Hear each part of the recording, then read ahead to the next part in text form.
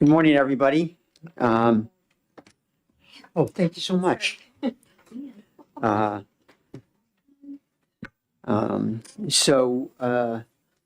I believe this is probably our last meeting in this room for a little while, unfortunately. We'll see what the future has to bring for us. But we have 4 hearings this morning, a couple of which are non-germane amendments. And then we'll exec those bills this afternoon. And, we'll try and tomorrow, what's today? Today's Tuesday, right? Tomorrow we'll try and get all our reports in so we can get them in the calendar without causing the clerk's staff too much difficulty. Yeah. So we'll get started with the hearings. First, we'll do the pledge. And Representative Murray, would you lead us? To the flag of the United States of America and to the republic for which it stands, one nation, under God, indivisible, with liberty and justice for all. And since I'm involved with actually all 4 bills, I will turn the gavel over to Representative Noble and wish her good luck.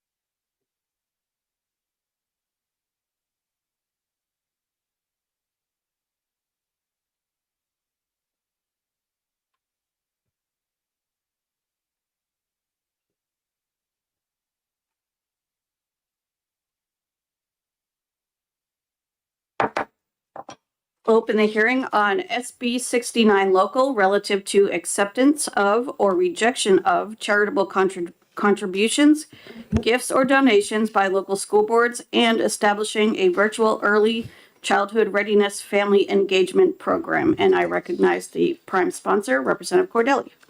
Thank you very much, Madam Chair. Thank you, committee members. For the record, Glenn Cordelli, representing Tufton Borough, Wolfboro, and Ospey in the Beautiful Lakes region. This amendment to SB 69 really includes two amendments, as you'll see. There is a germane amendment that we had discussed that really just makes the school board votes on rejection of gifts and donations to include acceptance as well as the rejection. The non-germane amendment, which is the subject of this hearing, is related to a cousin, let's say, of the bill that we passed in February, HB 671, which was a kindergarten literacy readiness program. It was passed in the House, went to finance and retained in finance because of the call for an appropriation of state funds, even though it was just $1. That was the funding source in the bill primarily. So this amendment contains a modified version of that program, and that begins on page 3 in section 8. And it is the virtual early childhood readiness family engagement program. And this modified version is aimed at preschool children not enrolled in kindergarten. And that is defined on lines 12 through 14. And this will provide literacy readiness for reading, math, and science, as 671 did. And I'll just repeat that we had approved that House Bill 671 unanimously in this committee. This amendment states that the department may accept gifts and donations from the government as well as private and non-public sources for the program. And that is the difference in the funding for this program. It's really based on gifts and donations. So no state funds would be available unless at some future time there might be funds available. And that could always be done through the fiscal committee or in a future legislature. And like HB 671, the same type of reports will be submitted on the program to the governor, Senate, and House so that we can monitor what's going on. And I would hope that you can support this program for children's literacy as well. Thank you. Thank you. Any questions? Representative Balboni.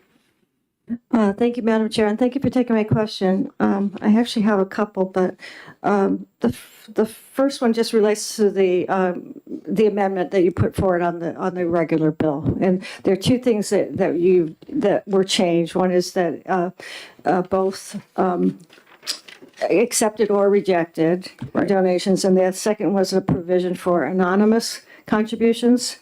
Correct. Okay. Yes.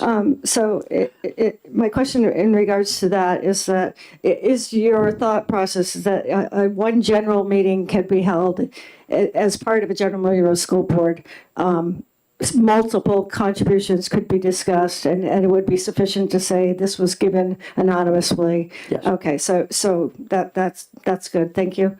And my second question involves the non-germane amendment. There are some significant changes to the bill that we passed originally in the finance. And I was just wondering if you could just speak to some of those. One is that originally it was a technology program. Oh, I'm sorry.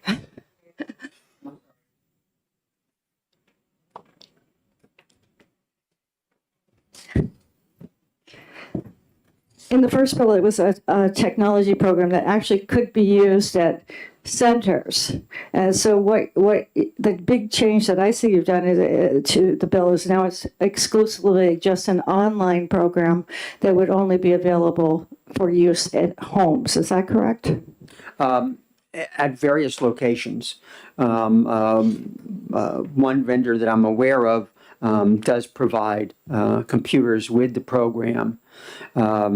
So that the program could be offered in a preschool center as well as in home based childcare, etc. Follow up? Yes, follow up. Thank Go you. ahead. But it was taken out specifically. If you looked at the definitions on 671, you had definitions in there that actually said home-based, center-based, and that's been taken out. The bill specifically just says it's an online program. So it seems like it's a different program than what was initially presented. I think that this was an attempt just to simplify things. I think the delivery means would remain the same as in the original program that was put forward. There are people here who might be able to answer those questions in more detail than I also. Thank you. Representative Freeman. Thank you, Madam Chair, and thank you, Representative, for taking my question. So to piggyback on the representative's question about taking it out of center, do you think that may be due to the fact that finance retained it, and in order to get this bill passed, we needed to make it fiscally responsible? Yeah, the intent is to I don't know if fiscally responsible is the right word, but I'll say not government dependent. And so We're putting this forward now as a non-germane amendment so that in hope that the program could get passed by the House and the Senate and signed by the governor so that the program could be offered for the next school year. Thank you. Representative Murray? Thank you, Madam Chair, and thanks for taking my question. I Sure. have two, if I may. Sure. Okay. The first question is with regard to, I believe in the previous bill, there was conversation about how long a student or a 4 to 5 year old would be sitting at the computer engaging with the program. Is there any indication? Is that open to the individuals using the program, the center? I think timing of a session at the computer would be the same. But again, there's some people here who are familiar with one program at least who can answer that question as well. Okay, thank you, and follow up if I may. Sure. And then with respect to the funding model and mechanism, you did mention donations to the state, correct? I'm curious to know whether or not donations to the state can also be done anonymously, or how does that function work? I believe that it would go through executive council. Thank you. Representative Cornell? Thank you. Thank you for taking my question. This is on the original 69, not the amendment, where it says accepted or rejected. There's no money amount in there, and I thought we had discussed that. Will the school board have to meet if there's a $50 donation for a class project? I think any acceptance or rejection of gifts could be done at regular meeting. I don't see that would take a long time, especially for a $50 donation.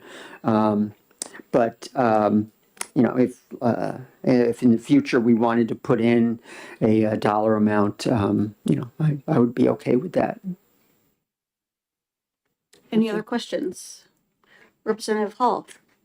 Madam Chair, I'm just curious, like on line 26, when it's talking about private and nonprofit sources, do you have a sense of who that might be? I not specifically. I know that there are discussions going on with a number of agencies, but I don't have any more specifics beyond that. Follow up? Sure. So you can't name a single one of them? You couldn't name someone that you might? I can't, but I don't think, since there are ongoing discussions, it would be appropriate for me to do that in any event. Thank you. Representative Balboni? Thank you, Madam Chair, and thank you for taking my question.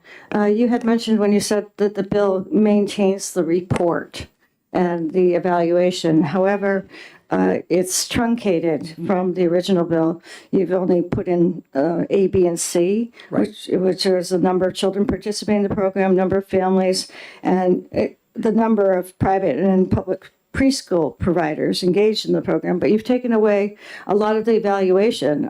There was the assessment of the readiness program of the children when they enter the program and when they complete, and the comparison of performance. Right. So since this is essentially, this is an evidence-based program, it appears that you're taking away the evidence that the program would be beneficial. So I'm wondering why Right. those were omitted. Thank you. This program is different in terms of the audience than the previous program, which was kindergarten children. So some of those reporting were a comparison of the children who were in kindergarten but not participating in the program with those who were in the program to see if there was any difference. This is not in the kindergarten. This is pre-kindergarten, so that report wouldn't be the same as in the previous bill. But again, this is should be including these three, but not limited to those three. Follow up? Sure. So my follow-up question would be, I mean, there are public schools that have preschool programs, so there actually is a source that you could do a comparison study with. So I'm just a little, I don't know, if you're going to have a program, there really should be something in there that's, you can say this is working and that we should continue it. So I guess that's not really a question, but thank you. Thank you. Representative Murray. Thank you. And thanks for taking my question. One other question that I had, I think Representative Cornell started to, Representative Hall had asked the question about potential programs. Do you envision there being an interactive component, or would this be like, for example, there was one organization, I believe, that was responsible for financial literacy, that it was more like a video that folks watched. It wasn't an interactive module. And it was more of a direct instruction video, if you will. So I'm curious to know whether or not that is the type of program that might be envisioned, or if it is an interactive component for the learners.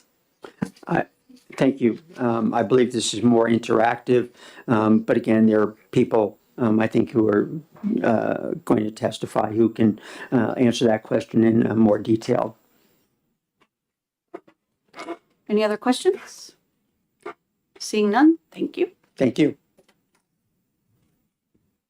Representative Horgan.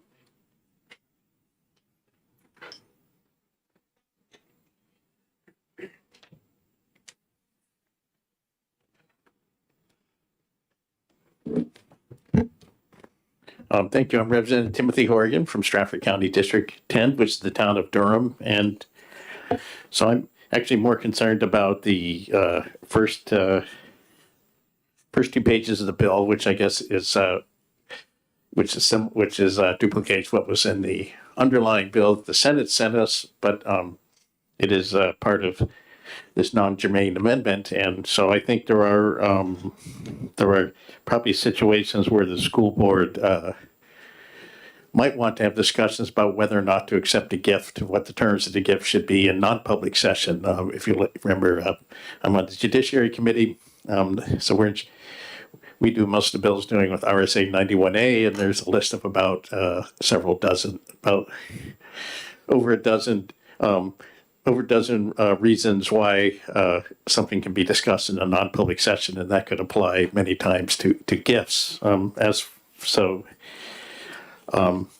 for the child readiness program, it's a good idea. It seems kind of undeveloped. You're springing this on us, at the 11th hour, and so I just have a lot of doubts about whether who's going to provide the program, how's it going to be paid for, what the goals are. None of that is really at all covered in like the brief piece of legislation that's before you. And I'll reserve my final judgment until it goes through the committee and goes to the floor in a couple of weeks. But I have like severe doubts about whether that's a adequate solution to the problem. And I might also add whether a primarily online program is appropriate for such small kids, since a lot of things they need to know are things, in the real, three-dimensional world, more than things you can learn from watching a presentation on a screen. So that's, anyway, I think this amendment is at least in my opinion, not ready for prime time. So I'm just expressing my concern that I probably might not necessarily be able to vote it when it comes to the floor, which will either be on June 5th or in January if you retain the bill. So thanks. That's my comment here. Thank you. Representative Selly. Thank you, and thank you for taking my question. Yeah. Just as you talked about 91A, which is right to know laws, for anyone who might be watching from home not familiar with that term, and thinking about the kinds of things, could you just give us a broad strokes example of what would need to be, like if someone was making a donation that would be more suited to a non-public discussion, just because I'm trying to understand the differences between what we would need. Well, they do have a provision here for anonymous gifts, but the may depend on what the gift may be something that might potentially be related to for example, to the physical security of the school. That's one of the exemptions, and there's a number of And there's other exemptions, especially maybe there may be cases where the donors complain that there might be pushback to it, so they don't want to have a public session prematurely. So that's, yeah. Follow up? And just thinking about our shared school district and the elementary school that my children went to that is known for their maple syrup collection and whatnot, and their celebration of that, where they accept donations of syrup for the pancake breakfast to compensate for the lack of sufficient syrup for everyone. Would that be something that, by your reading of this bill, would have to be accepted in a public session? No, it probably would be yes. So thanks. Representative Freeman. Thank you, Madam Chair, and thank you, Representative, for taking my question. Representative, do you know if individual school districts have their own set of rules around accepting donations? This is your area of expertise, not mine. I would be shocked if they don't have policies. That would be rather foolish not to have some sort of policy. But thank you. Follow-up? Follow-up? Thank you. So, in your opinion, do you believe that accepting donations should be left at the local level? Well, that's kind of unavoidable. Should be, like I said, obviously, if you're donating to a school district, it's inevitably at the local level. So I guess yes. But. Thank you. Any other questions? Seeing none, thank Oh, you. thanks. Becky Wilson?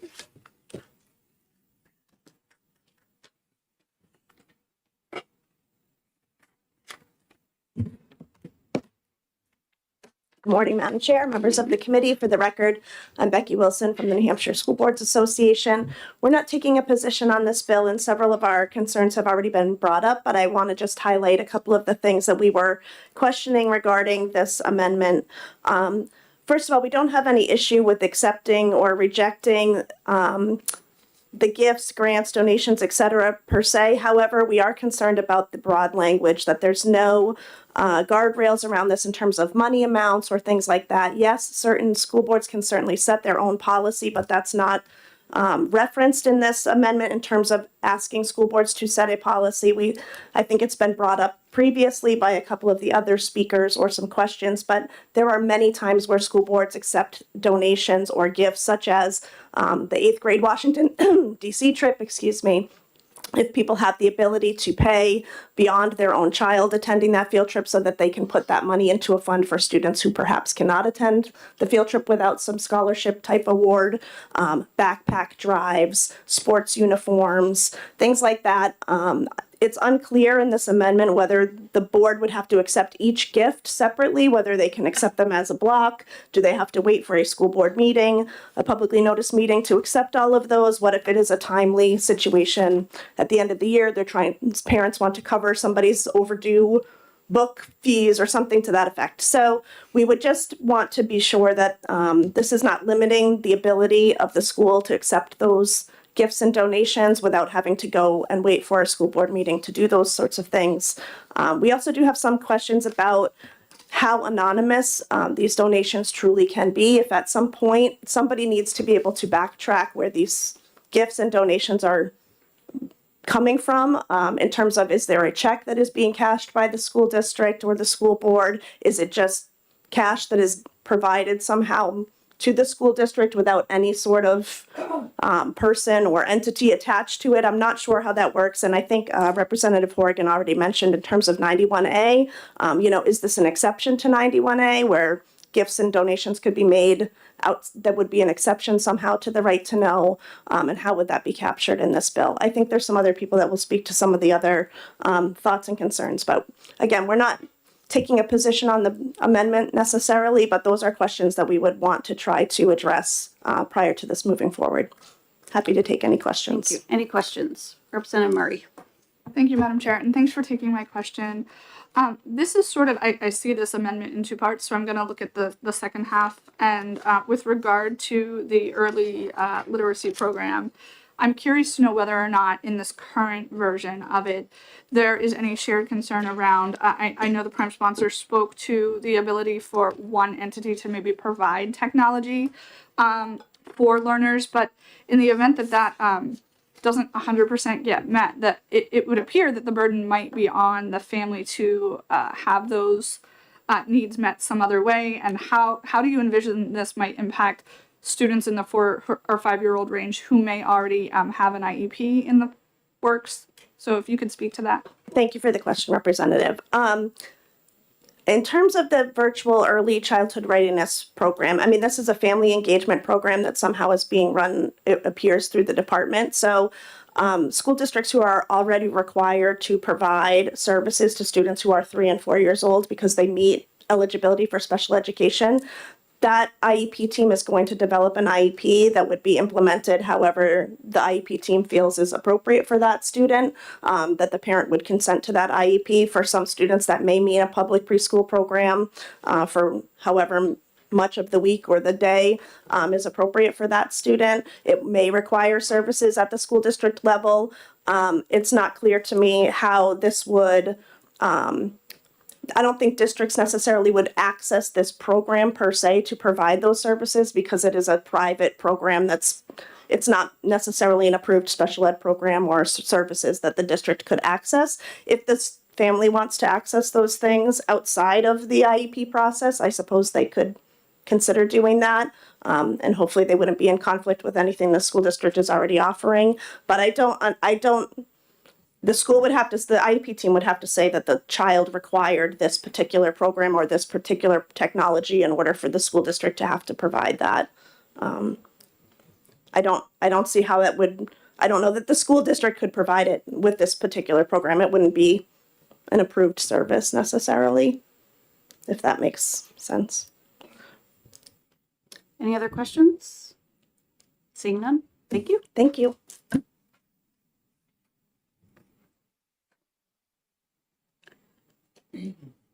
Mr. Riley and Ms. Rosenberger.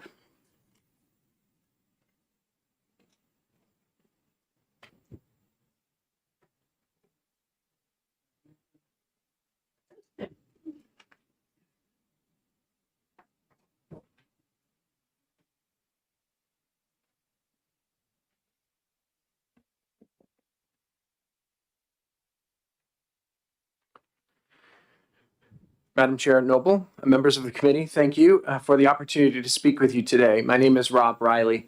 I serve as a director of Partnerships for Waterford.org, a national education nonprofit dedicated to ensuring that every child enters kindergarten ready to learn. Before working for Waterford, I served as an executive director with the Granite YMCA right here in New Hampshire, and have served and have 30 years of service to families in early education in New Hampshire and northern New England.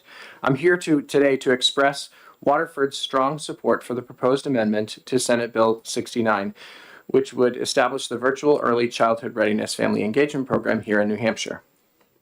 This amendment is a timely and important investment in our youngest learners by offering an evidence-based online literacy program to 4 and 5-year-olds not yet enrolled in kindergarten, along with meaningful family engagement. This program has the potential to close early learning gaps and set children on a path towards lifelong success.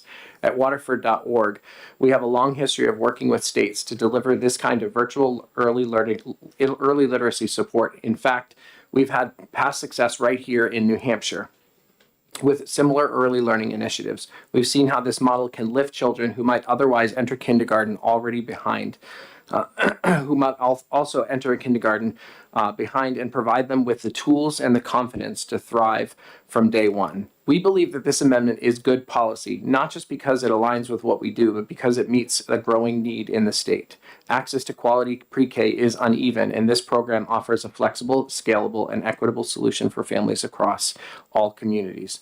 I also want to emphasize that while Waterford would welcome the opportunity to serve the state again, our support for this amendment is not contingent upon being selected to lead the program. We believe this initiative will benefit New Hampshire's children no matter who implements it.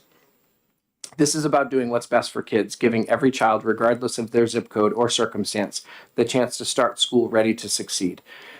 Thank you, thank you, Madam Chair and committee members, for your time and consideration. I urge your support for this important amendment to SB 69, and I'm happy to answer any questions you may have. Representative Murray. Thank you, Madam Chair. Thanks for taking my question, and thank you for your commitment to early childhood readiness. I do have a question that's similar that I asked Ms. Wilson with regard to children who already have well-defined IEPs. We know that those are, they start as young as 3 sometimes. And so how would an entity like yourself be able to interface with the district, or if a family chose to enter into such a program like this, and meet the needs of all learners, like you said, with respect to those services that they might receive? Thank you for your question. Yes, so our program is it's an online program. It is supplementary, so it's not an entire curriculum. It is adaptive and it works with the child and it grows with them. So it is not intended to replace anything that they may be doing in alignment with their IEP. And so we families who work with our program also have a coach, and so our coaches would certainly work in sync with whatever that family is doing, and we would work collaboratively with their school district or their IEP program. Follow up. Madam Chair.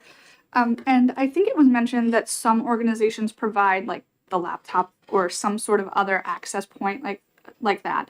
In the event that a family would not have access to internet or some would that be covered for the period of time the individual was in the program and then it will go away? Or like how does that work so that it is an access? Yes. Thank you again for your question. So from Waterford's perspective, we do provide both the device and internet for families who need it. The laptop device would be provided and the family would be able to keep that beyond the length of the program. The internet is provided for the duration of the program. Representative Litchfield. Thank you, Madam Chair, and thank you for taking my question. So if I remember correctly from the last time that you testified, I believe the students or the children would spend approximately a maximum of 15 minutes per day on this program as far as the screen time is concerned. I'm hearing a lot of hesitation today, and I wanted to just ask you what the upside is. I feel like I heard you mention quite a bit. What is the downside to passing this legislation? That's what I haven't heard as yet. Well, thank you for your question, Representative.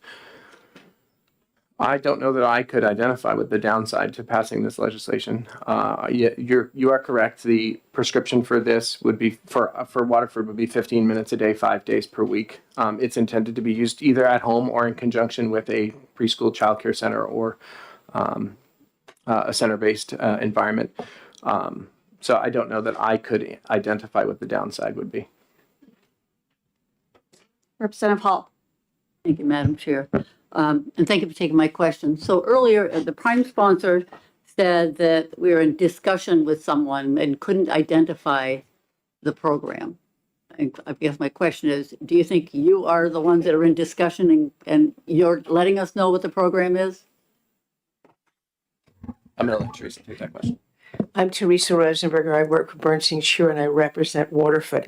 I think when I was here before, told you all that when Waterford first came to the state, they hired Bernstein Shure to basically try to open doors for them, to try to connect them with people all over the state to find these families. Because originally when they came in, it was only in the home with the family, to find the families.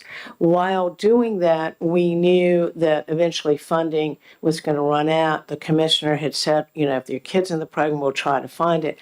So we also introduced Waterford to a number of entities that may then or eventually want to help fund the program. And I'm happy to tell you who they are. We reached out to the Couch Foundation. We reached out to the New Hampshire Charitable Foundation. I think as many of you know, you heard me discuss the city of Londonderry last time because Londonderry had unspent opioid abatement money. And they only have a half-day kindergarten program. So they were actually really interested in funding Waterford for the Londonderry kids that were going to enter kindergarten because they didn't have full-day kindergarten, and they thought it was great for the opioid abatement money as its prevention.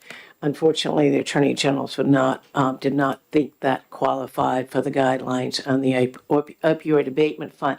So as we went around introducing Waterford to people all over the state, it became apparent to reach more kids, because you're really going to Representative Hall and Representative Noble, and you were kind of going one-to-one, that centers and childcare providers really would, if we could get in there, it would be helpful.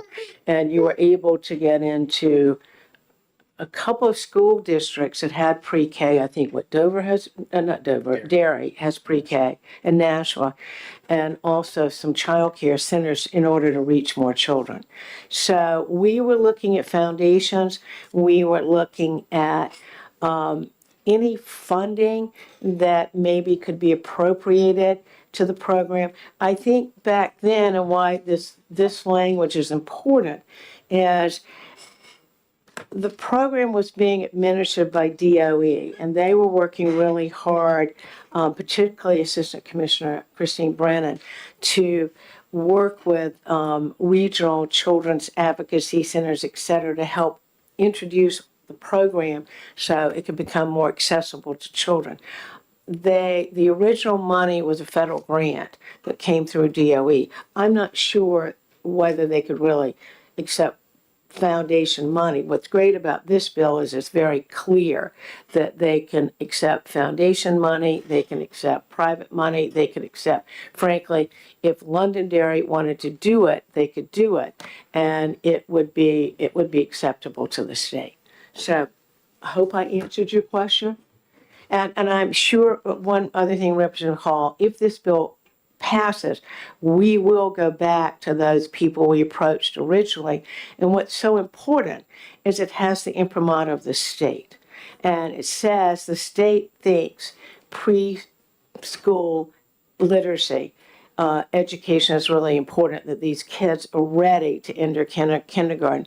So it just gives us, as well as anybody else who might be, it gives it the ability for these particularly these foundation funders to say, hey, wow, we get it, it's a tough budget, it's important for these kids, and that they could do it. I hope that answered your question. Representative Ricky. Okay, Ricky. Ricky, sorry. So I have a question about data. So I feel that we tend to, or we have a number of initiatives that have passed that we have absolutely no data supporting. What kinds of reports? So I'm looking at, and I'm a sub on this committee, so I wasn't here for the first HB 671. So I apologize. So I don't have that information, but the number of children participating in the program, the number of families, and the number of private and public engaged partners, that to me doesn't really scream data. That tells me numbers of people who are participating. So what kinds of data have you reported? What kinds of data are available so that we would know if these programs were actually, if your program or any program was actually working? Do you have reports for that kind of thing, or how does the reporting system work? Thank you for your question, Representative. Oh, and I'm sorry. Thank you for taking my, I got so, No, you're thank you very You're much. good. Sorry. No, thank you for your question, Representative. We do have data specific to New Hampshire as well as nationwide. So Waterford has been serving families for 40 years. We have been serving children in New Hampshire since 2020. So we have data specific to New Hampshire that shows success, but so I'd be happy to pull some of that together to show the success. We came into New Hampshire on a PDG grant through the United Way of Nashua and started serving children in Nashua, and initially expanded through the Department of Education's grant, and are continuing with a summer learning program with an EIR grant right now with the Department of Education. And so, but as I said, we also have national data that we've been serving children in every state for 40 years. So I'm happy to provide some of that information for you. And follow up, I'm sorry. Thank you. And so what does the data what kinds of things does the data show, and has it shown to be successful? So that's Yes. actually two questions. Sorry. Great.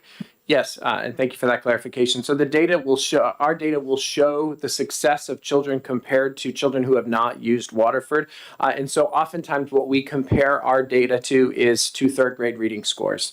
And so what we're looking at is a success for children as to when they enter kindergarten, as compared to their third grade, and then compared to their third grade reading scores. So oftentimes children who enter kindergarten, having used Waterford at that pre-K year, for their 4-year-old year, will enter kindergarten at or above a kindergarten reading level, oftentimes at a first grade reading level.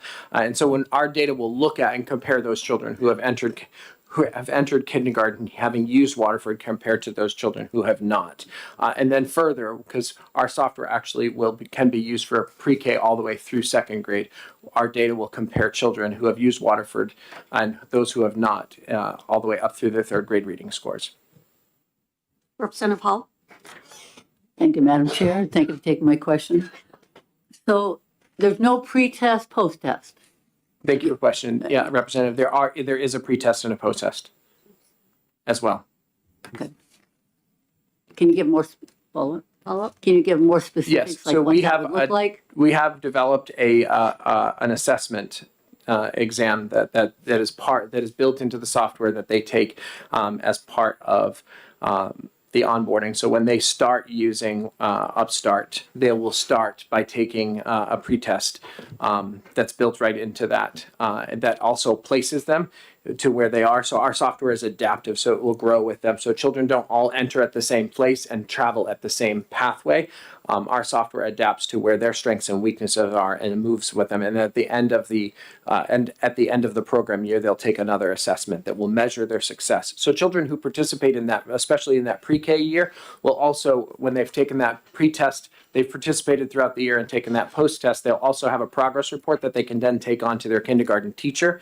And that will give that kindergarten teacher a progress report that will give them a lot more information that they have on most other children as they enter, that really gives them a leg up.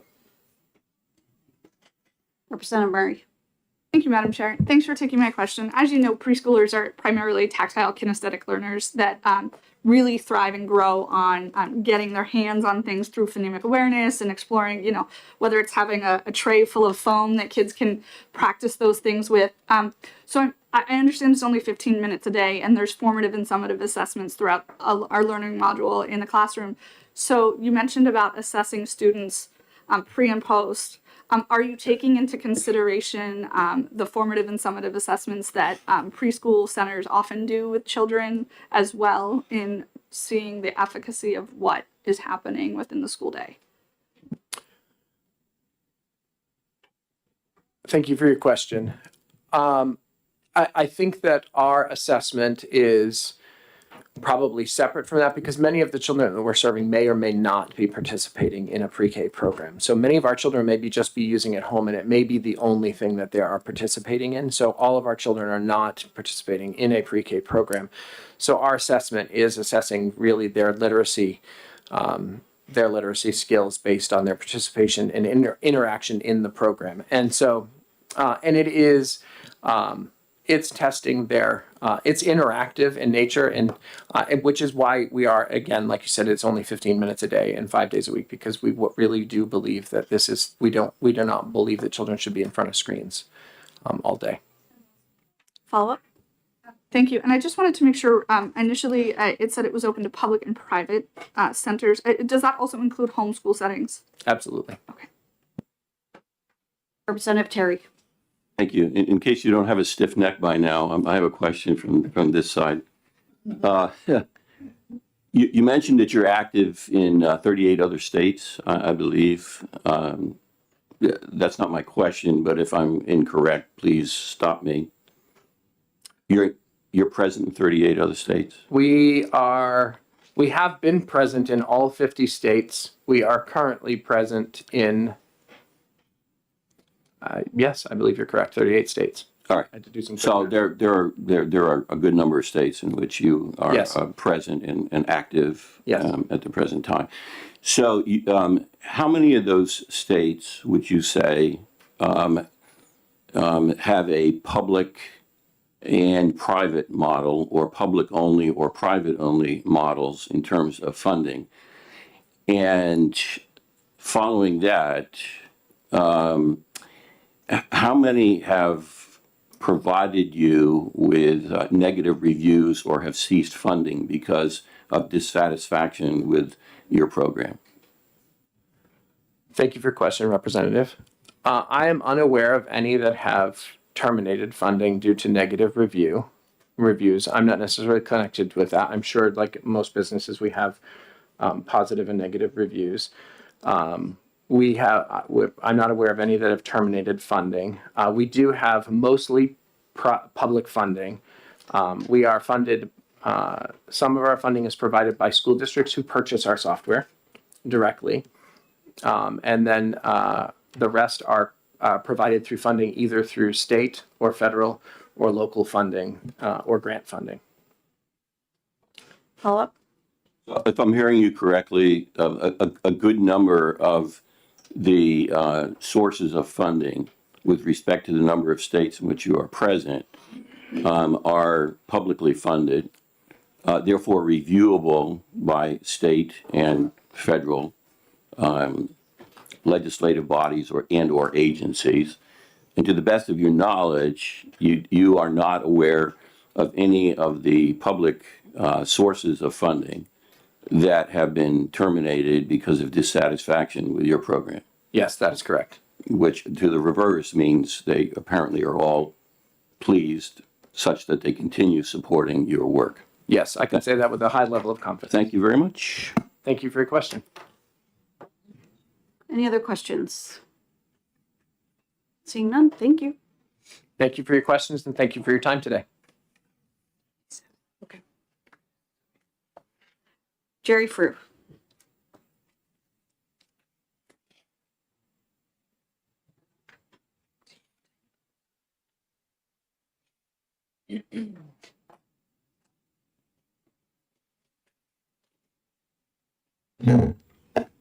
Morning, Madam Chair, Morning. members of the committee. My name is Jerry Frew, the Associate Executive Director of the New Hampshire School Administrators Association. NHSAA supports early childhood education. We are, however, curious that if remote learning has been deemed by this legislature as an inappropriate and ineffective means of K-12 instruction, we're curious as to why remote instruction would be most appropriate for 4 and 5-year-olds. We hope that should this non-germane amendment pass, that the next session,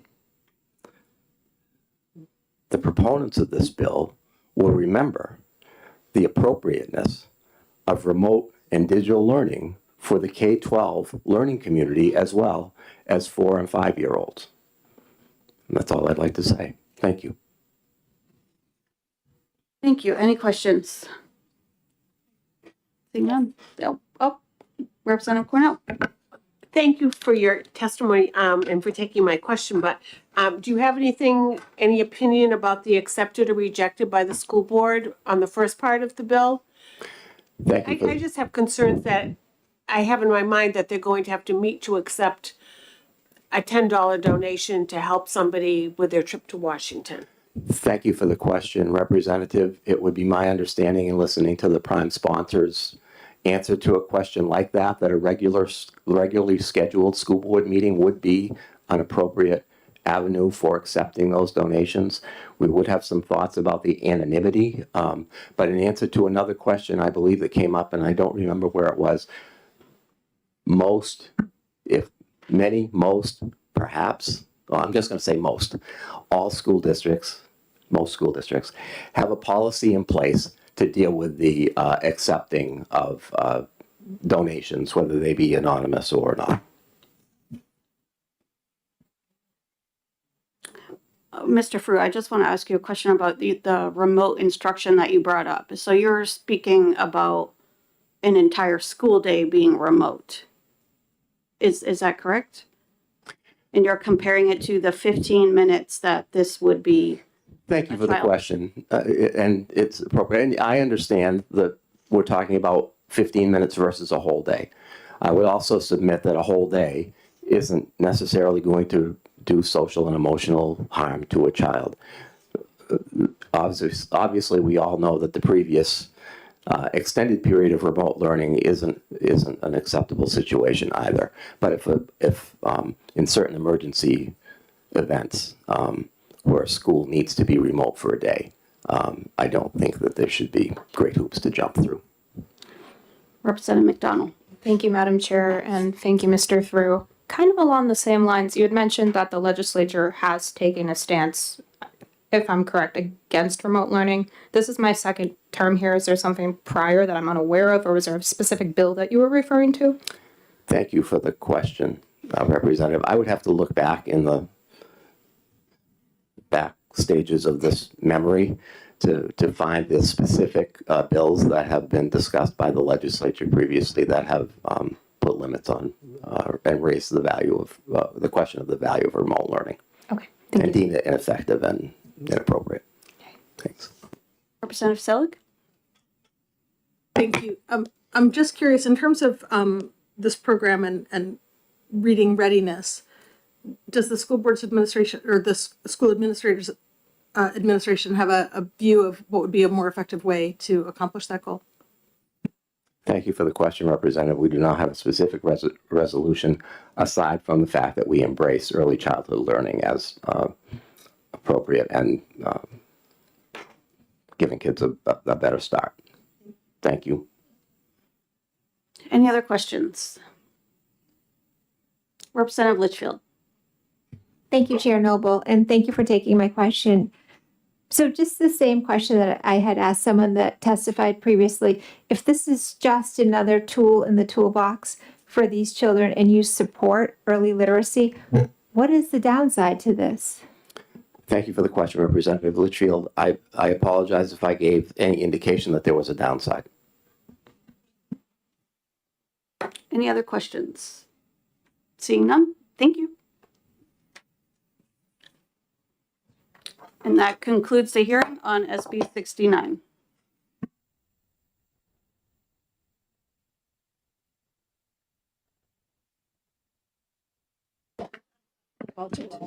We're just going to take a 5-minute recess before we start the next.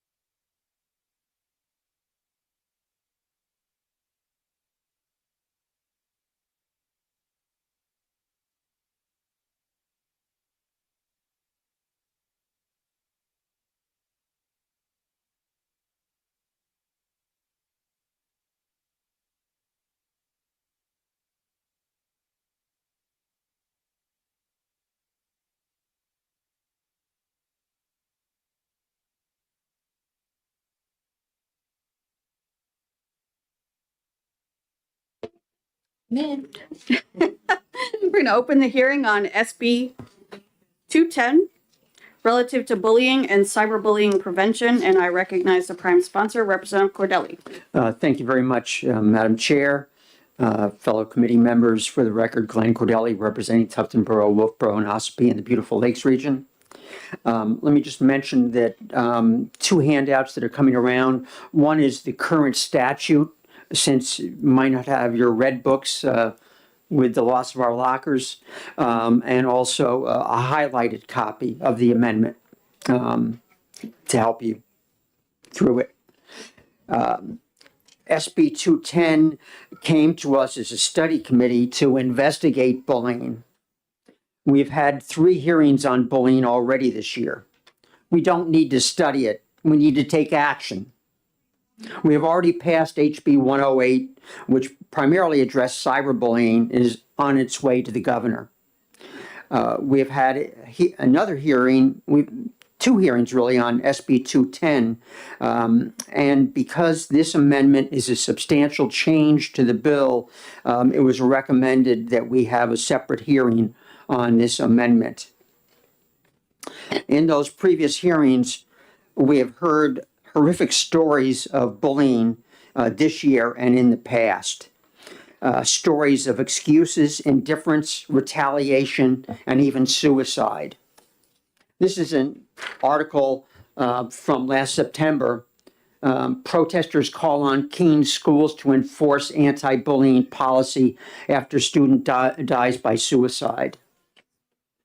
This is a 2001 article from Foster's Daily titled, "Take It Seriously. After 3 suicides in 3 years, Dover parents speak out." We need to take action. Let me quote from the Department of Education website. "All pupils have the right to attend public schools, including charter public schools that are safe, secure, and peaceful environments. The highest priority is to protect our children from physical, emotional, and psychological violence by addressing the harm caused by bullying and cyberbullying. It has to be our priority as well."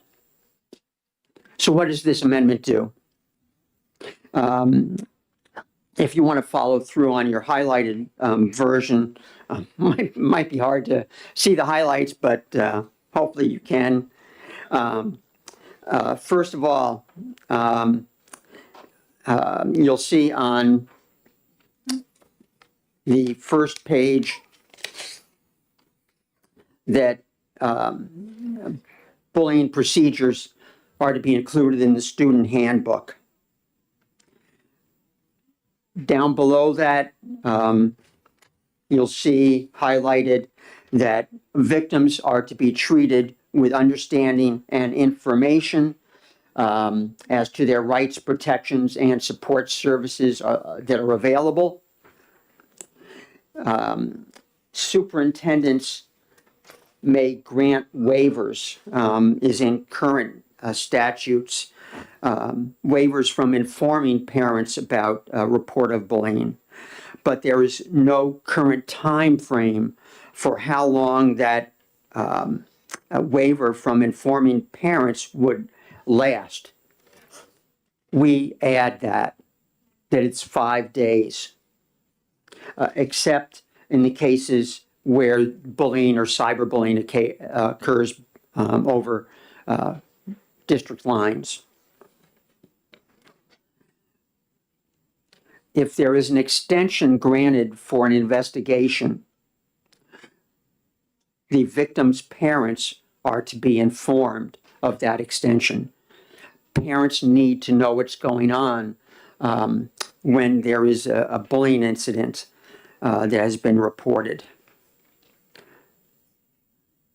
In that same area of this, on page 2, I believe it is, we have added the language from HB 108 about cyberbullying and the reporting mechanisms, so that if passed, this bill includes both pieces of legislation. current law calls for integration of bullying policy in curriculum, and this amendment extends that integration into prevention policies, etc., and it requires a report from the districts as to that integration that is being processed at the local level. And you'll see that that report is due by January 1, 2026, as to their efforts to integrate bullying policies. Later on, you'll see that this provision is repealed when the report is due. We have added a section in 193F4 in relation to the code of conduct and violations. It would be a violation to intentionally violate any of the internal reporting requirements. It would be a violation to submit inaccurate or false information. Failure to adhere to the timelines in this section, or to commit an act of retaliation against a reporter of bullying or against a parent. I will note that in this section, there are, I'll save that for a moment.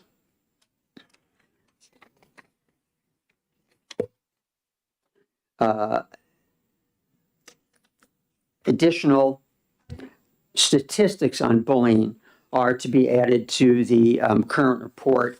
And these reports, going back a number of years, are available on the DOE website. But I think that we need more information to be added to those reports.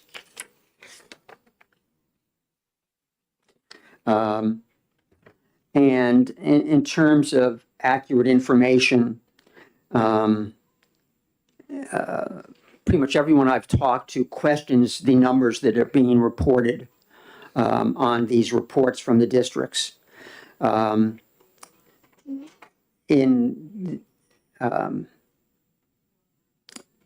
This is the report from 2015-16, but the number of instances investigated and actual bullying during the past year, there was 256 in high schools, 291 in middle schools.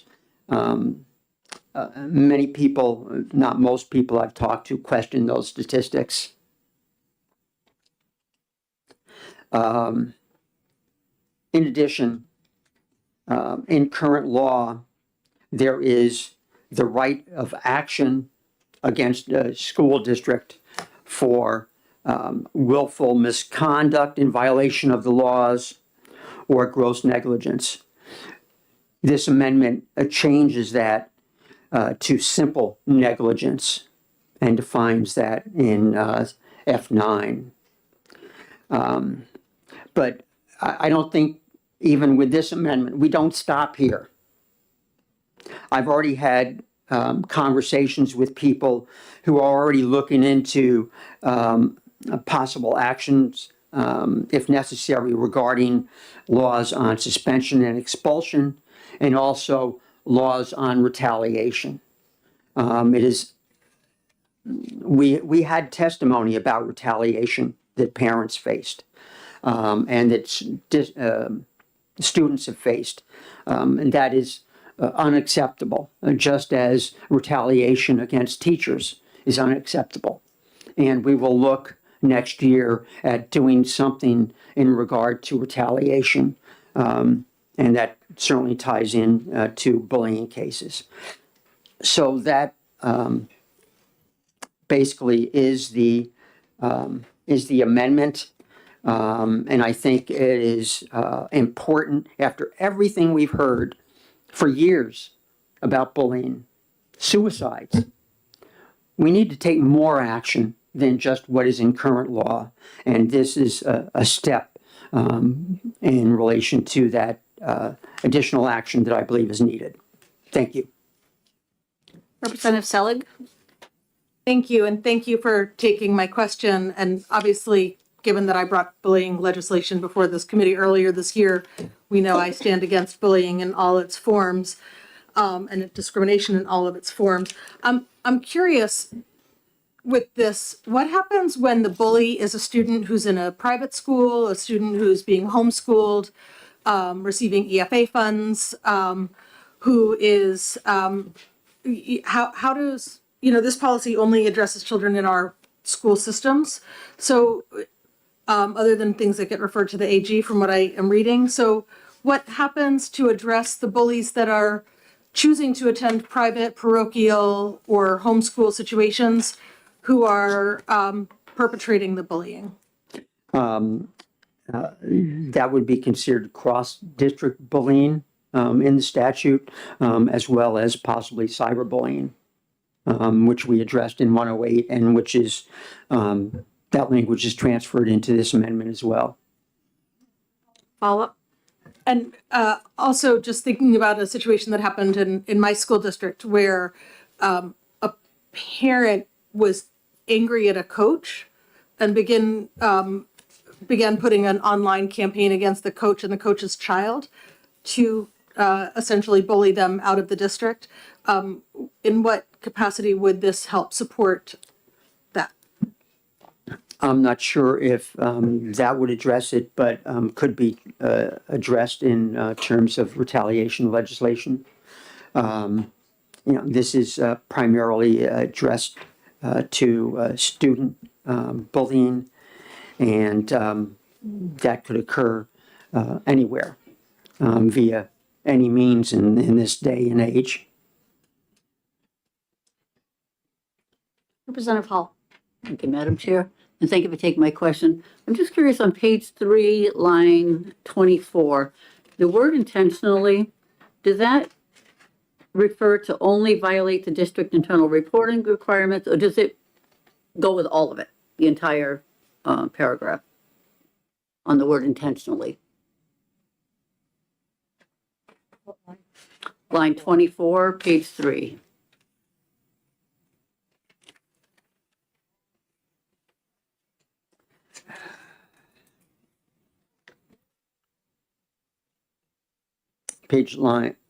Line 23 on page 3? Line 24, page 3. 24. So it shall be a violation of the educator code of conduct to intentionally violate the district. But then it goes on to name other things: submit inaccurate, fail to adhere to the timelines, commit an act of retaliation. Is that all? Does the word intentionally apply to each one of those? I believe so. Okay. Representative Murray? Thank you, Madam Chair. And thank you, Representative McDonald. I know we have worked on similar pieces of legislation to address some of this in its earlier form. The other thing I did want to ask the prime sponsor of the amendment here is whether or not, I know that in very few instances, we do ask for the inclusion, and it is enumerated that it's public, private, or charter schools being enumerated in the statute that it is applicable to. And I'm wondering if you are open to having that noted here throughout. I understand you believe it's covered through the cyberbullying policy, but I think it is an issue worthy of making sure that that language is consistent and clear for all. Yes, and I don't have the full current statute with me. You do, so if I'm not sure the exact language, but I believe it certainly does include public and public charter schools in the current statute, and I believe private schools as well. Follow up? Thank you, Madam Chair. Everything that I have read in here, however, only references public schools and public charters. So I was just curious with respect to this piece of proposed legislation. Well, the reporting, I believe, is just public and public charter schools. in terms of when it talks about school boards and trustees of charter schools. Yes, it's, oh, thank you. Just those. For instance, in section Roman 2 in the first section. One final follow-up. Follow-up? Yep. I guess my direct question is, do you have any appetite for including private schools in this piece of legislation? A little appetite for doing that. Representative McDonald. Thank you, Madam Chair, and thank you, Representative. Would you agree that on your non-germane amendment, page 3, beginning line 9s for 11, that the policy says may be used by schools, school districts, chartered public schools, that the word school would include private schools? Am I be reading that correctly and maybe address the previous concern? I guess what I'm saying is I read this that private schools already are included. Am I reading that correctly? I think you could be reading that. I know that, thank you for the handing to me of the original, the current legislation. In the purpose and intent, it says public schools, including public charter schools. Thank you. Representative Bricky. Thank you. Thank you very much. Thank you for taking my question. Can you elaborate on why you have little appetite for including private schools? Because they're private schools, not public schools. They're not subject to the same government regulation. I believe from talking to people, both in various private schools, that they do quite a bit of work in prevention of bullying and have policies in relation to bullying in place. And sometimes, I wish that things did not require government regulation. And I think in case of private schools, they are sometimes up to date and even ahead of us in terms of regulation and policies in their schools. And I know from everything I've heard and talked to from private school people that discipline is not the problem it is in some public schools. Follow up.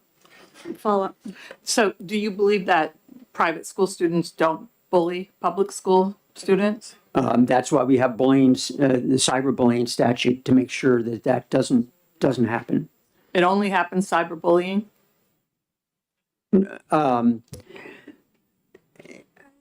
Are you talking about off campus, just in a neighborhood? Not two kids? necessarily. Okay. So there's bullying, amongst many kids, and that's been going on, well, since I was younger. I can remember being bullied myself. So I think that our first responsibility here are the public and public charter schools. Representative Terry. Yes, thank you. So with respect to Section 2 and the mandating of a written policy needing to be adopted by the school boards of each school district, and then with reference to letter D, line 26 and following, it appears to me, as I'm reading this, and just to be clear, that the subset of bulliers, shall we say, that are included within the scope of this amendment are students and students only, student on student, and do not include the instances of teacher on student bullying that we heard about during testimony on the bill and of which we're aware. And believing that what I heard you say earlier in your opening remarks, that that sort of bullying would be covered under retaliation and in legislation you intend to file next year. Just a reminder then that retaliation is an action in response to an action. And if a teacher initiates the action, then the teacher would not be included in the definition of retaliation Right. as it is commonly understood. yeah. So if you could This- just address both right, of those, this- I'd appreciate right, it. This is student bullying, right, yeah, right. A bullying that might have a teacher, as you indicated, we did hear of an instance of that. That would have to be some separate piece of legislation, whether it's in the retaliation or other legislation. Representative Balboni? Thank you, Madam Chair, and thank you for taking my question. Going back to the original bill, which actually put together a study committee, and the purpose of that study committee was specifically to come up with prospective legislation. So my question to you would be, where did this language come from?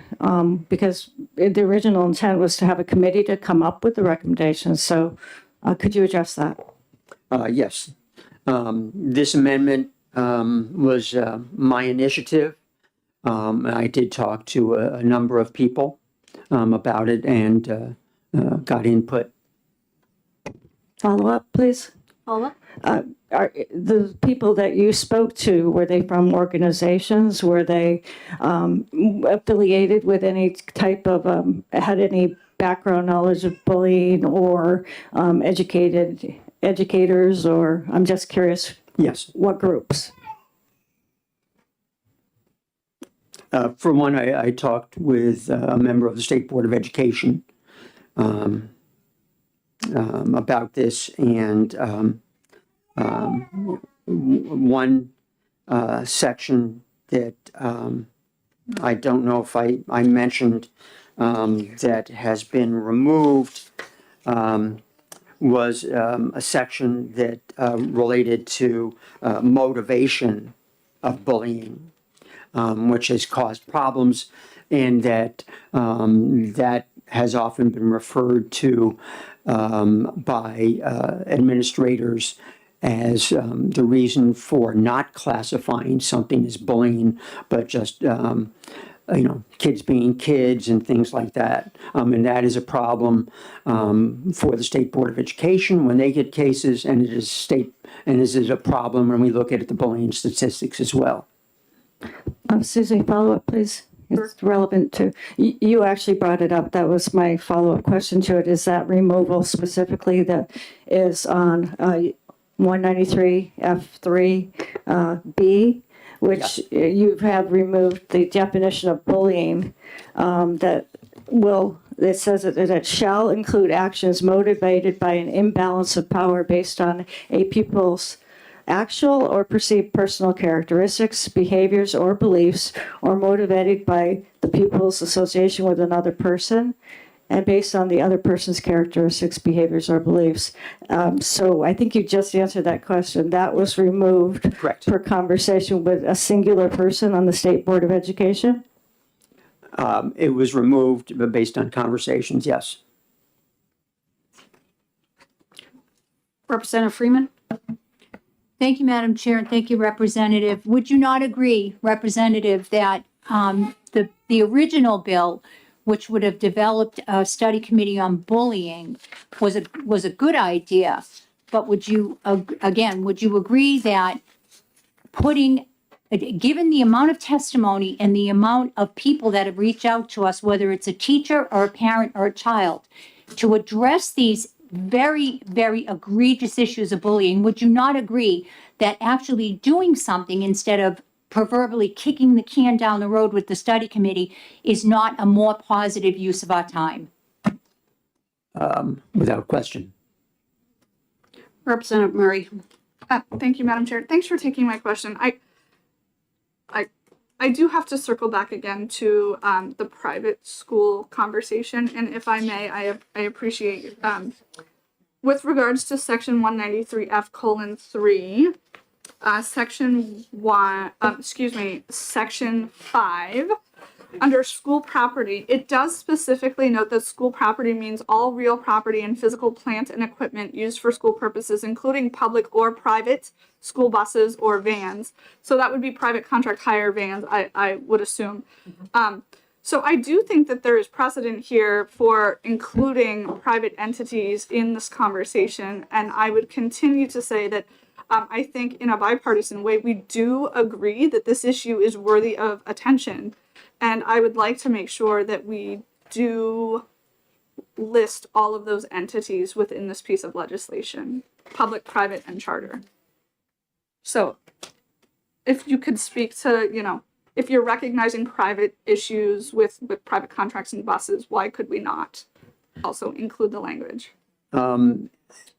It's my intention to target this to public schools and public charter schools. Any other questions?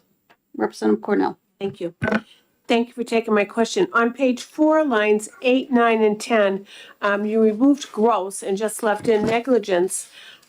Means the failure to behave with the level of care that a reasonable person would have exercised under the same circumstances. Is there a definition for that, or who decides that? Who decides? Who decides what Did the it- level of care that a reasonable person would have? Who makes that decision? That could be a court decision. Representative Terry. No. Yes, I'm still kind of scratching my head over a suggested symmetry between a contract with a private bus company and a private school. Could you help me with that? Public schools often use private bus companies. No, the symmetry between the two, that one would provide the basis for the other? I don't see a relation.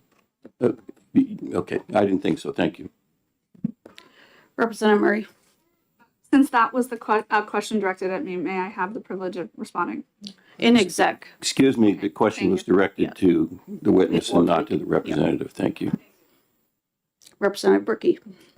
So just to circle back to the gross negligence question, line 5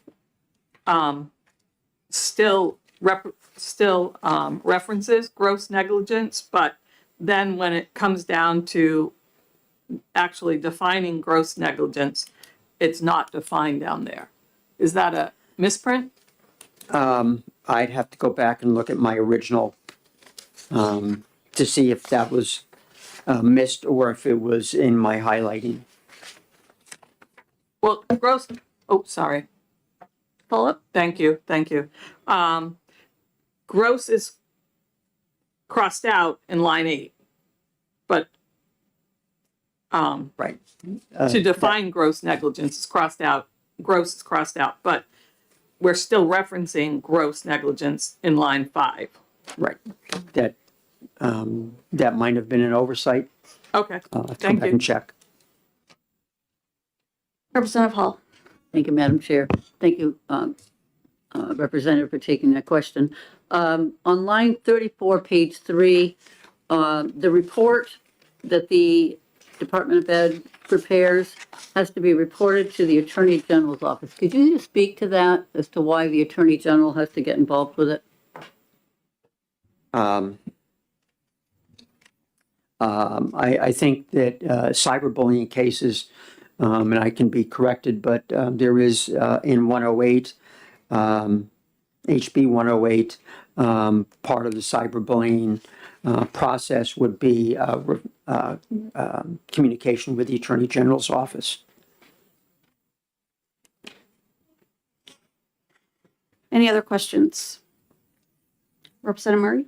I did just have one final question, if I may. With regard to the conversation around negligence versus gross negligence, they both have different thresholds for the legal sort of definition, correct?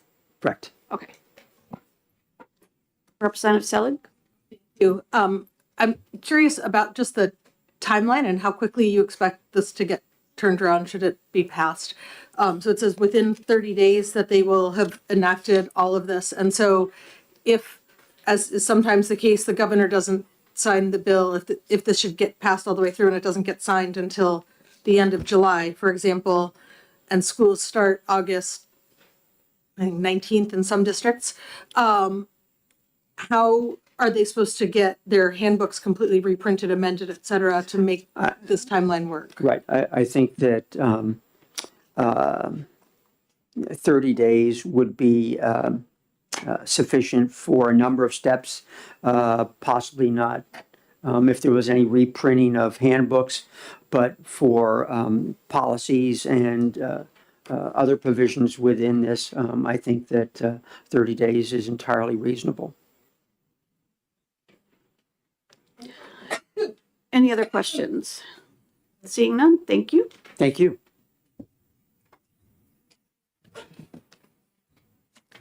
Karen Rosenberg.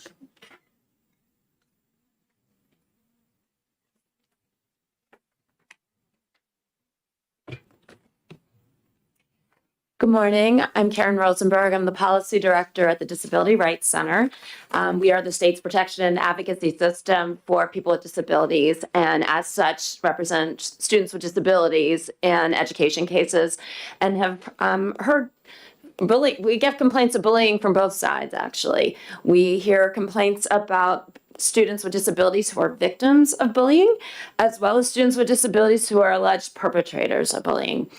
And so I want to say that it is a problem. Bullying does occur, but we think that schools are in place to educate children, and to the greatest extent possible, ought to be places where students who make mistakes can learn from those mistakes, and that that interventions can be supported and take place that will prevent bullying, teach children social emotional skills that they will need to learn in order to treat their peers appropriately and have a community of learning. And we're concerned that some of the aspects of this bill, it was a study which, didn't address directly some of the issues that you all heard about. However, there needs to be a reasoned approach to legislation, one that will involve public input and consideration, including consideration of evidence-based interventions that are proven to work. And there have been studies all over the country sponsored by the CDC. There's one I found recently from Children's Hospital of Philadelphia, which essentially says you can reduce bullying by promoting interventions that teach children how to behave and address the behaviors and address not just from the bullying the person who's the alleged perpetrator, but also addresses the needs of people who witness bullying. It's really upsetting, and people who are the victims of bullying, and also includes parents. And so when thinking about an amendment, a replace all amendment to something that was to study this, it would seem appropriate to think about interventions that are proven to work that will actually end bullying. Another concern that we have about this amendment is, as mentioned, our office also hears from students with disabilities who are frequently bullied. And why are they bullied? They're bullied because they are students with disabilities who are different, and they get teased. And I don't understand the wisdom of removing from the definition of bullying this concept that a lot of bullying is based on. Someone is different from me. Someone is different from the kids that I hang out with, or the kids hang out with. And students with disabilities are some of those kids who are often relentlessly bullied. And I think that's something that needs to be recognized and people need education around. Kids need education around that. And perhaps our educators need to be reminded about that and need to be taught interventions that will help to include all of our students. I also find it strange that the Attorney General's office would be involved, because schools are places of learning. We are not here to criminalize our students. I don't know why we would want to raise bullying to a level that the Attorney General's office would be involved. So for all those reasons, we would ask you to take a pause on this to consider perhaps more direction for the study committee so that it would look at ways to beef up the requirements around social emotional learning, oversight by the Department of Education perhaps, and protecting all of our students who are relentlessly bullied. In our case, we see that because of a disability, but also teaching students what appropriate behavior is, getting to the root of why these behaviors occur and trying to address them with evidence-based instruction and programs. I'm happy to take any questions. Representative Berkey. Thank you. Thank you for allowing me this question and for taking my question. It's actually got two parts to it. So what interventions can be used if there's a ban on DEI in schools? Do you have any ideas on how we'll be able to address belonging, tolerance, and acceptance with teachers not being able to discuss inclusion and diversity? I mean, inclusion and diversity is really what you're all about. Point of order, that is not what this is about. It's the point of order, the question is irrelevant to the issue we have. DEI has no play in putting in procedures for bullying. So we just talk about the bullying. Okay, so how do you think teachers will be able to address belonging, tolerance, and acceptance if they're not able to discuss inclusion and diversity? Well, couple of things. One is that it's my understanding that there is currently litigation around that prohibition and that it's on appeal right now. So that law has been struck down as unconstitutional. And so I don't know how that's all gonna, how that's all gonna fall out. But there are interventions like multi-tiered systems of support that are implemented already in our schools that could be more broadened, that would be helpful. And so that would be an intervention for an example of what could be used to address bullying. And then basically we need to address school culture. I know that our state in the past has contracted with like the Institute on Disabilities for programming that would address student behavior. And we could invest, I mean, it's not a great year for investments, as we all know, but unfortunately, but the time will come when we'll have some more resources to be able to invest more heavily and bring this out to every school district. Thank you. Representative Selig? Oh, sorry. Representative Terry, go ahead. So I'm listening very carefully to your testimony and hearing you speak against the amendment. But I'm kind of curious because as I listened to the substance of your concerns, could you just be clear with me? Do you believe that the types of education that would occur in many instances preemptively in order to address school bullying type behavior, would that be prohibited by anything in this bill? No, it wouldn't be prohibited by anything that's in this bill. And in fact, our state law has some language in it already around using programs. It's just not particularly strong. But the other part is to think about, is punishment necessary? Is referral to the AG's office necessary? Schools are places of learning. And you know what kids do? They make mistakes. They engage in behaviors which can be somewhat problematic to terrible.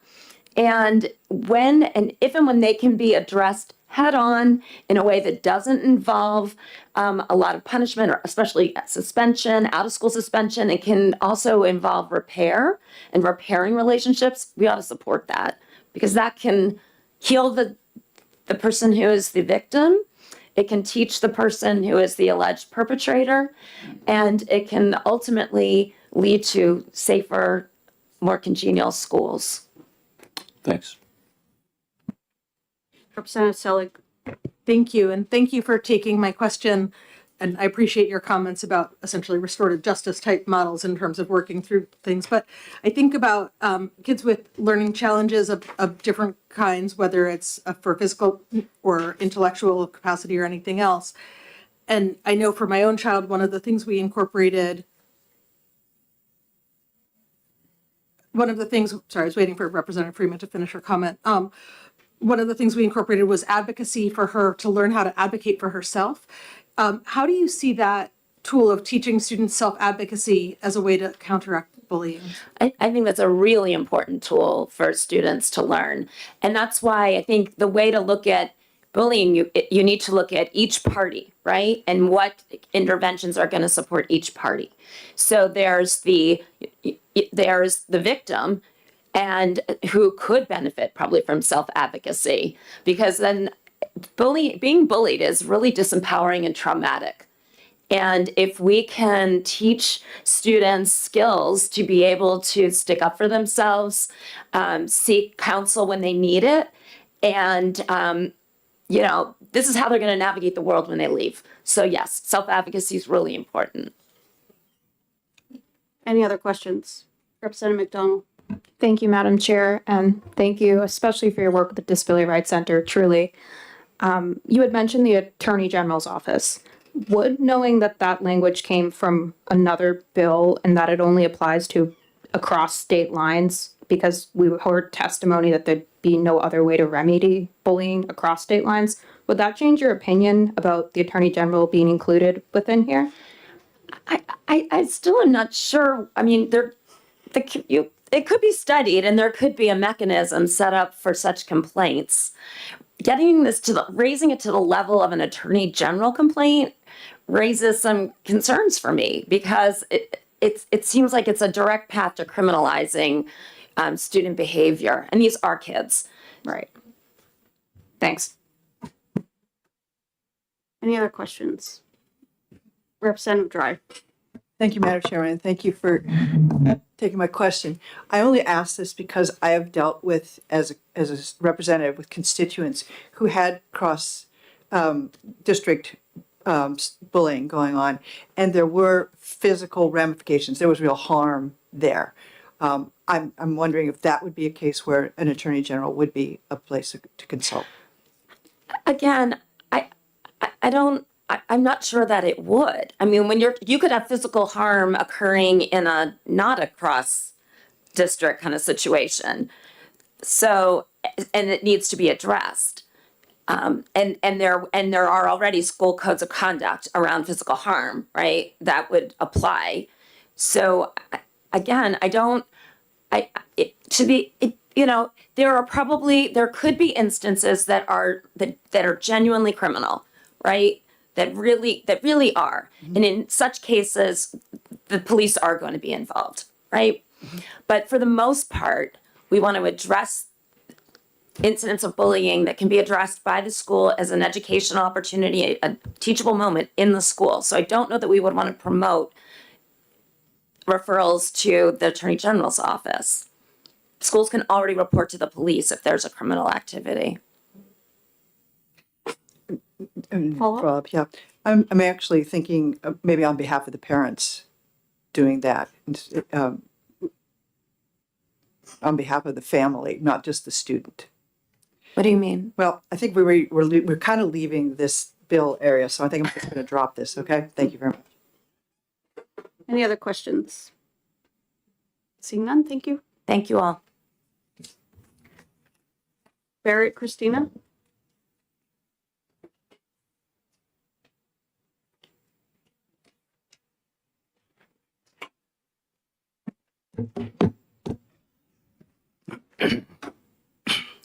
Thank you, Chairwoman Noble. Good morning, members of the committee. Barrett Christina from the New Hampshire School Boards Association. We do have a handful of concerns with the current amendment.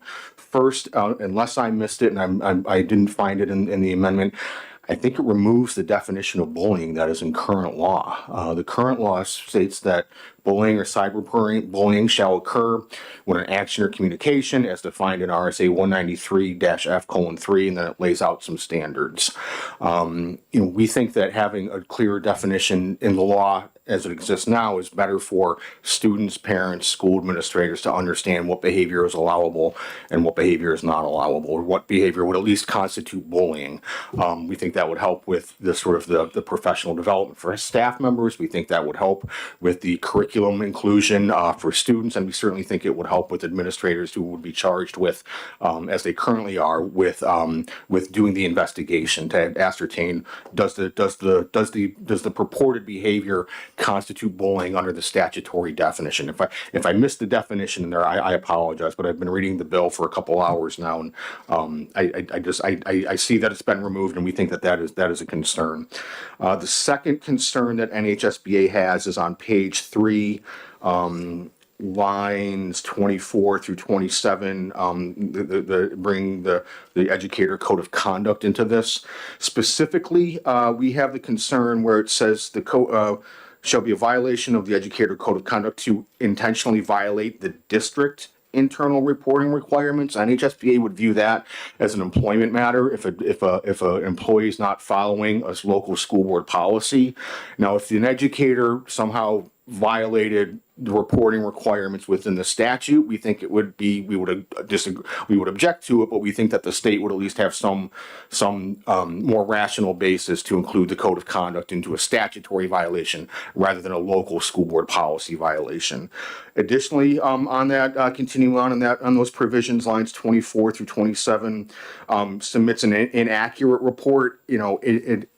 Inaccuracies can be the result of an innocent mistake. We think that language is unfortunately too broad, and just it could be interpreted in a manner that could be punitive against the educator who made a mistake, or failure to adhere to the timelines in this section. We certainly understand that the timelines are important for finishing the investigation, letting the parents know, but we have one administrator running a middle school or running a high school, and there's a lot of kids and a lot of things going on, and that teacher that administrator might get sick or get the flu or get COVID, and there may be somebody else, an assistant principal, that can pick up and make that phone call. There may not be, depending on the local school district. So with the amendment itself, those are the concerns that NHSBA has primarily. I do want to point back to a couple other aspects though too. Chairman Ladd used to like to read this provision in RSA 21-N:1, Department of Education findings policy statements. The general court finds that the students, parents, general citizenry, local school teachers and administrators, local government, local school boards, school administrative units, and state government have a joint and shared responsibility for the quality of education delivered through the public education system in the state of New Hampshire. This amendment focuses primarily on what the school district's responsibility is. We did have another bill this session, House Bill 384, that talked about bringing parents to the conversation and bringing parents to the table and some interventions, either among the families or among the students, but making it sort of more holistic within the context of the provision that I just read in RSA 21-N:1. So I think that's my testimony. I'm happy to answer any questions. Any questions? Representative Selig. Thank you. And thank you for taking my question. I'm wondering if you have concerns about the timelines in the bill. There's always, thank you for the question, Representative. I mean, there are always concerns with some statutory timelines. We certainly understand the rationale for putting them in. Without any timelines, we don't want things to be drifting off and going days, weeks, whatever the case may be, without either the parents being notified or without it being adequately addressed or investigated by the local school district. So there's got to be a balance there. I don't know where that necessarily is, but. I'm sorry. Thank you for clarification that this would become law within 30 days. Oh, that timeline. I thought you were talking about the sort of the, I mean, that's always a concern. We always make it work. We always make it work. My staff attorney will be pumping out policies all summer long. Ms. Wilson and I will be reviewing the laws and putting out our legislative summary, and as the bills go through the process, and I know Mr. Frew does the exact same thing for school administrators, and one way or the other, we always make it work. Thank you. Any other questions? Representative Brown. Thank you so much. I was just checking the definition of bullying, they actually do not remove, the amendment does not remove the definition from section 93F3. It retains most of the definition, it just strikes section B. Thank you for that, I guess, statement or question, Representative. I'm looking at the current language, current law, RSA 193F:3. In this chapter 1A, bullying means a single significant incident or pattern of incidences involving written, verbal, or electronic communication, so on and so forth. If that's still in the law and I missed it, I apologize, but I didn't see that in the proposed amendment. Representative McDonald. Thank you, Madam Chair, and thank you, Mr. Christina, for taking my question.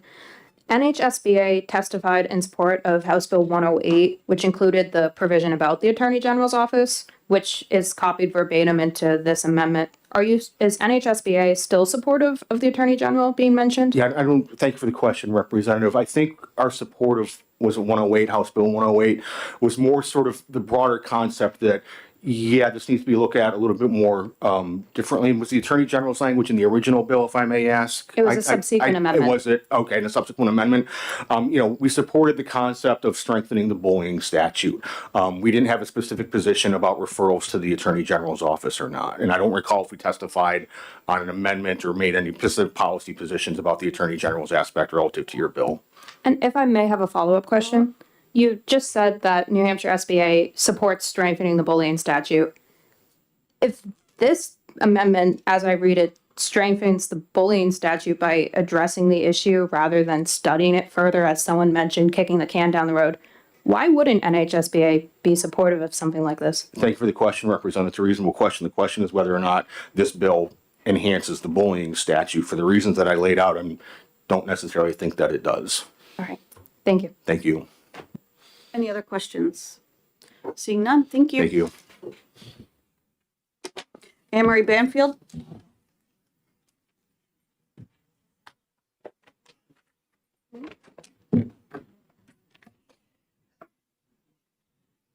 Good morning / afternoon. For the record, Anne Marie Banfield. I am a parental rights advocate in New Hampshire, focused on public education and excellence in education. I've been doing this for probably about 20 years now. So bullying is probably one of my expertise subjects for parents that come to me. I testified on the original bill. However, there's something that I left out, and I wanted to bring this to your attention just so you understand where some of the problems are coming from. There is a loophole, and I don't know where the loophole came from because I don't see it in statute, but there is a loophole amongst administrators in the state. And so a lot of times what's happening is parents will come and describe what's going on with their children. This incident happened, this incident happened, this incident happened. And then they look at it and they say, well, that doesn't constitute bullying. That doesn't rise to the level of bullying.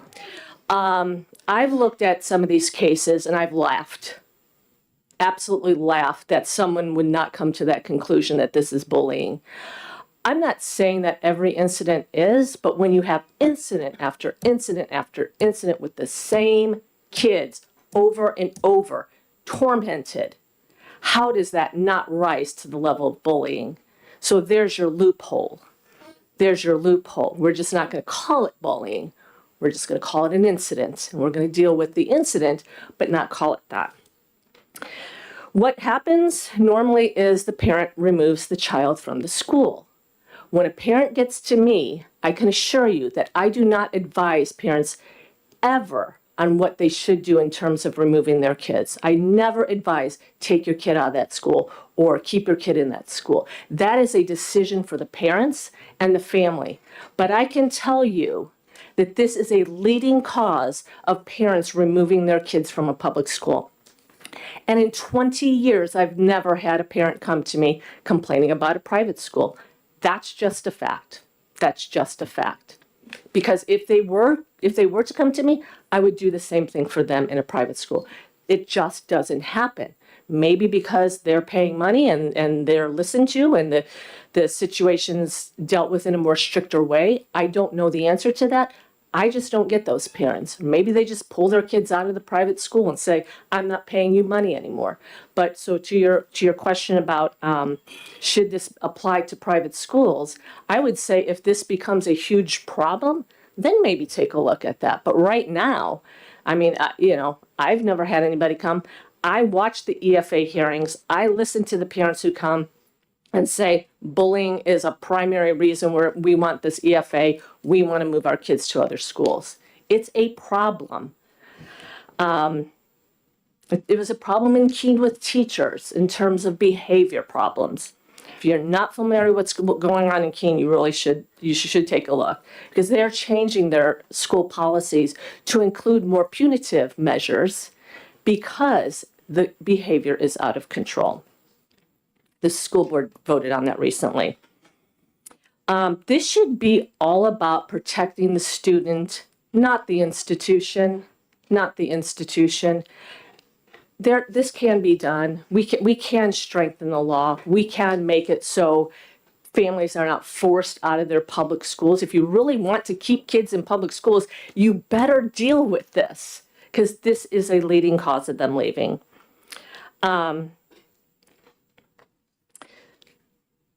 Just recently, and I speak in very general terms because there are times where I have to keep information private for the parents. I've been in school meetings and I've been asked to keep this information private. So when I speak to you, this is in very general terms. I'm not speaking about specific cases.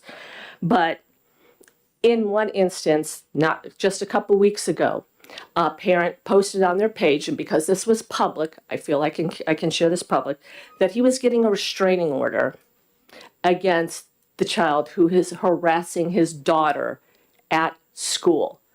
So if conventional methods are not working, then other methods have to come in. And yes, sometimes it has to be punitive. And if it, in terms of interventions, that should be in a student's IEP. That should be in their individual learning plan. So the school should be following that. I don't think anybody wants to criminalize this behavior. Of course we want to work with kids. Of course we want to do that. But I can tell you, I have worked with parents where it's been relentless, and they've had to remove their kids. So something's not working. And I think one of the primary things that you have to look at is how this new loophole is working for them. Because I've even asked, where is that in statute where this is unsubstantiated? They come up with a formula. Does it meet 51% of this formula to constitute bullying? And if it doesn't reach that, now granted, that's going to be subjective. But as I said, I have looked at these cases and I've looked at them and I'm looking at them and the parents looking at it going, you gotta be kidding me. How does this not rise to the level of bullying? This is instance after instance after instance. Something better be done. You can vote against this bill and stick with the original law. It's not working. So I don't know if, you guys can come together and, stop looking at this in a partisan way and find a way to help these kids. Because if you don't, they're going to demand more school choice and they're going to leave these public schools. So I just wanted you to understand the ramifications of what this is doing. This is driving families out of the public schools. Just so you know. If there's any questions. Thank you. Any questions? Seeing none, thank you. Okay, thank you. Representative Horgan.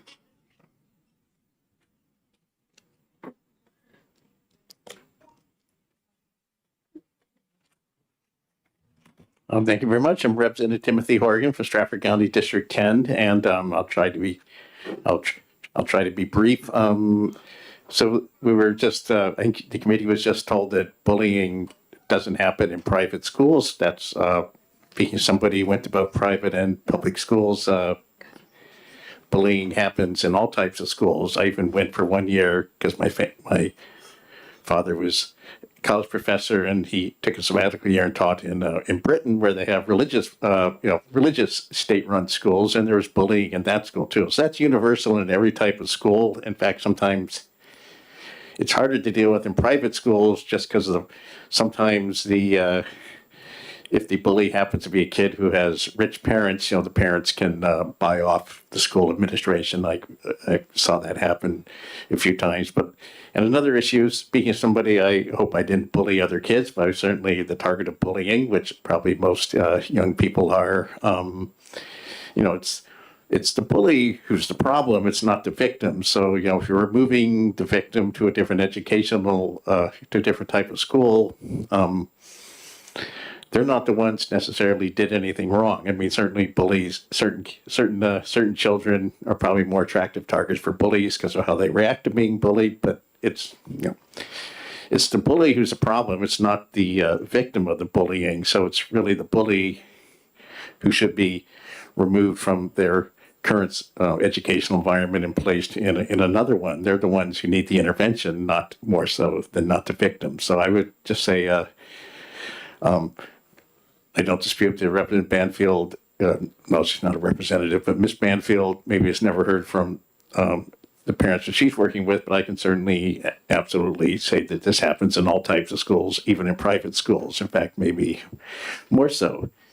And as a legislature, we have jurisdiction over all types of schools in our state, and in private schools even more so now that we're moving towards taxpayer funding of private schools. The EFA program is taxpayer funding of private schools, notwithstanding the fact that it's administered by, a non-governmental organization. It's still taxpayer funding of the private schools. So I would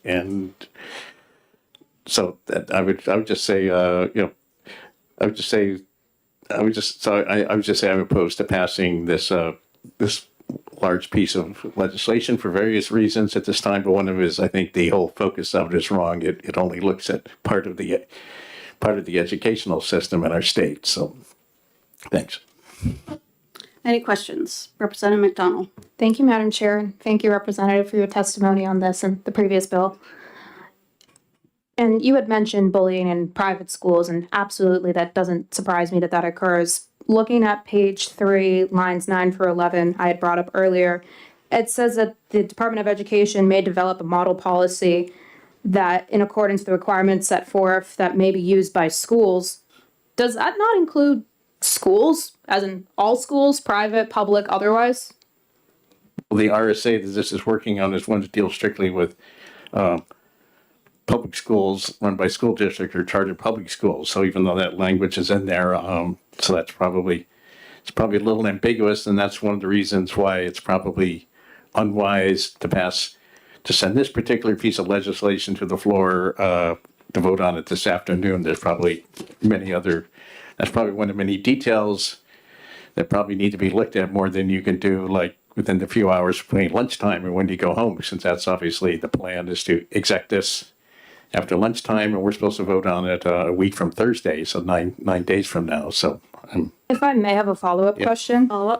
Then what do you believe is the reason for the inclusion of the word schools in addition to specifying public school districts, chartered public schools, in addition to both of those two things, schools, just plain schools? Okay. What is ambiguous? I can't speak to the motivations of the person who drafted the bill. I'm not one of the sponsors of the amendment, so but that's probably the intent. Whether it actually does it or not is what passing a little bit dubious about. But I was mostly just stepping up in here because I wanted to try to refute the implication that bullying is purely a public school phenomenon. It happens in every type of educational institution. So sending that sending the victim to a different school is not necessarily always like the most useful intervention. You always have to do something about like the other side of it, the kid who's doing the bullying, obviously. If I may, just one more question. One more question. And thank you so much for putting up with my questioning. Oh, that's fine. But you had mentioned that I had directed you to lines 9 through 11 and specifically the word school. You had told me the word school was ambiguous and then said, I guess what I'm asking is, how is the word school ambiguous? What am I missing? Is the word school not black and white? I'm not 100% sure. I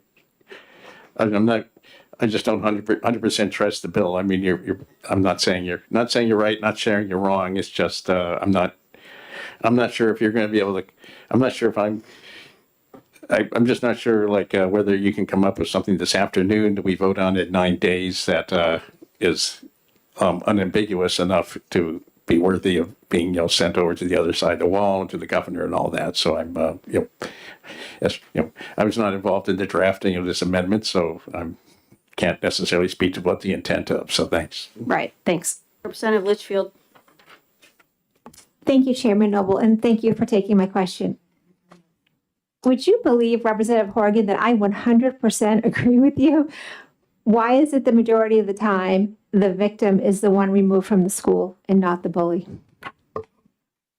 Well, probably, the victim is more likely to recognize that recognize there's a problem. Lots of time the person who's doing the bullying, just thinks there's nothing wrong with what they're doing, or don't even understand the implications of it. So I guess I would agree with you on that. Thanks. Would you believe that the victim often leaves the school district after months or potentially years of being bullied without anything being done about it? I can believe that obviously nothing effective is being done about it. And that can happen, of course, in private schools too. Sometimes even more so. So thanks. Representative Murray. Thank you, Madam Chair. If I do, I have a question for the chair, if that's appropriate. I believe that we did just hear from the prime sponsor regarding some of the intent under that same line item that Representative McDonald did reference regarding the definition of, quote, schools, and the prime sponsor indicated that it did not include private schools. So with that, is there a way to get clarity from somebody within this room other than the prime sponsor? I don't know whether that's the Department of Education or Ms. Four with regard to that. I think that's something that we can work out in the executive session. Okay, thank you. Any other questions? Seeing none, thank you. Is there anyone else who wishes to speak on this bill? We'll close the hearing on SB 210. All right, we need to get organized.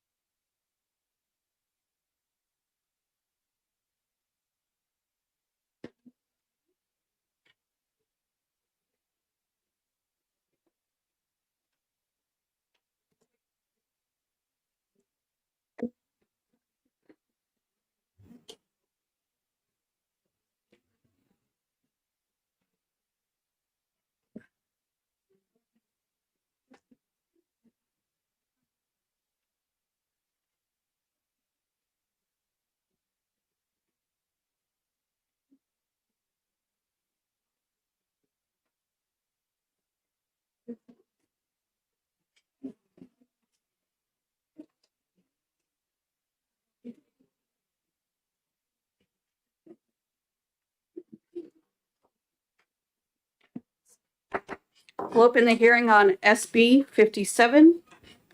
establishing a study committee to analyze reducing the number of school administrative units, and relative to repealing the Home Education Advisory Council. Just a note, we're going to keep the questions to only the non-germane piece of this amendment, and anything related to the rest of it, we will handle in executive session. And I recognize the prime sponsor, Representative Cordelli. Thank you very much, Madam Chair. For the record, Glenn Cordelli representing Tufton Borough, Wolfboro, and Ossipee in the Beautiful Lakes region.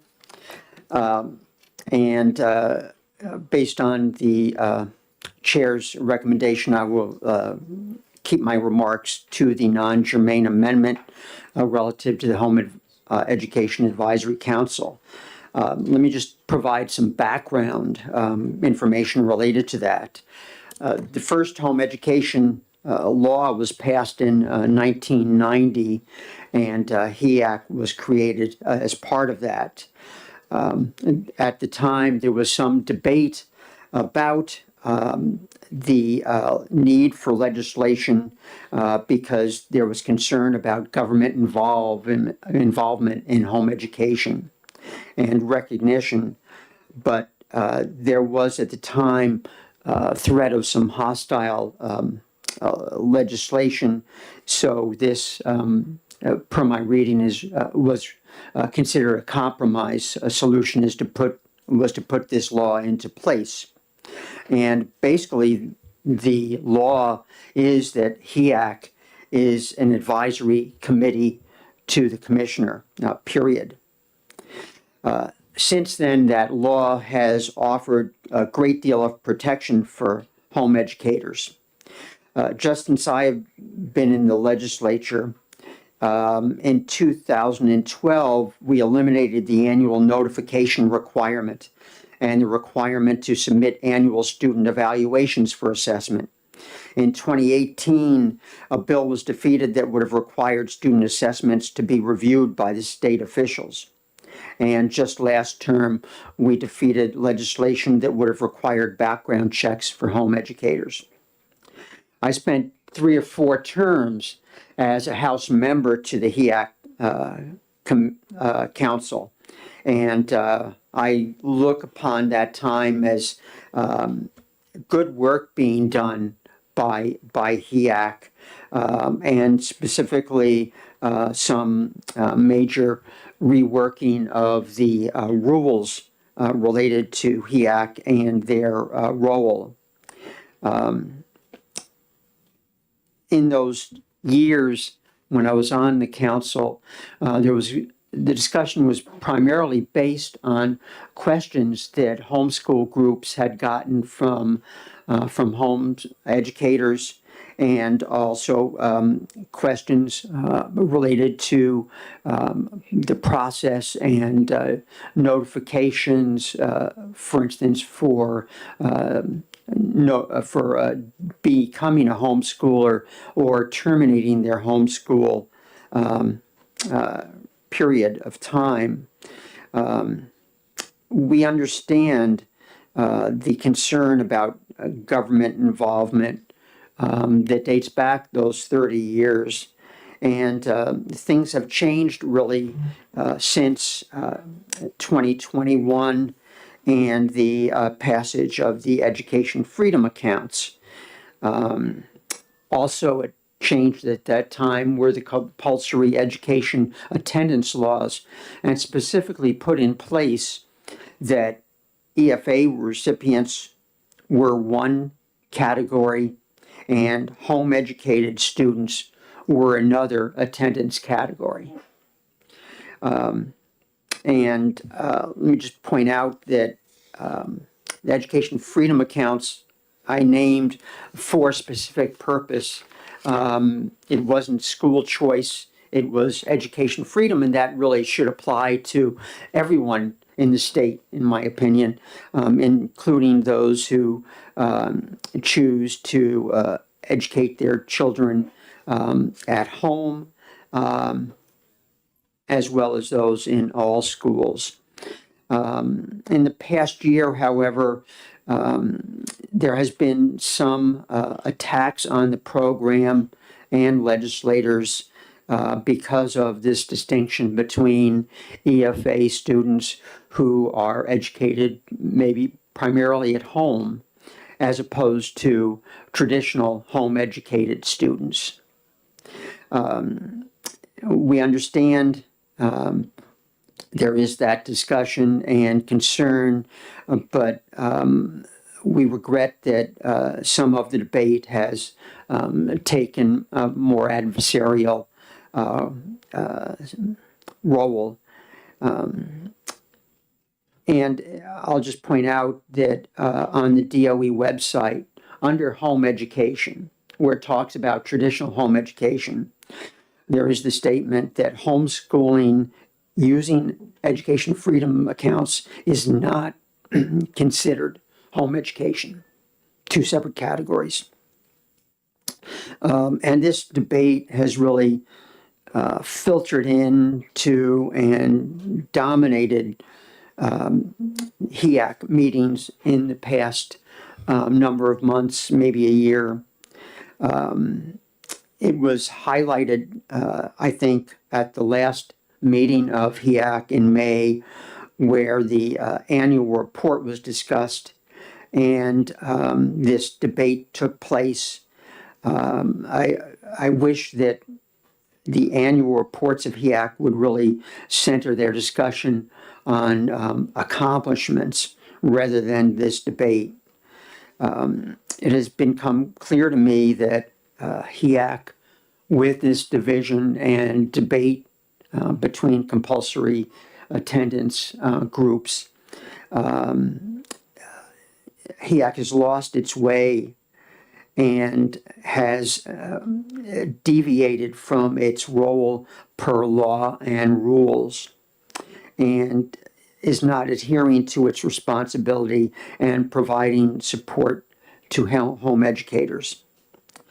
I'll also indicate that traditional homeschoolers have historically been wary of government involvement. And we've heard that from home educators, from legislators who home educated their children. We understand that, and we have fought attempts for more government control of home education, and I believe we will continue to do that. Another one of the core responsibilities of HEAC is a grievance committee, to hear grievances referred to it by the commissioner. But I cannot remember, certainly in my time in the legislature, the last grievance committee, but with the current rules that we have in place for home education, I think the need for grievance committees are lessened. But I also think that with this ongoing debate, unfortunately, HEAC has lost its way and has become dysfunctional and is really not living up to its mandated responsibility. Unfortunately, I see no change in the future, and therefore this amendment. And going back to government involvement, why does there need to be a government-supported organization anyway? Back in 1983, the New Hampshire Home Educators Association, NHHEA, was formed, and their function was to facilitate communication between home educators, improve relations between those parents and schools, offer information, support, and networking to anyone interested in possibly home education. This was an independent association of home educator groups. It sort of sounds like the role of HEAC. So, in my way of thinking, that same organization originated back in 1983 could be a blueprint for what is needed now and what might be a replacement to the current HEAC, which unfortunately is relying on government involvement in the eyes of many, and growing involvement and time and resources taken up by the Department of Education. So I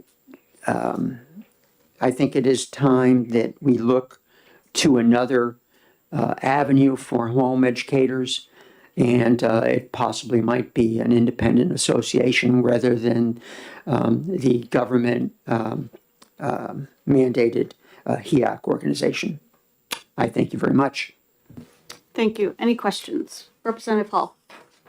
Thank you, Madam Chair, and thank you for taking my question.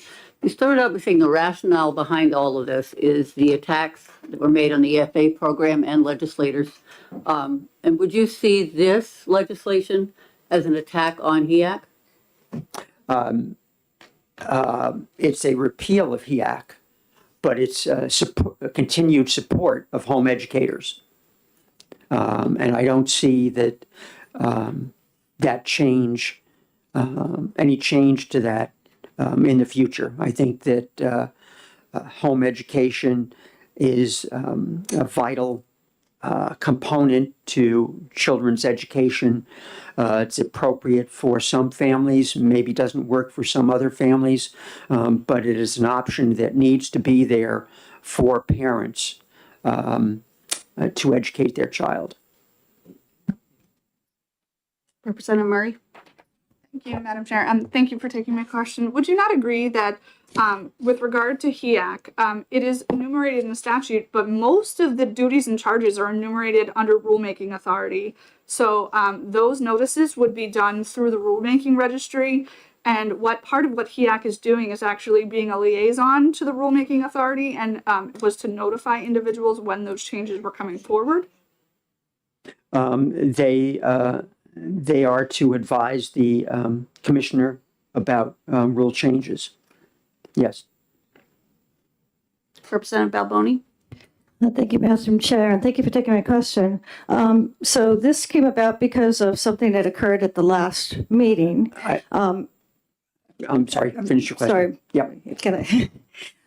I'm just wondering if there is support among the homeschooling community for this legislation, and were they consulted before you brought this forward?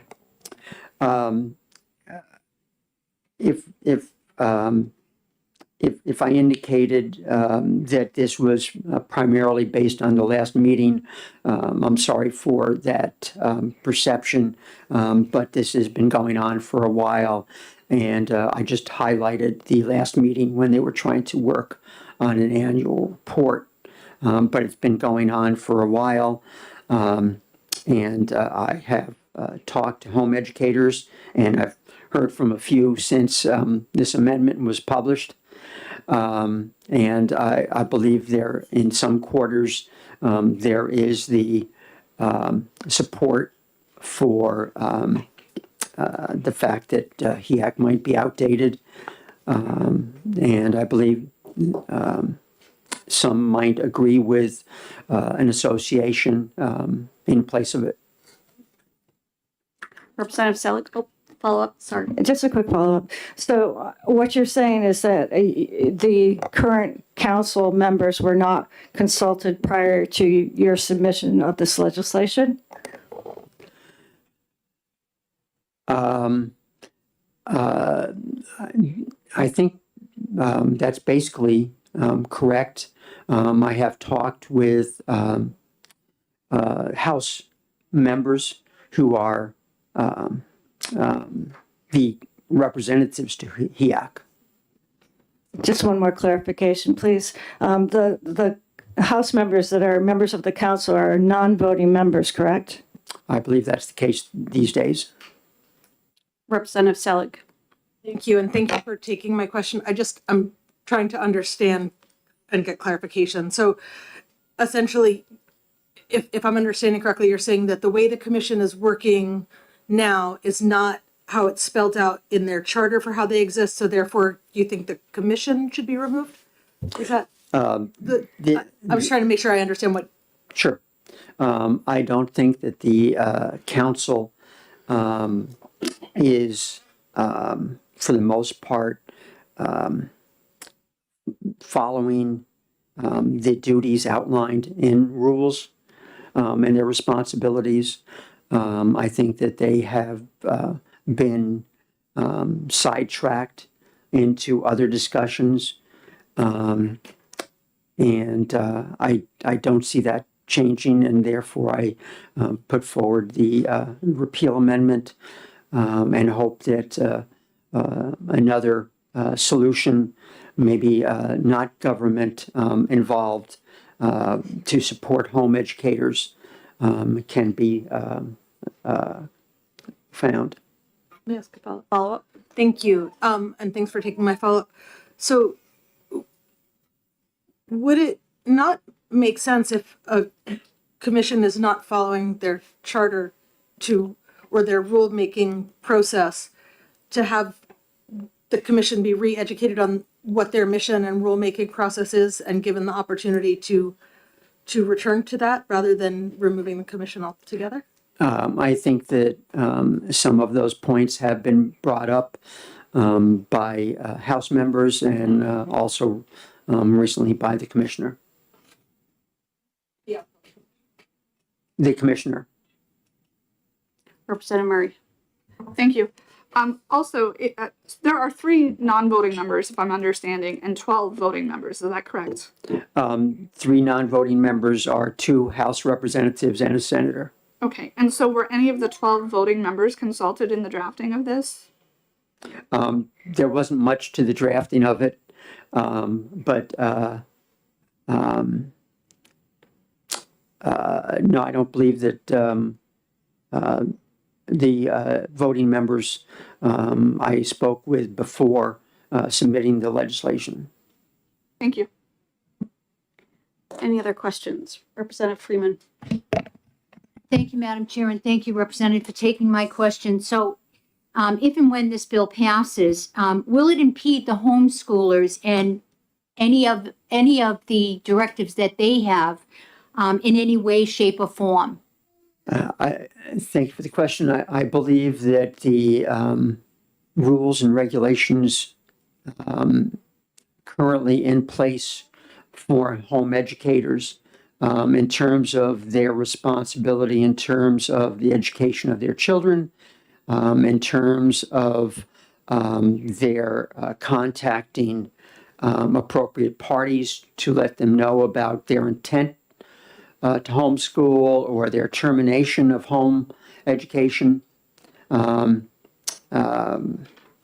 think that those are serving home educators well at this point. And I'll just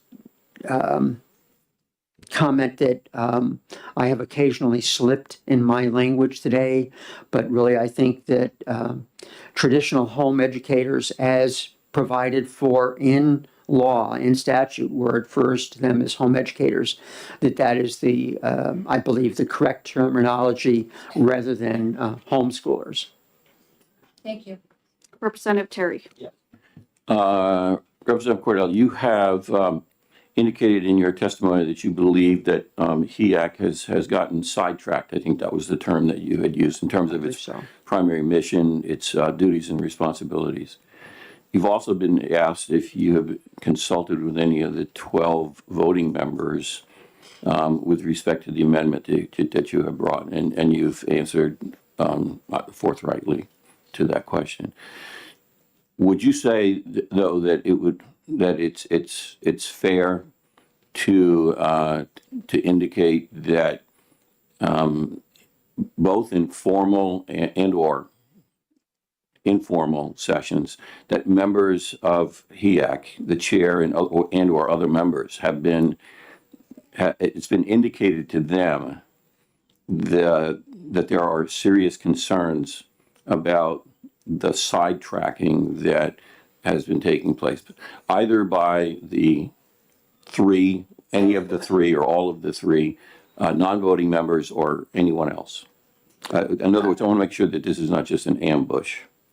I believe that is accurate. There's been an ongoing discussion about what has been going on between home educators and EFA students who are being educated primarily at home, a debate in public about that, and discussions about its impact on HEAC.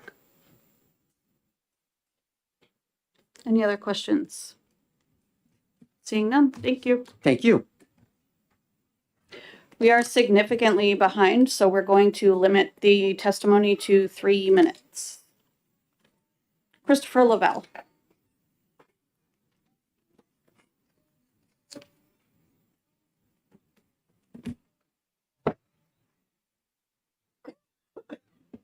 Good morning, members of the committee, Madam Chair. My name is Christopher Lavelle. I have written testimony from my wife, Michelle Lavelle, who's the director of Granite State Home Educators, the largest group of independent 193A homeschoolers in the state with about 15,000 members. And I'm going to depart from her testimony to save your time, but also to respond to comments from the sponsor. There is a very thriving independent home ed community, and there has been some conflict, including on HEAC. And I think you actually heard what's behind that. It's really been the introduction of EFAs into the program. And as legislators, you're dealing with many bills every year now on EFAs and how to properly oversee those government funds going to those families. GSHE is not against EFAs. We have members that are EFA homeschooling that network with our folks. But to hear that there are attacks on EFA families and legislators is really putting the cart before the horse. What has happened with all this legislation on EFAs is that it has directly impacted home educators not getting any government funds, that had to come up here and testify and fight for not having to get background checks for having our children at somebody else's house. So really, I think that's been what's happening with HEAC. They're dealing with this. And it actually was exacerbated this year when the commissioner appointed an EFA vendor to the HEAC Council. So the commissioner is the one who appoints the members of the commission, and there has been conflict, not because independent home educators are anti-EFA, but because they're dealing with EFAs with legislation. And so the role of HEAC is to have our voice to the Commissioner of Education and the other oversight bodies. So eliminating that voice, we don't think makes sense. We oppose the bill. It's also non-germane. You're very busy. You got to exec this and get it on the floor. We do have a suggestion, and I don't think this will be in your exec this afternoon, but I think something to consider in the next legislative session. We agree that government involvement is a concern, and having a body to interface with these bodies makes sense. But the fact is, we have not only the statute 193A by the legislature, we have rules in addition to the statutes. Most other states on home ed do not have statutes and rulemaking as well. So we think just following the 193A statute makes sense and eliminating RSA 193A3. Do you have testimony that you want to hand in? I do. Okay. Who should I hand it to? Oh, did you just have one last sentence or? Yes. Okay, okay. For the clerk. Yeah, should have one for everybody and the clerk, yeah. Yes, one sentence. U.S. Supreme Court ruled last year in Loper versus Bright that the Chevron decision, which gave federal rules to have the force of law, is now overturned. Realize that's a federal law, but we believe parents have the right to their children's education, and eliminating the rulemaking authority and just relying on 193A would, we think, be a way to have that communication better. Thank you. Is there any questions? Seeing none, thank you.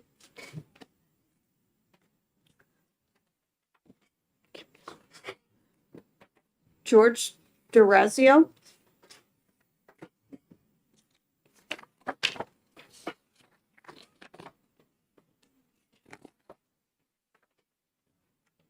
Not as young as I used to be. None of us are. My name is George Durazio. I live in Manchester. I've homeschooled 3 of our children. Well, my wife actually did most of it. I was a member of the Home Education Advisory Council from the time it was formed until basically the first term of Governor Sununu. Can't remember the year. I think I don't have a lot of time. The distinction between students who are referred to as home educated here in New Hampshire applies to 193A, and that legislation, there's a lot of homeschoolers who still want to come under that and not take state money. And I think that's fine. I would tend to be that way myself. However, there are other students, other families who are making use of the EFA funds because money's tight. And for the whole time I was on HEAC, what HEAC tried to do was look at everybody's point of view, because there are members of HEAC that come from the school principals, from the school administrators, from the School Boards Association, from the Non-Public School Advisory Council, and a couple of others that I don't remember at this point. At any rate, when HEAC used to be functional, and I will agree with Representative Cordelli. I've been following this, even though I'm not on it anymore. What has happened in the last couple of years, there's a group on that council, and, well, let's face it, who appoints the members of the council? It's the commissioner, who's now on his way out. So when it's said that nothing will change in the future, excuse me, we have a new commissioner coming, and the new commissioner needs to speak to the people who are just making a mess. There's no other way to put it. And either they stop basically attacking members of HEAC who don't agree with them, or they get off the council. That's the solution. HEAC still provides a real service. Now, the rules are not as complicated as they used to be. But another focus of HEAC is this being a group that listens to input from homeschoolers, from the school districts, from anybody that has an interest in home education. 193A and HEAC don't pertain to the EFA, simply because the EFA is a different category. However, there's no reason why people who are members of the Home Education Advisory Council can't have a child or children that's using EFA funds. There's no reason that we can't sit together. Your time is up. Okay. Thank you. Would you Thank take you. any questions? Yes, I'm. Representative Dry. Thank you, Madam Chairman. Thank you for taking my question. We talked a little bit about a grievance council commission that should be Yes. part of this. Twofold. Is there one in existence right now on the Home Education Advisory Council? It comes into existence when the commissioner requests that we hear a grievance. There have been grievance conferences way back in the beginning. I believe there were 3 of them. But that's been a long time. And as someone pointed out, the way the law and the rules are right now, there really isn't much call for a grievance committee, but the grievance committee is still part of the rules if it were to be necessary. Thank you. if this goes into effect and the council is repealed, what would be the process for a grievance? Well, there would be none. And it's possible that there's not a great demand for that at this point. Representative Selig. Thank you, and thank you for taking my question. I'm over here on the side of the room. So I didn't hear at the beginning of your statement, did you say you're in favor of this amendment or opposed to the amendment? Actually, I don't think I said. I'm opposed to it. Thank you. Because I think HEAC serves a purpose still. Any other questions? Seeing none, thank you. You're welcome. Jennifer Pereira. Come on, boy.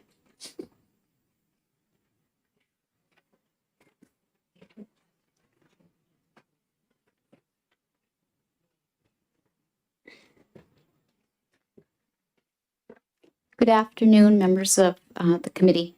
I'm Jennifer Pereira. I'm representing Catholics United for Home Education, as well as myself. I've been a home educator for 15 years. My testimony is in opposition to the amendment to New Hampshire SB 57, which would repeal the Home Education Advisory Council, HEAC.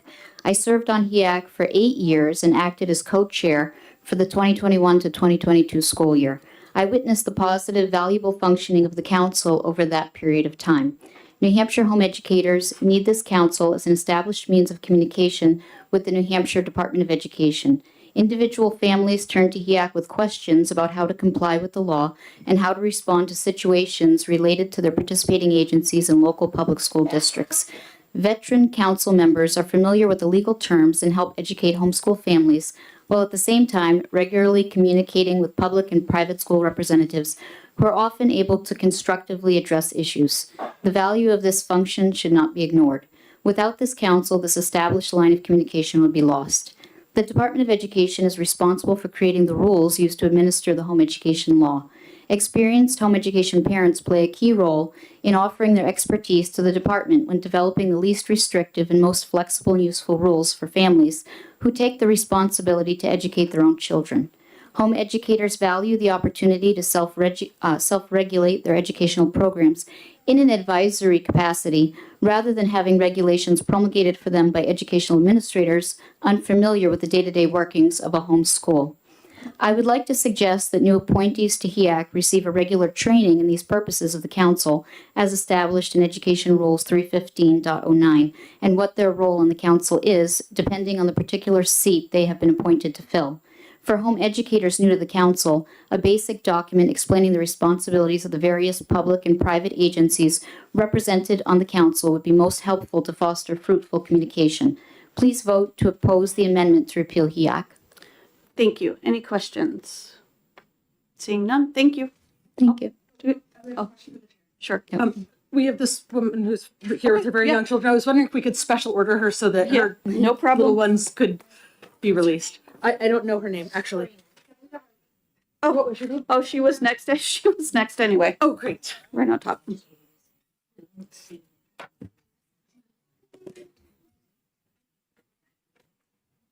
Yes, thank you. And sorry about all of her, distractions throughout this whole thing. It's been,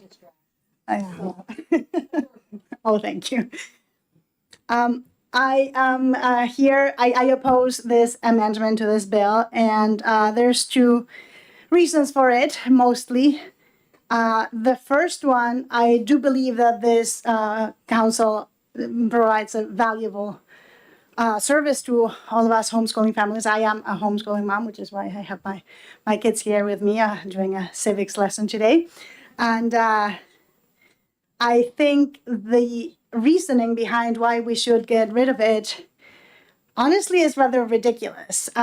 This whole saying, there's been infighting, and so let's just do away with it. I mean, the idea of, the idea of a council like that is to be able to come together and precisely resolve all of these disagreements. And doing away with a venue to resolve these disagreements doesn't make the disagreements go away. If anything, it makes it worse. Now there's no venue to discuss them, so now we're just going to be more polarized and we're all going to go each our own way, and then it's all going to be worse, not better. The idea that I think Representative Cordelli said it's been not working these last few months, but he also said it worked for decades.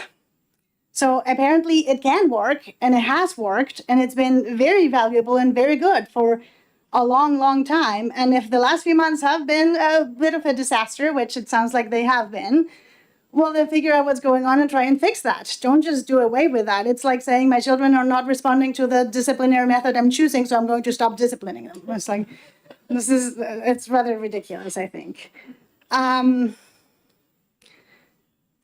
Now, my other problem with this amendment is the way it was introduced a week ago. Exactly. There was a question about whether there has been discussion and there's support from the homeschooling community. And I would say the answer to that is we haven't had a chance to show our support or lack of support for it. We just found out, I got an email on Saturday of Memorial Day weekend about this. I managed to make it here with my 3 children, and I can tell you this is not the easiest thing to do in the world.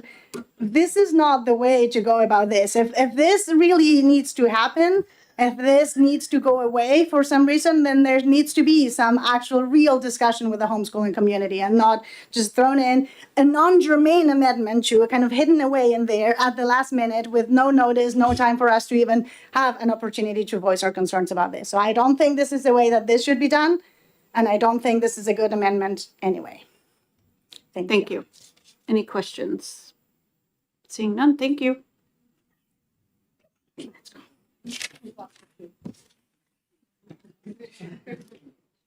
Deborah Sullivan.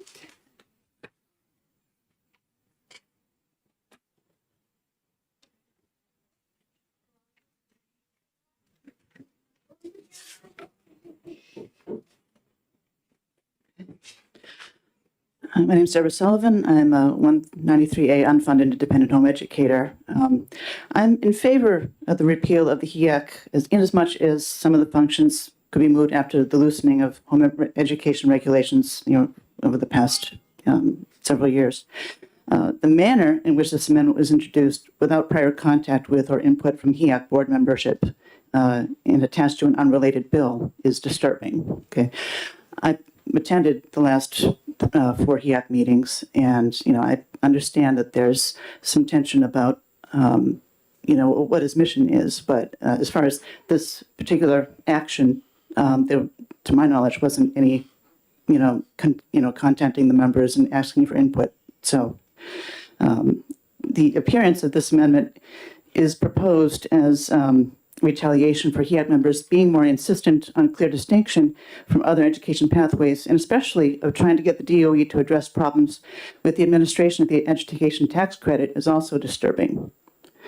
If this amendment is truly about reducing bureaucracy and HEAC was repealed, I'm hopeful that the legislature will also repeal the New Hampshire Board of Education rulemaking authority in 193A3 and at 315 REO home education, since the statutes are already clear without these rules. Thank you.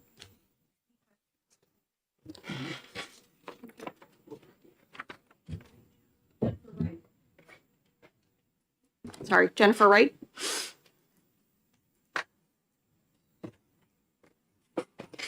Good morning. I'm a mom. I'm a homeschooling mom, a 193A homeschooling mom, and I am terrified to do this right now. This is a first for me, so I'm just going to throw that out there. That should make it a little bit easier. I'm opposed to this amendment.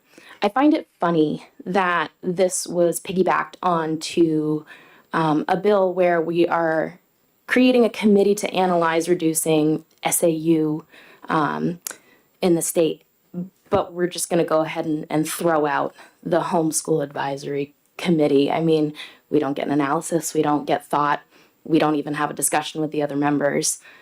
This is an important liaison for us. I know almost nothing about this. This is my first time doing it. So I rely on this council to represent me and my family so that if I have questions, I can reach out to them. It's a little bit harder to reach out to my representatives because not everybody understands the home educating path. We all have our uniqueness, and unless you do it, you don't really understand it. I'd be happy to talk to you about it, but it's much easier to talk to somebody who understands what we go through. So, Are there things that could be fixed? Absolutely. I've been kind of keeping track of what's been going on, and it has been kind of messy, but I think it can be fixed. Like the others have said, it's been going on since before I was born, actually. So that has to say something. There's ebbs and flows with everything. So I think eliminating it would really, really hurt our community. And as it was said, we didn't have much notice about this. I found out over the holiday weekend, and I stayed up late last night dreading this moment, but finding it really, really important to voice my opinion, because this is for my son. This is for my family. So I oppose this, and I hope you guys do as well. Thank you. Any questions? Representative Selig? Thank you. I just wanted to say thank you for coming forward and for understanding that it is an intimidating process, but we welcome you. Thank you. Oh, thank you. Representative Litchfield? Thank you, Madam Chair, and thank you so much for taking my question. So I watched the last couple of meetings, and I caught up on those meetings this weekend myself. My question for you is, I'm just trying to get a better feel for the council. In what way do you utilize them? Do they give you weekly or monthly updates? Have you called on them yourself? And if you're comfortable, in what way? It's not my business. I'm just trying to learn more. I haven't had to yet. My son just started his official, I sent in my letter of intent this year, so I haven't had it. But knowing that it's there and knowing that we have that liaison to go to is comforting, because working with anything in legislation can be kind of confusing. Just understanding the language for a lot of people is confusing. So having them to reach out to it's helpful. It makes me feel like I can do it. I can navigate and be able to do what I need to should I run into something. There are other people that I can reach out to that work within HEAC, actually. But that's why it's important. And just having it there, knowing that they're communicating on our behalf with our experience is what's important. Is it okay if I follow up? Yes. Thank you so much. And thank you. The other question that I have, and again, I'm learning myself, so I feel like you're the perfect person to ask. As far as we're hearing other groups that are out there, let's say the Granite State Homeschoolers, is that a group or other ones that are out there that you would equally reach out to, or not necessarily? Is the word out there that no, you need to go to HEAC? Like, I just want to understand. I have reached out to them before. Facebook's pretty easy to use, so you just kind of send off a quick message, and you can. I mean, I haven't really had questions about our home education journey, but just they help me stay on top of what's going on. That's how I found out about this. As much as I'd like to say I have time to just scroll through the government website and see if anything about homeschooling pops up. I mean, imagine the job of a teacher. I've taken that on with my son, and I'm also doing all of the other mom things, and I like to call myself the CEO of my household because I have all these other jobs. So they perform a function of alerting me to all of these things. So I can reach out to them. I guess my concern, because I know that it was mentioned by Representative Cordelli that we could use a non-government independent group. I just feel like that would be a messy transition to just dissolve this and then all of a sudden have somebody assume that position. It doesn't seem like it would be any less messy. We have something that's been working for a long time. So why not just take a little bit of time to fix it rather than throw it out? Thank you. Any other questions? Seeing none, thank you. I did submit one of these. I have another copy if you guys actually want my second copy. Thank you very much. Catherine Abbott?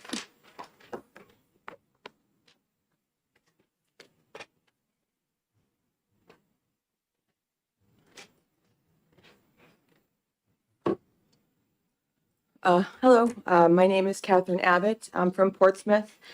I am a conservative Republican and an unfunded home educator under 193A. Thank you for the opportunity to comment on the SB 57 amendment. I'm thankful it was a long holiday weekend, so I had time to prepare. I've been following HEAC for the last several months and have used HEAC to bring my concerns that affect home education, such as the conflation of the EFA and home education and the stacking of the ETC with EFAs to the larger home ed community, lawmakers, and the NHED. It seems that advocating for my freedom to home educate by emphasizing the need to keep home education distinct from other educational pathways with separate interests from other educational pathways has become inconvenient and a nuisance to my party's push for universal EFA school choice. Prior to this proposed amendment, there was a bill put forth to create a council for the new EFA pathway that was based on the HEAC model. HB 676 was sponsored by the same person who is proposing this amendment. HB 676 would require the EFA Advisory Council to meet at least quarterly instead of at the discretion of the managing organization. I'm not understanding why an amendment is being proposed to now dissolve HEAC, especially as an amendment on an unrelated bill. The proposal to remove only half of Statute 193A3, that which pertains to HEAC, sends a message to me that you want home educators marginalized, isolated, and without a voice to either get on board or sit down and shut up.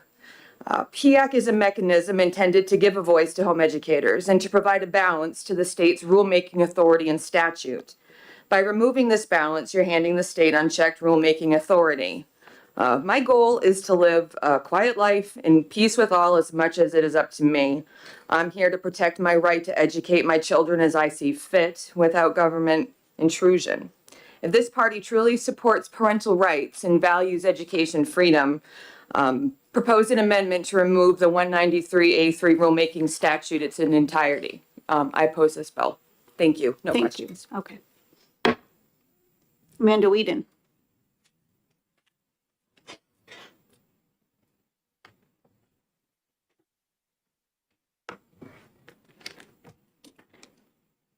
Hi there.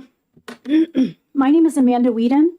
I'm a home education advocate. I'm a co-founder and veteran home education mom of Granite State Home Educators and Christian Home Educators of Southern Maine. HEAC, or Home Education Advisory Council, is an advisory council to the commissioner, and for the last 15 plus years that I've been doing this, it has largely flown under the radar, except for a handful of dust-ups. The mission, purpose, and function is entirely and solely related to the home education pathway. So as a means of transparency, I'd like to enter into the record what this surprise, non-germane amendment is really about. Since last September, appointed members of HEAC advocates and home educators have consistently, with increasing alarm, gone through the proper channels of HEAC to call the commissioner's attention to serious issues. Additionally, and progressively, they added meetings to their schedule. Myself and many community members emailed, spoke out publicly with increasing frustration to be met with unprofessional behavior, and our concerns were repeatedly minimized and flat out ignored. There's a lengthy paper trail to the dedication of many home educators to advocate for our uncompromised voice across all platforms and discussions. And in fact, we're here today adding to the paper trail. We will not be silenced. We will not shut up and sit down. Our long and impressive history of fighting to be left alone is at the heart of this hearing. The school choice movement in the last 4 years is late to the party. We are the original school choicers.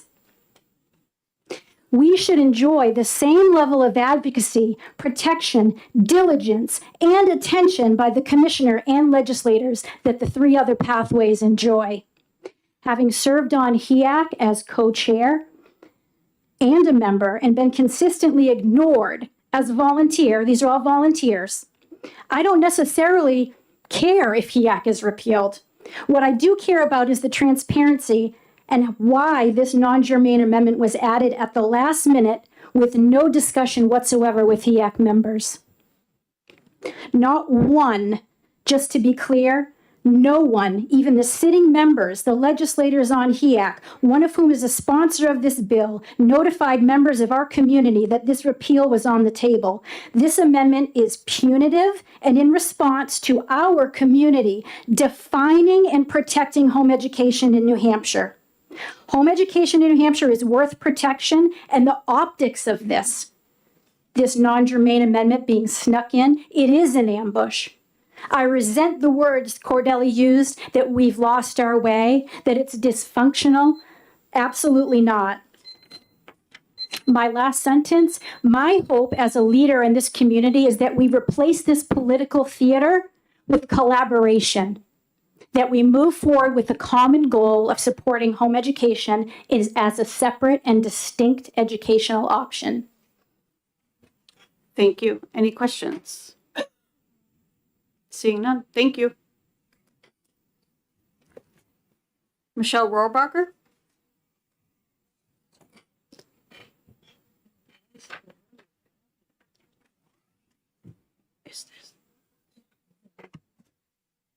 Thank you, Madam Chair.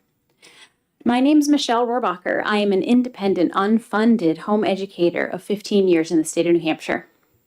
I'm also a member of the HEAC, appointed by Commissioner Edelblut. I've been highly involved with the council since my appointment. We have seen a very confusing landscape unfold in the home education community, and much of it is being fueled by the misinformation regarding the EFA program. This school year, I have been in Concord for our meetings and testified against hostile legislation, even more than in previous years. I have engaged in uncomfortable conversations with fellow home educators, friends, school choice advocates, and some that claim to represent the best interests of home educators in the state of New Hampshire. Home education is the original school choice. It's not the wave that's making news as of late. They're riding our coattails. While home education has been legally approved pathway to satisfy compulsory ed in New Hampshire since 1990, there have been countless investments in protecting the parents' right to educate their children as they see fit over the last 35 years. Over the course of my family's home education journey, officially launched in September 2010, we have seen the removal of unjust and inequitable requirements, some that were more stringent than district schools had to attain.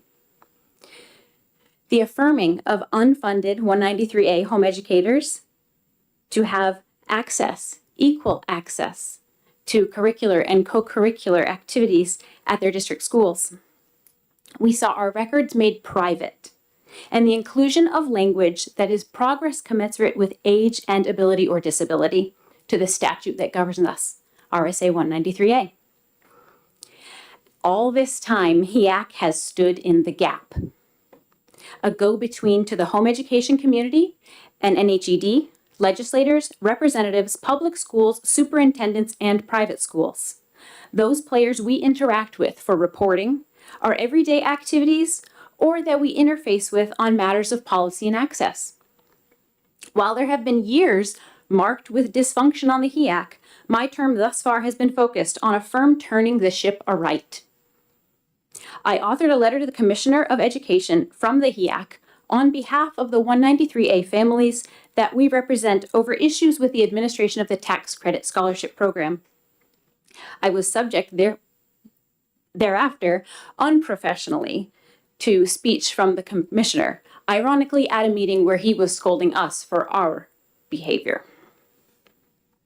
I serve on the HEAC as a volunteer, willing to speak up and for the 193A unfunded independent home education community of New Hampshire.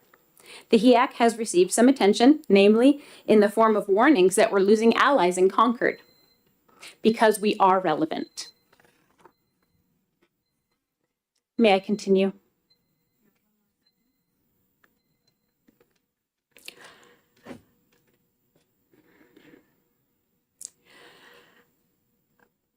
I urge you to oppose this amendment because home educators in the state of New Hampshire need a vital voice in Concord. The HEAC is that bridge to our voice. Thank you. Any questions? Seeing none, thank you. Diane Nolan?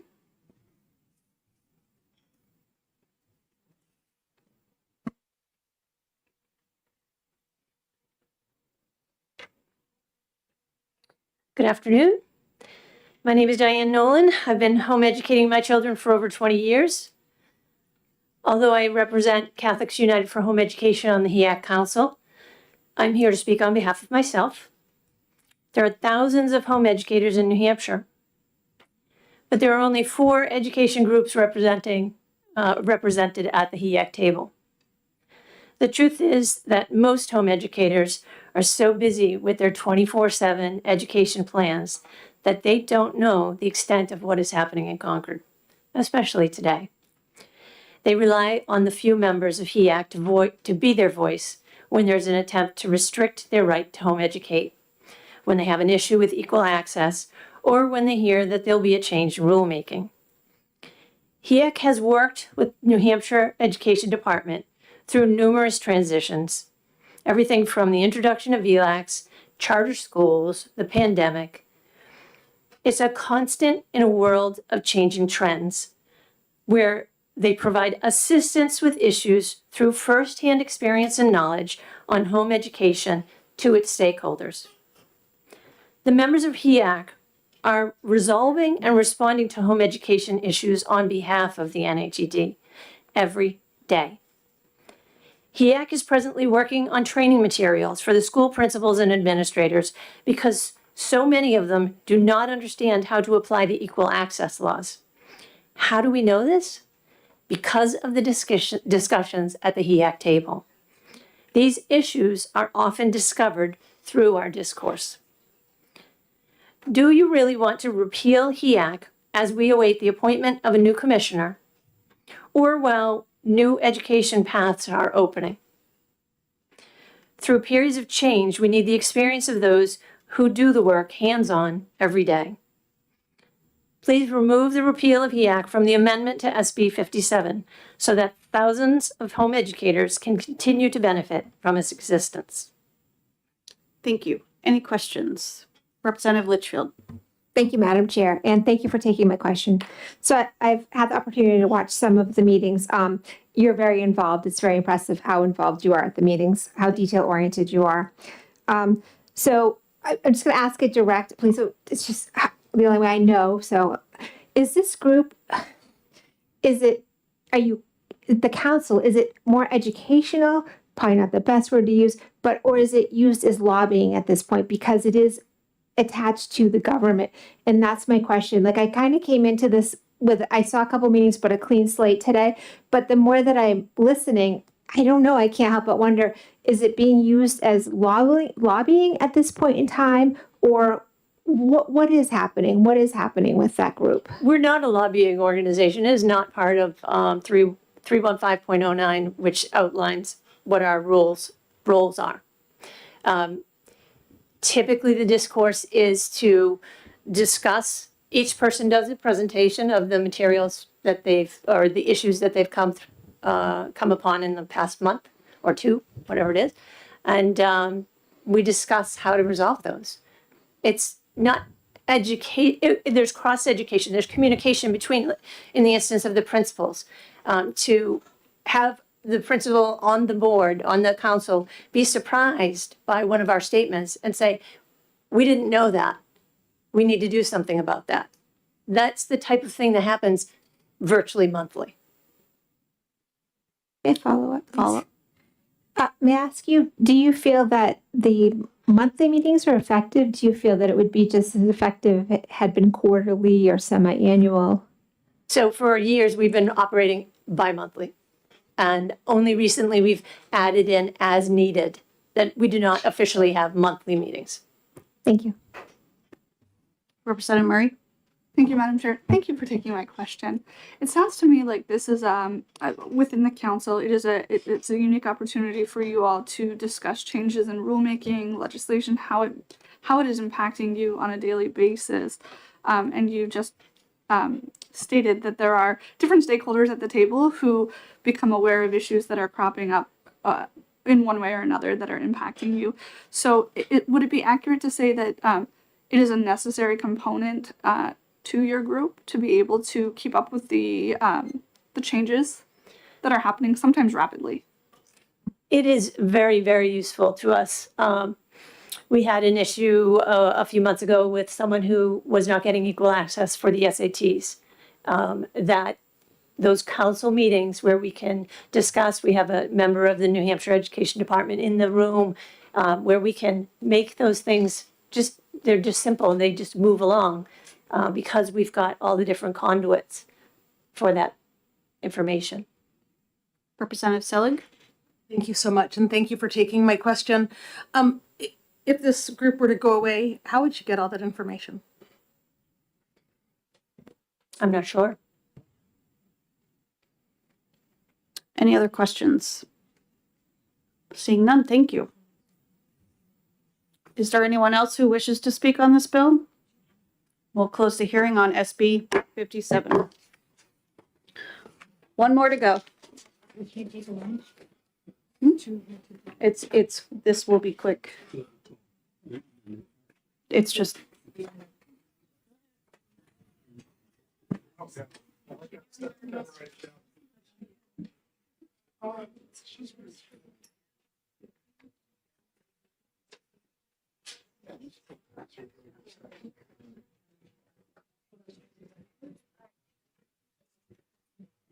I'll be right back.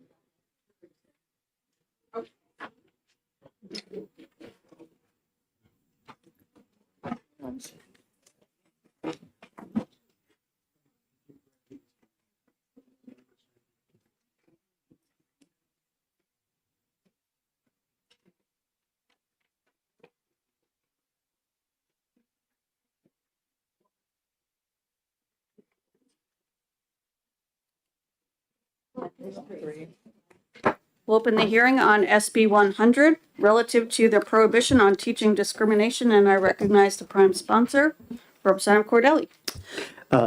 Thank you once again, Madam Chair and committee members. For the record, Glenn Cordelli representing Tufton Borough, Wolfboro, and Ossipee in the beautiful Lakes region.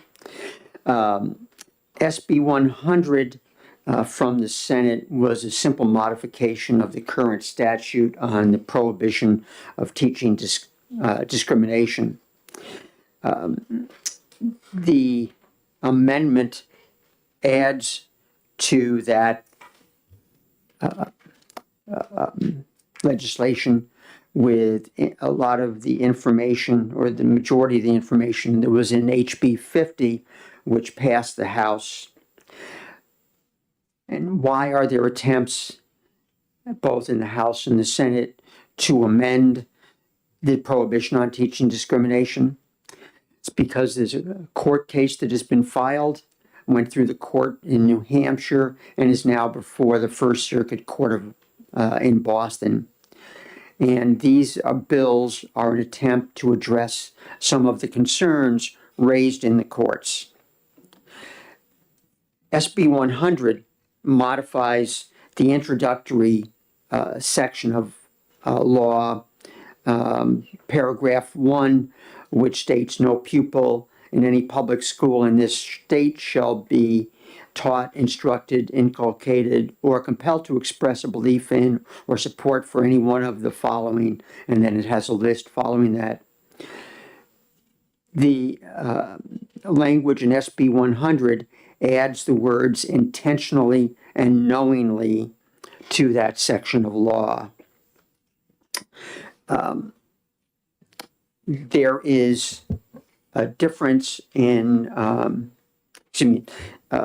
following Roman 1, the rest of the amendment is taken from HB 50.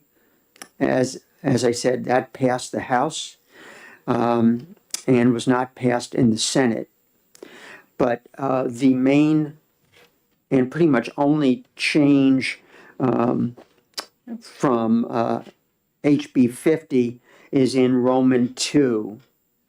Roman 2 says, nothing in this section shall be construed to prohibit discussion by educators or others as part of a larger course of academic instruction of the historical existence of ideas and subjects identified in this section. The amendment that is before you adds to that sentence with the phrase, or construed to mean that educators have any positive interest in teaching, instructing, or inculcating discrimination against any group of people. The only other changes from HB 50 are in Roman 3, it adds the word shall apply. And in Roman 4, a report of intentional and knowing violations. In 3 of the sections of this statute, we have added the words intentionally or knowingly. And that is to address a specific concern of the courts, which was vagueness. And as the judge in New Hampshire pointed out, and I'll quote from his ruling, as the Supreme Court has recognized a scienter, which is these words that have been added, a scienter requirement may mitigate a law's vagueness. For example, a violation of this section may be considered a possible violation of the Code of Conduct, but must be intentional or knowing. So those words are used to identify that it cannot be an accidental act, but it has to be an intentional or purposeful act. And these sections of law on the books now have been referred to by some as divisive concepts. But I believe that it is the teaching of discrimination that is divisive. And what we want to do in this statute and the amendments is to prevent that divisive instruction in our schools. And as stated in the statute,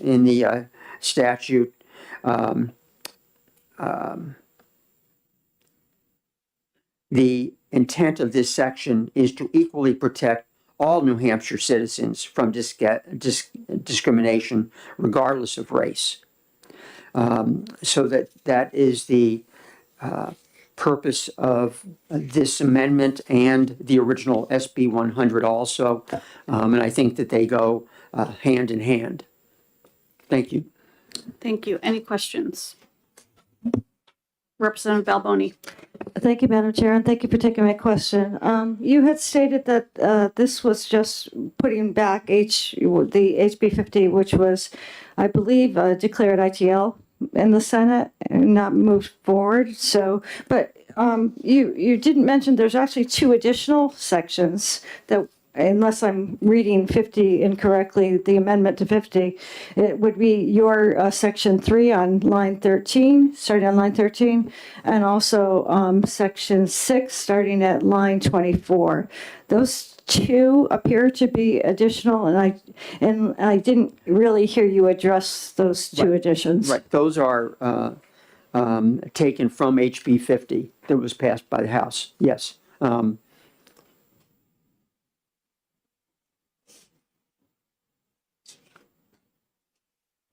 Follow up, please. I still don't see it, but I'll take your word for it. Could you explain what it means on line 24 and how you see that playing out in classrooms?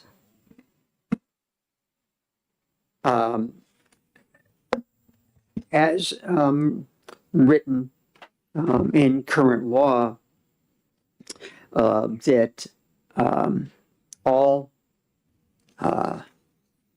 groups, well, there shouldn't be instruction or any attempt to instruct that any one group is better than the other, and that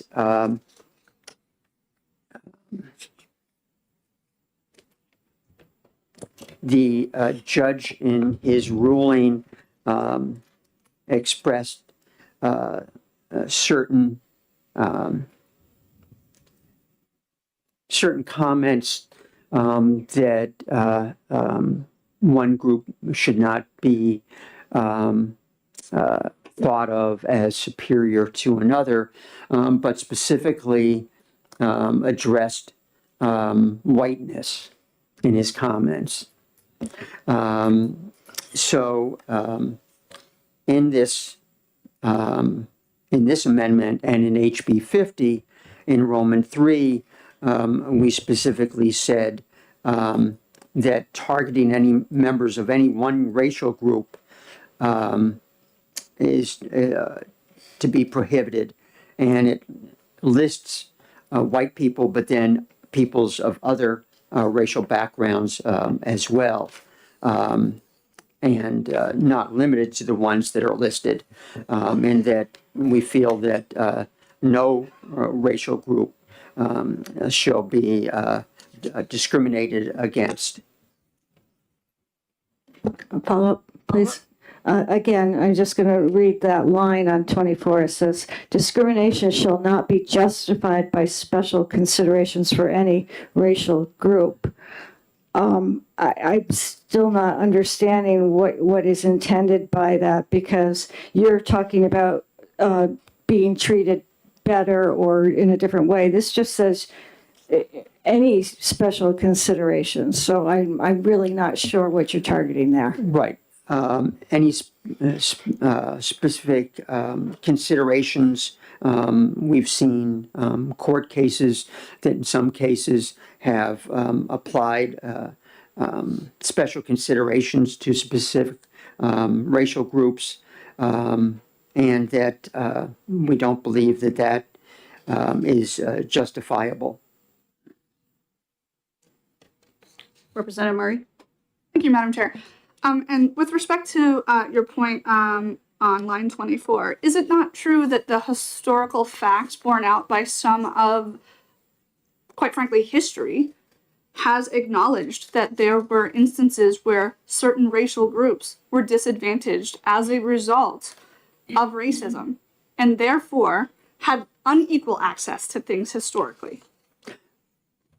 Correct. And that's why we have said from the beginning in statute that this is not an attempt to prevent discussion or instruction of historical facts. Follow-up?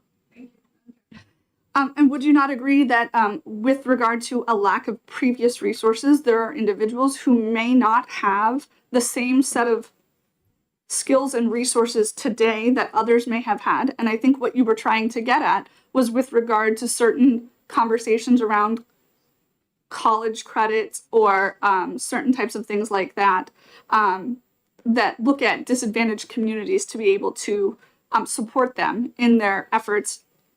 So I'm curious to know why that was necessary. The word special considerations seems very vague and very open to limiting necessary resources for folks who may not otherwise have had them. I think that everyone today should be on the same playing field.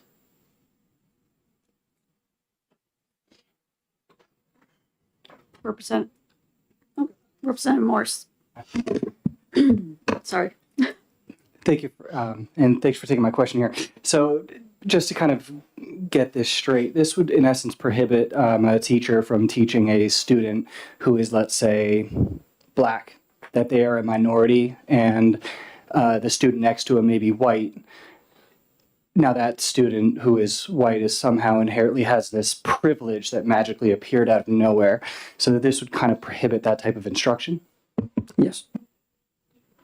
Representative Selig? Thank you.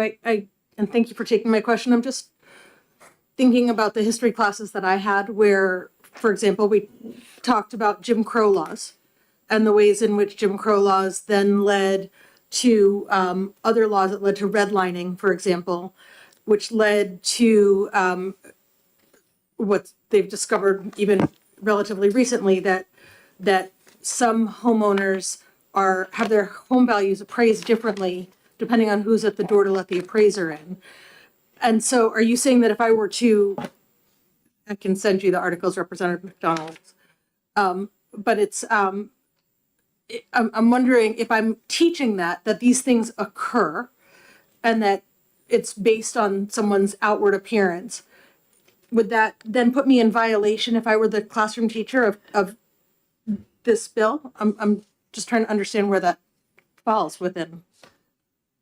As stated in the legislation, as part of a larger course of instruction or the historical existence of ideas and subjects, I think that is fine. And I just point out that, certainly teaching about Jim Crow laws or Brown versus Board of Education or anything like that is, totally supportive. And we need to know history. Unfortunately, there have been attempts to change history, and we want history to be taught. Because if people don't know history, you can repeat the bad things that have happened. But I'll just point out that the redlining that you discussed. It's interesting. I'll just note that I've read a book, I think it's called No More Lines, that illustrates how some school district boundaries overlap the redlining that occurred. They do now. Yes. May I ask a follow-up? So if I am teaching my student, if I'm a high school history teacher and I'm teaching my students that Jim Crow occurred and that during the time of Jim Crow, white people were given one set of privileges and black people were given a more limited set of privileges. I'm not saying that that's the case in current day, but I'm saying that that's what occurred then, and that it had, or that they were considered a part of a person. okay, Yeah. and that I'm specifying that has long-lasting economic impact, which impacts people still to this day. Would that then put me in violation of this bill? I don't believe so, but I would debate some of the direction that you're headed with that discussion. And I would hope that there would be debates in the classroom. Representative Freeman? Thank you, Madam Chair, and thank you, Representative, for taking my question. So essentially what this bill does, if I'm understanding this correctly, is it does allow teachers to teach all of history, not just one side of history or an interpretation of history, but all of history. Is that not correct? And that's current law.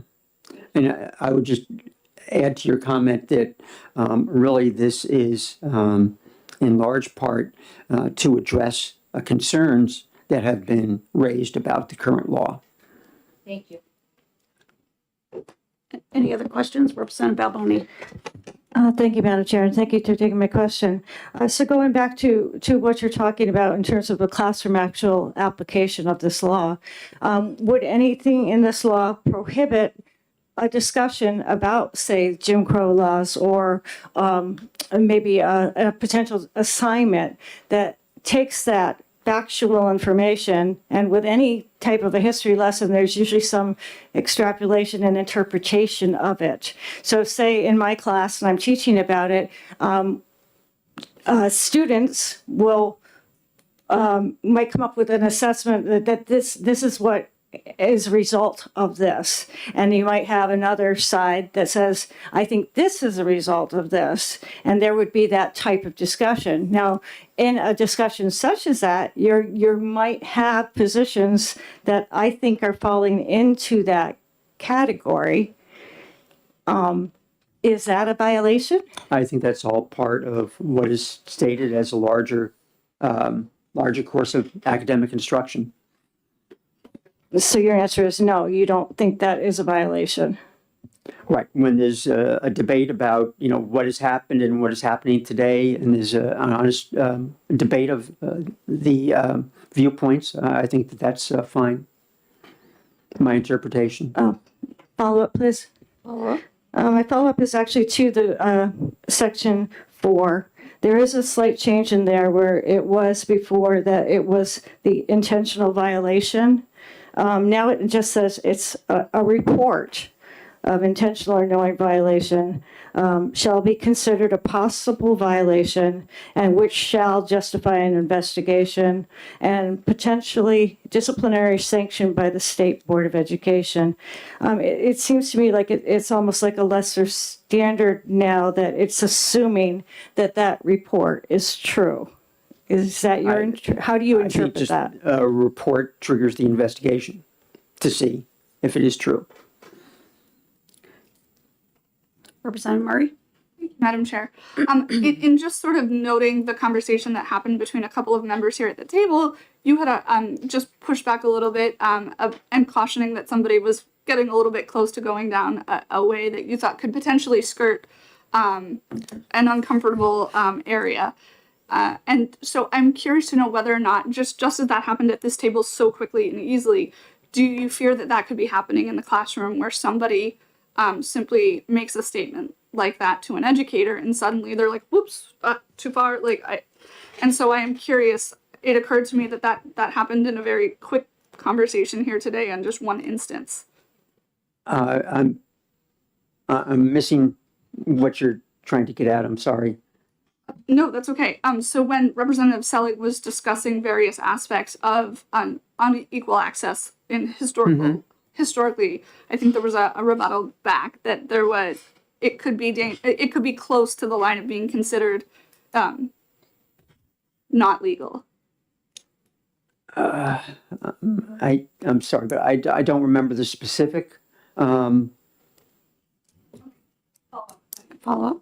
And then if I do just want to be clear here, would there be a problem with talking about other things like, for example, science and data within school systems across the U.S. today have noted that school systems have, to some degree, in various parts of our country, become more socioeconomically segregated because there have been underlying issues left from years and years and years of historical injustice that have still gone unaddressed. So there are issues that have lasting impacts to communities. And oftentimes it is communities who are disadvantaged for a myriad of reasons and don't have access to the special considerations for various things that they did not have access to historically. And so your question is?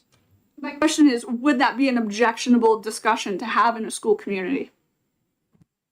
I think if there is a classroom discussion about something that has happened in history and its impact today, I think that that's part of a larger course of instruction. Representative Litchfield? Thank you, Madam Chair, and thank you, Representative Cordelli, for taking my question. So it seems to me that this legislation is cleaning up some laws that we have on the books right now that have been passed within recent years. That original law, was that passed due to parental complaints, concerns, taxpayer, student? What prompted the original legislation? Yes, I think when those laws were passed, there was considerable concern about some of the discussions going on in schools nationally and in New Hampshire, some of the instruction in the classroom, some of the trainings that were being given to educators. So I think it was a reaction to those incidents and trying to make sure that there is not new discrimination and that all people should be treated on an equal basis. Representative Cornell. Thank you, Madam Chair. I'm taking parts of 4 and 5 together, and any person claiming to be aggrieved could file a report, and that would trigger a justification. So it could be any person, a neighbor, a relative, claiming to be aggrieved could file a report, and any report will trigger an investigation. Well, I don't know if it's correct to merge sections of law, but a report of a violation could be considered and investigated as a possible violation, as it states in Roman 4. Follow up. But the report could be by any person.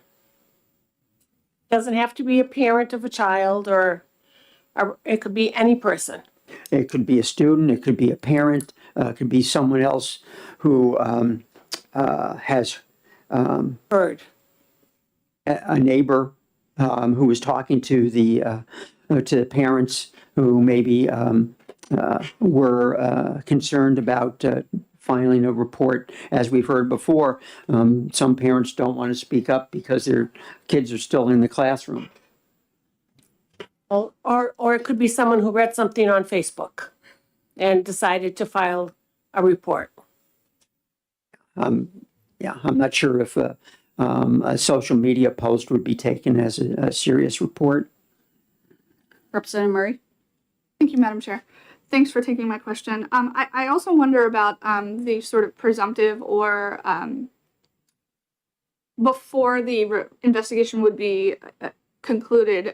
Do you imagine there would be or could be a scenario in which educators are removed from their regular classroom duty until the investigation is complete? And so to what extent these reports could be multiple and could impact communities that way until the investigations are concluded?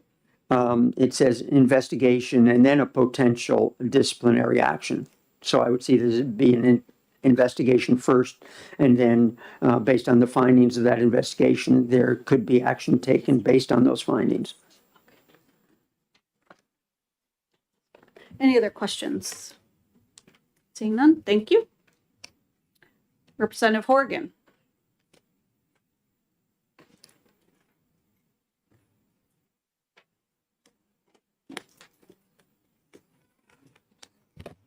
Thank you. I'm Representative Timothy Horgan for Stratford County District 10, the town of Durham, and I believe I came into this committee a few months ago. It seems like much longer to testify on the original version of HB 50, and I actually thought the bill that several Democrats and I would have been happy to have had my name on the masthead for that one. I just basically, this case, I didn't quite make it in when we're shuffling around and getting everybody's name signed on, which would have abolished RSA 19340 entirely, which I think is probably the right thing to do. The genesis of that law, by the way, was in 2021, as probably most of you know. Most of us were, actually about half of us were in the legislature at the time, half of us weren't. That was basically something that was put in the budget trailer bill.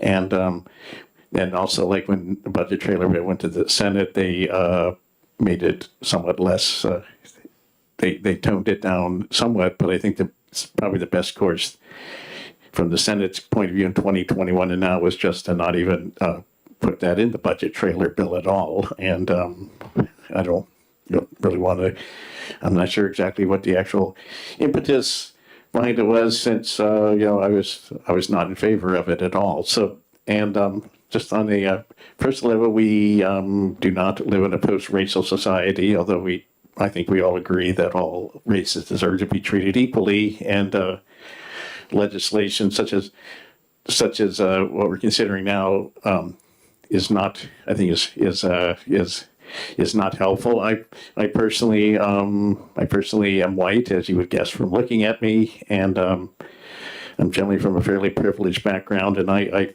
fully recognize that I'm mostly proud of my heritage, but not proud of everything we've done. I do have ancestors who were slave owners and/or ancestors who were traders who fought on the Confederate side of the Civil War, which was indeed about slavery, not about whatever else we think it was about. So I recognize I feel at least a certain sort of guilt for what's happened in the past. So, but not that I'm ashamed of myself or my heritage, but there's some things I'm ashamed of, and that's also I'm also old enough to actually have lived through a lot of history, including the civil rights era in the 60s. I even once my dad and I even went down to a local park near where we're living in Indiana at the time. We actually saw Dr. King speak. So he was an actual real person. If he hadn't been murdered, he might still be alive today. He would be in his late 90s. So he's not just a mythical figure. He was an actual person whom I've seen with my own two eyes, and I wish I'd gotten the chance to meet him, but I didn't. But I was there in person, and so it's things aren't perfect now, but they're much better than we're back then, especially in Indiana. Even though we think it was a northern state, everything south of Indianapolis is essentially southern, and we actually had segregated schools in South Bend, and the black majority schools were not given the same support or the same funding as those in the white area. So that's the civil rights era actually was an historical event that I've actually witnessed. Maybe I didn't understand it as well as myself. So I think the work there is not done. So it's just trying to say that's all in the past and we shouldn't teach kids about it is wrong. So I think we should teach our kids the truth about what happened, the good parts and also the bad parts. And I don't think we should sugarcoat it. And also a lot of the social progress I see happening in my lifetime, since the 1960s, I think has been undone in the last few months, and I don't feel good about that at all. I feel like at least some people in Washington, D.C. want us to take us back to the 50s, not the 1950s, the 1850s. The time of the time of President Pierce, and that's. I'm not in favor of that at all. And there is sort of this thing, those people in Washington, D.C. saying we need to eliminate DEI, which DEI, of course, is diversity, equity, and inclusion. I think here in New Hampshire, live free or die state, we certainly all believe in equity. We all believe in inclusion and, diversity. We also have a long tradition here in New Hampshire of recognizing that we're not all the same, and we should celebrate our differences rather than just pretend they don't exist. So, regardless of what they think in Washington D.C., this is Concord, not Washington D.C., and we need to honor our tradition of diversity, equity, and inclusion, and we need to continue being the live free or die state, regardless of what's happening on the national level. Which, as I said, I think. These last few months have not been good ones for the country, not even for someone like myself who's white and comes from a relatively privileged background and is insulated from a lot of the craziness that's going on. So Do you have any comments directly related to the bill? Okay, well, what we should do with the bill, I would favor going back and sending HB 50 as it was introduced, not the version that was amended. And the Senate roundly rejected HB 50. They had, they had different facts of the Senate had different reasons for doing it, but it was killed on the consent calendar. And these small changes made, I don't want to speculate what goes on the other side of the wall, but I don't think these small changes really changed the meaning of the bill at all. So I don't see why what you sent over before a few weeks ago was unacceptable, why this is going to be acceptable. So that's what I would like to do. Or failing that, just do nothing at all. The SB 100 that came back is just adds a couple of adjectives that don't really change the meaning of the bill. So I'm not crazy about bills that just add a couple of adjectives or adverbs to a bill, but I'm not going to lose any sleep over it if that ends up being passed and signed by the governor. So I would say either do nothing at all or go back and revive the original HB 50. So the Senate has no interest in going along with what you sent them. So thanks. Representative Litchfield. Thank you, Madam Chair, and thank you again for taking my question. So you just touched on when we passed in 2021, I think it was HB 2. That was a fun session day. I think that's the day you might have quoted the Grateful Dead. So thank you. Yes, I did. But so what I want to bring up right now is the fact that you just mentioned, if I heard you correctly, the guilt that you feel for having been born white, having been raised privileged.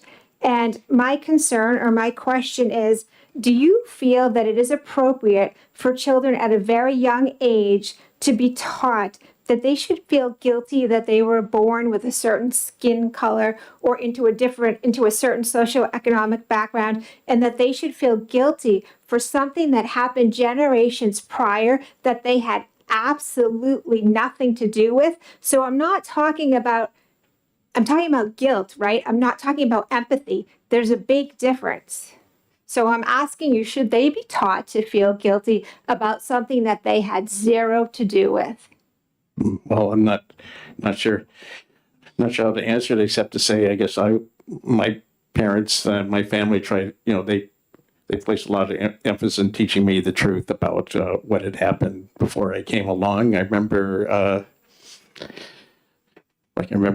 when I was a kid, when I was about the age that the kids were worrying about, we toured in Kentucky the Henry Clay's homestead, and the tour guide said, "Oh, these were the servants' quarters," and then we moved on, and so soon as the tour guide was out of earshot, my grandmother said, "This is where the slaves live." So I think both my family and my schools, I guess, placed a lot of emphasis on teaching us the truth about it. There's, I'm not sure whether lying to kids makes them, they're going to find out the truth eventually. I'm not sure whether lying about it when they're kids is going to make it any better. So I guess that's the best answer I have. Thanks.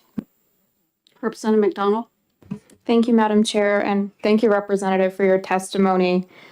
I imagine any student would benefit from learning about your experience during the civil rights movement, specifically even seeing Martin Luther King speak. In reading this bill, specifically Section 2, Roman numeral 2, where it says nothing in this section shall be construed to prohibit discussion by educators or others as part of a larger course of academic instruction, et cetera, et cetera. Is there anything in this bill or in this amendment that would prohibit you, if you were a teacher, from speaking about your experience with Martin Luther King or otherwise during the civil rights movement?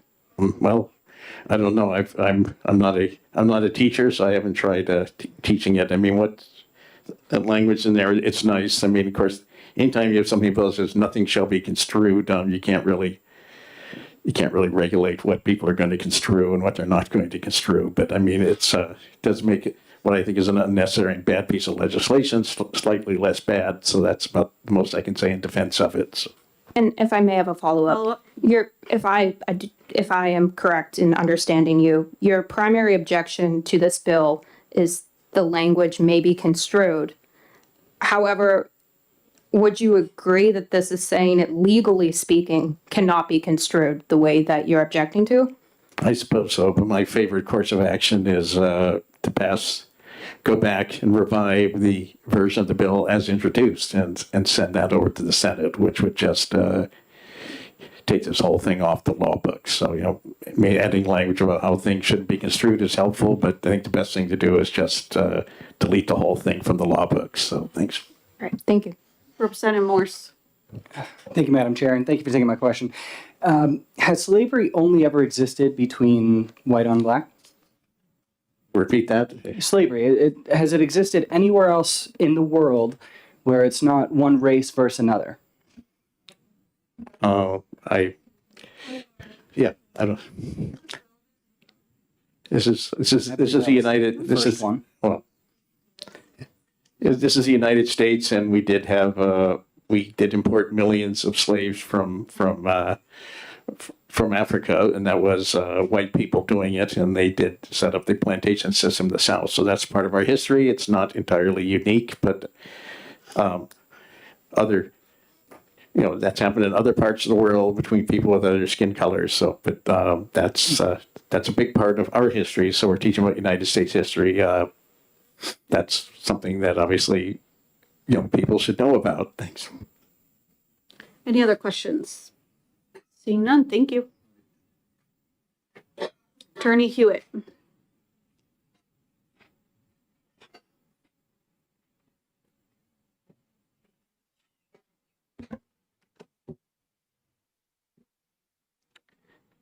Madam Chair and members of the committee, Ian Hewitt appearing for Cornerstone in strong support of Representative Cordelli's 2332H. I would maybe just note, as someone who's followed litigation in this area pretty closely, there are probably a few different changes in here that I would suggest that I think could make this amendment even stronger and more likely to succeed in court. But I do want to be clear that we endorse and would support the amendment as Representative Cordelli has drafted it. This is the first amendment or bill that any legislative body in New Hampshire has seen this term that could even plausibly restore the efficacy of our prohibition on teaching discrimination, both in terms of overcoming the district court injunction and doing something to assure agency implementation. These were two independent problems with the original law, problems that faced the original law, not that inheriting the original law. Different attorneys, including attorneys from different state agencies like the Department of Justice and the Department of Education, have come before this committee and committees like this one on bills that only adjusted the scienter requirement or the mental state requirement on the prohibition on teaching discrimination. And those attorneys have said things to you like, we would like only the scienter requirement to be changed, or it would help us for only the scienter requirement to be changed. But no attorney, including from any agency, has ever looked this committee or a committee like this one in the eye and said, I've read Judge Barbador's opinion and only changing the scienter or the mental state requirement will overcome the injunction and restore the efficacy of the law. And I don't think any attorney could say that to you in good faith. What Representative Cordelli has done here is he has taken account of each of the major problems facing implementation of the prohibition on teaching discrimination and done something to address and remediate each of those problems. This is the First Amendment or bill that any committee in the general court has seen of which that is true. And I would be happy to go through and discuss any of the legal changes in this bill and why they're necessary and helpful. Representative Selig? Thank you. Just very briefly, if we could ask this attorney to specify for who he represents and the nature of that organization.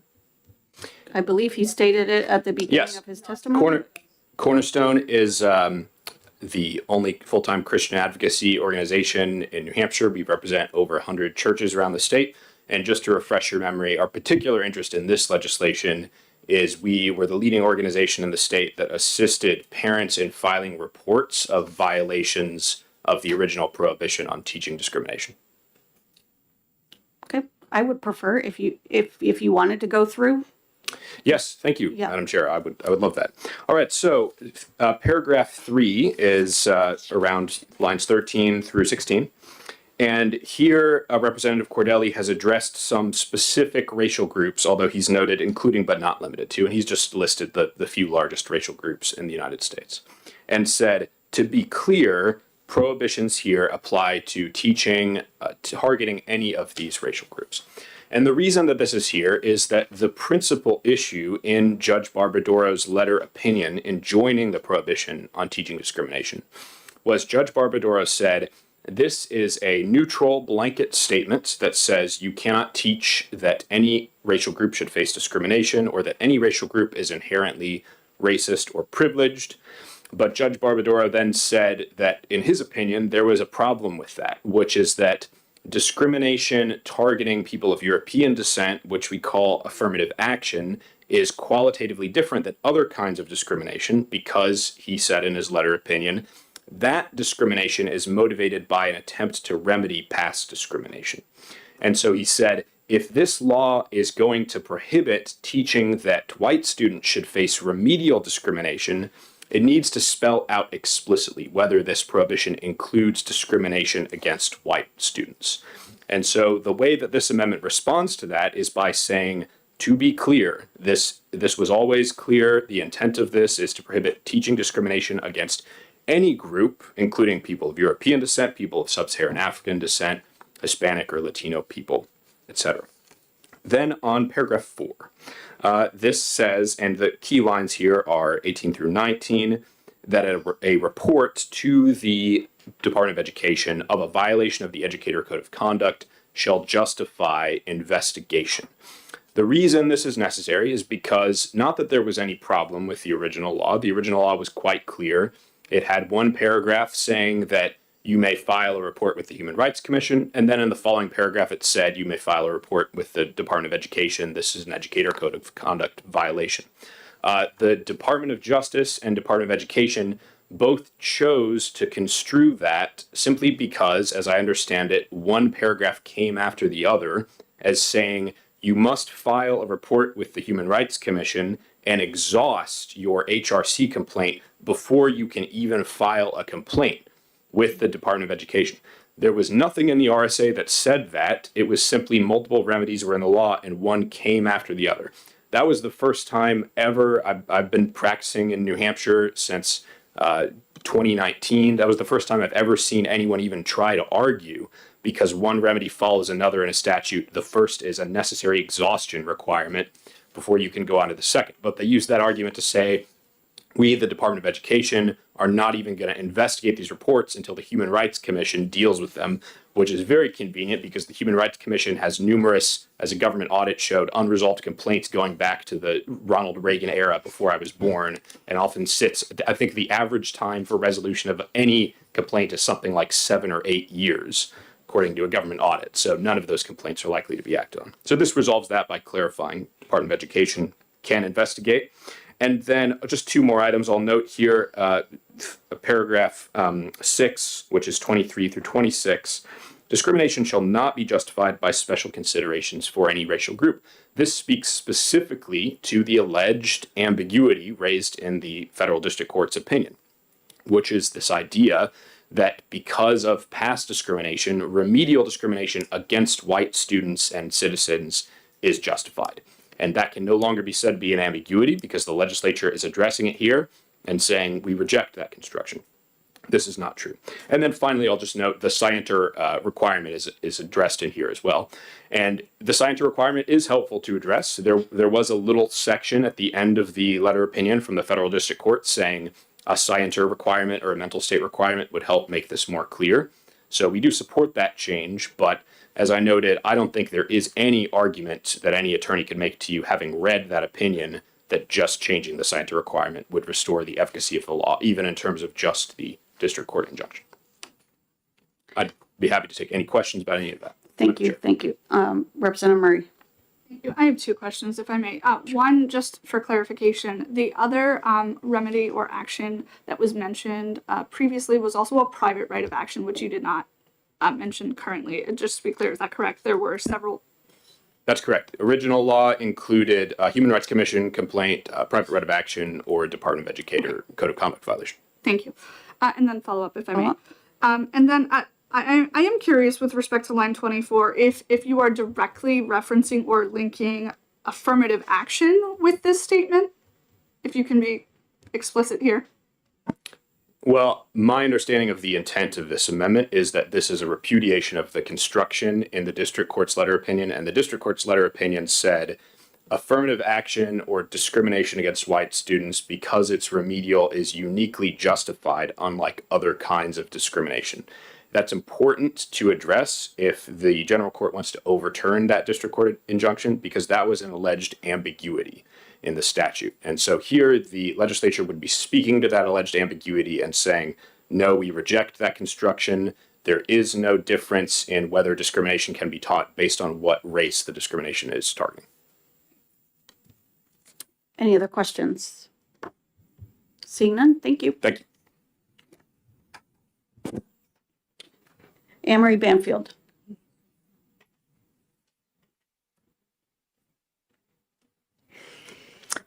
Well, now, good afternoon. I wasn't going to speak on this, but I took some notes, and especially since Representative Litchfield had brought up where this all came from.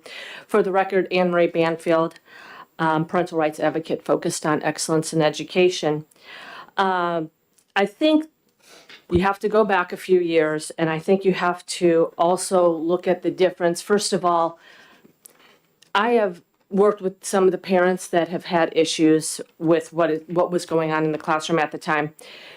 Nobody has had issues with, and I'm limited with the people that I speak with, so I'm just speaking on that behalf, has issues with teaching the facts of history. Slavery, I would call it evil. Racism, I would call it evil. That has to be taught. That needs to be taught. Facts have to be taught. Nobody had an issue with that. The problem was how that was then interpreted in the classroom, and then how that a student interpreted that in terms of themselves. So years ago, I remember there was a school board meeting in SAU 16 where one of the parents said, "You're not going to blame and shame the students, are you?" And they assured her and they said, "Absolutely not." Well, that's exactly what was going on. They were blaming and shaming some of the students. If you go back and you watch the interview with Condoleezza Rice on The View, if you have not seen that interview, I would suggest going to see that because I think it gives you a clear, distinct difference. And what she said, and I'm paraphrasing, so please, I know I'm getting this close to right, but I would encourage you to listen to her words directly. Her view in this arena was to uplift Black and brown children to feel comfortable in their skin. And I think everybody can agree on that. But then she also added the caveat that said, but we don't blame and white children for that. So we don't put the blame of historical pasts on children today. And that's exactly what was happening. One of the comments that I had read from a mom who had emailed me, a young girl came home and was in tears because she blamed herself for slavery. And I'm thinking, how on the earth did that happen? How did we get there? Because we all, I'm sure, learned about slavery, but we didn't internalize it that way. So now we're getting to a point where we're not learning just facts, but now it's being imposed on children. And maybe it's that some of this information is too young for children. Maybe this is information that you give them when they get older. For instance, Wit and Wisdom is an English language arts program in some of our schools, and it was taken to court in Tennessee by parents who sued to get that particular program out of the school. Now, I read the court documents, and I was reading what the parents were saying about their children needing emotional support after participating in an English language arts program. Some of the young children, when you read that report, when you read that legal document, what they're reporting about their kids having psychological problems, I'm thinking, what is going on in this classroom? So there's a difference. I think, again, we don't, I think what they're trying to do with this bill is teach the facts, but when you're going across a line and children are walking away feeling guilty for something that they had never participated in, that's where the problem comes. And so in SAU 16, they had bought, I think they spent $28,000 on books for kids in the middle school. This book is anti-racist, and it talks about the oppressor and the oppressed. And I don't think she used those words, and she put, who's the oppressor in one box and who's the oppressed in the other box. Well, if you're reading this book and they're giving it to kids, you're putting yourself in one of those boxes. I mean, that was the purpose of the book. There's a purpose of, we're going to teach anti-racism now. And so this became a problem for parents of mixed children. They're looking at this going, where does my child fall? So I think when it comes to this particular legislation, that's where I think it's trying to take us. And I just wanted to be clear, and I'm going to just wrap this up real quick. I think just wanted to be clear that facts and information, as you've suggested, I would hope that we would be covering those subjects. I would hope that facts and information were covered. But then that's where I think we all have to realize that there was a problem. So that's my testimony. That's basically all I wanted to say. Thank you. Any questions? Representative Morse? Sorry. Just one question, should be quick. And thank you for letting me ask a question and for taking the question. What happens to the mental state of a child when you tell them that they are either better or worse than another child sitting next to them based off of race, sexual orientation, or gender? Well, if you read the court document on Wit and Wisdom, I think you get the feeling of understanding what this does to a child. When the one girl blamed herself for slavery, she was in tears. I would think that would be an emotional impact on a child. Negative. Thank you. Any other questions? Seeing none, thank you. Thank you. And that concludes the hearing on SB 100.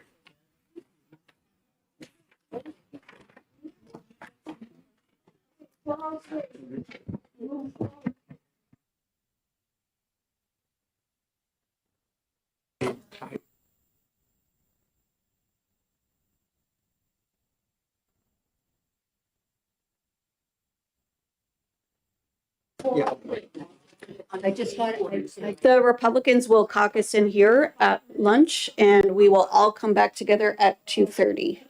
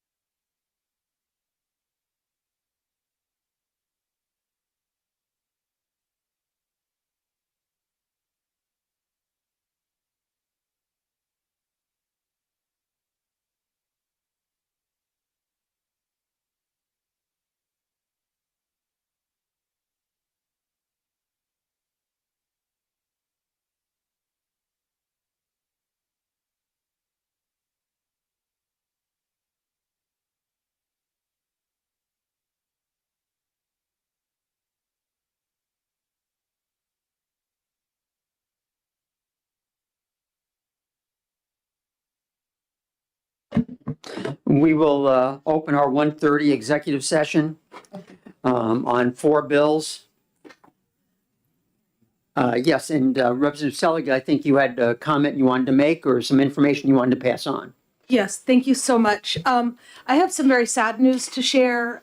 In December, a student from the University of New Hampshire went missing, and they had found his car at that time near a bridge in Durham.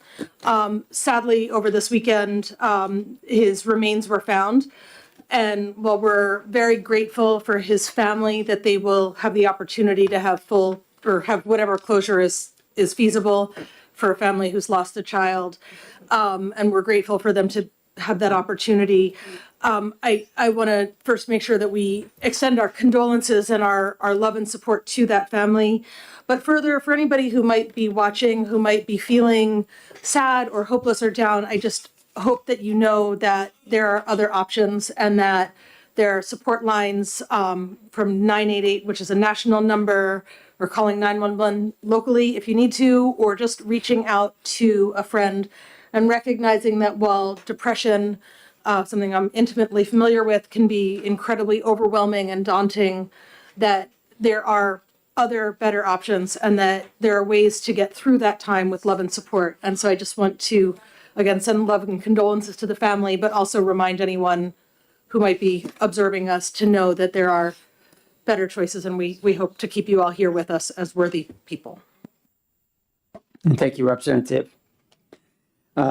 So we will start with the first bill that we will take up in executive session, which is SB 69, relative to the acceptance or rejection of charitable contributions, gifts, and donations by local school boards.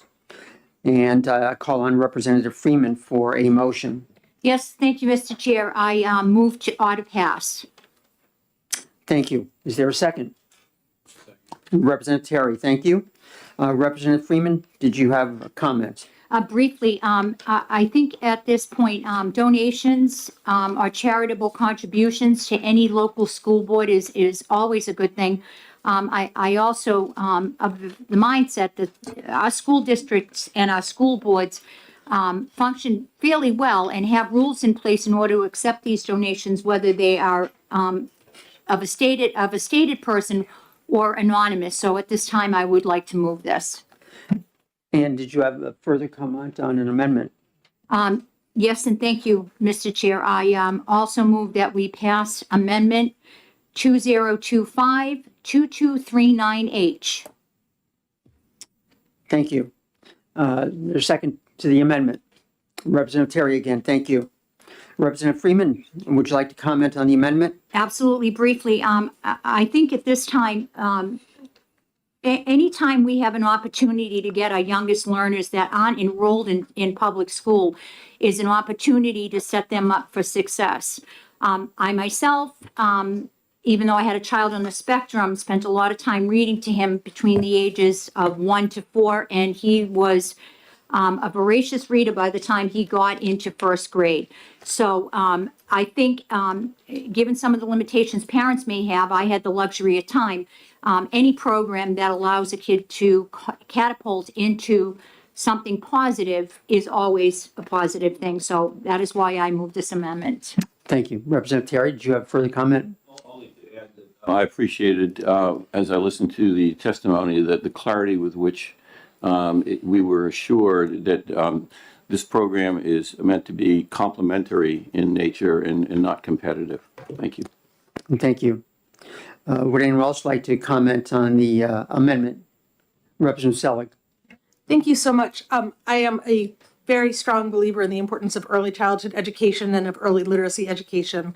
And if that were the key factor of this bill, I would support the bill. But the portion about the donations to the school still raises questions to me. I think about our middle school social studies teacher who did a project that required a number of craft supplies. So I donated, a $50 bucket of googly eyes to that.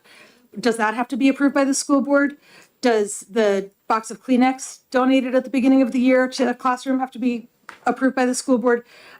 There's not a financial threshold, on the donations component, if it said something like donations over $500 or donations, if there was some clear specific threshold, but I just worry about, if I gave the teacher a pen, is that a donation? Where's that line? And I would hate for someone to be in violation for accepting a box of Kleenex or for the nurse to accept clean underpants and pants for elementary schoolers or for our N68 Hours of Hunger program to feed people in the community. And so I have concern about the fact there's no fiscal component added. I just remarked that several of us were discussing that, and we could certainly work on a floor amendment in that regard to address those concerns. Thank you. If that were to happen, I would be much more comfortable with the language as long as We there's will a work. clear focus threshold. We'll have a group ad hoc get together and talk about a floor amendment. Yes. Thank you.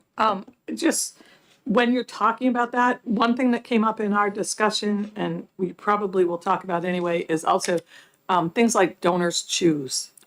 Right. So that something like that should be, I would think, should be included also, just because of those districts that don't have as much money will always use donors choose or something along those lines. Thank you. Further discussion? Madam Clerk, if you could call the roll on the amendment 2239H, I believe it is.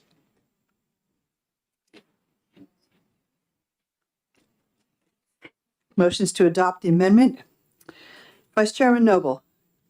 Yes. Representative Terry. Yes. Representative Dry, yes. Representative Freeman. Yes. Representative Litchfield. Yes. Representative McDonald. Yes. Representative Morse. Yes. Representative Brown. Yes. Representative Cornell. No. Representative Murray. No. Representative Bricky. No. Representative Hall. No. Representative Balboni. No. Representative Selig. Not at this time. Representative Kluger. No. Representative Snodgrass. No. Chairman Cordelli. Yes. 9 yeas, 8 nays. OTPA.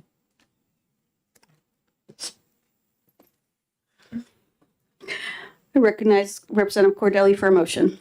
Yes, thank you. Madam Chair, I'd like to move ought to pass with amendment 2239H. I'll second Is there a that. second? Any discussion? I think we've discussed it. Okay. Madam Clerk? Motion is OTPA.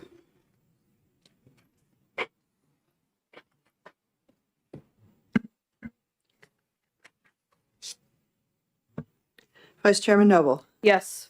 Representative Terry. Yes. Representative Dry, yes. Representative Freeman. Yes. Representative Litchfield. Yes. Representative McDonald. Yes. Representative Morse. Yes. Representative Brown. Yes. Representative Cornell. No. Representative Murray. No. Representative Bricky. No. Representative Hall. No. Representative Balboni. No. Representative Selig. No. Representative Kluger. No. Representative Snodgrass. No. Chairman Cordelli. Yes. Yes. 9 yeas, 8 nays. Thank you. We'll close that hearing and open up the executive session. Excuse me, we'll close that executive session and open up the session on SB 210. And I call on Representative. Oh, yep. Oh, yes. I'm sorry. Representative Cornell, did you want to have a minority report on SB 69? Yes, Rep. Balboni will do that. And on ITL. ITL, right. Balboni. So we'll open up the executive session on Senate Bill 210. Jim, can we do ought to pass with floor amendment? Can we, or, Right as is, right? Because what we're opposed to is with the committee amendment. So you would, Floor amendment, you would, state that our concerns is with the amendment for the district. I don't know if you can do an ought to pass with a floor amendment. Yeah.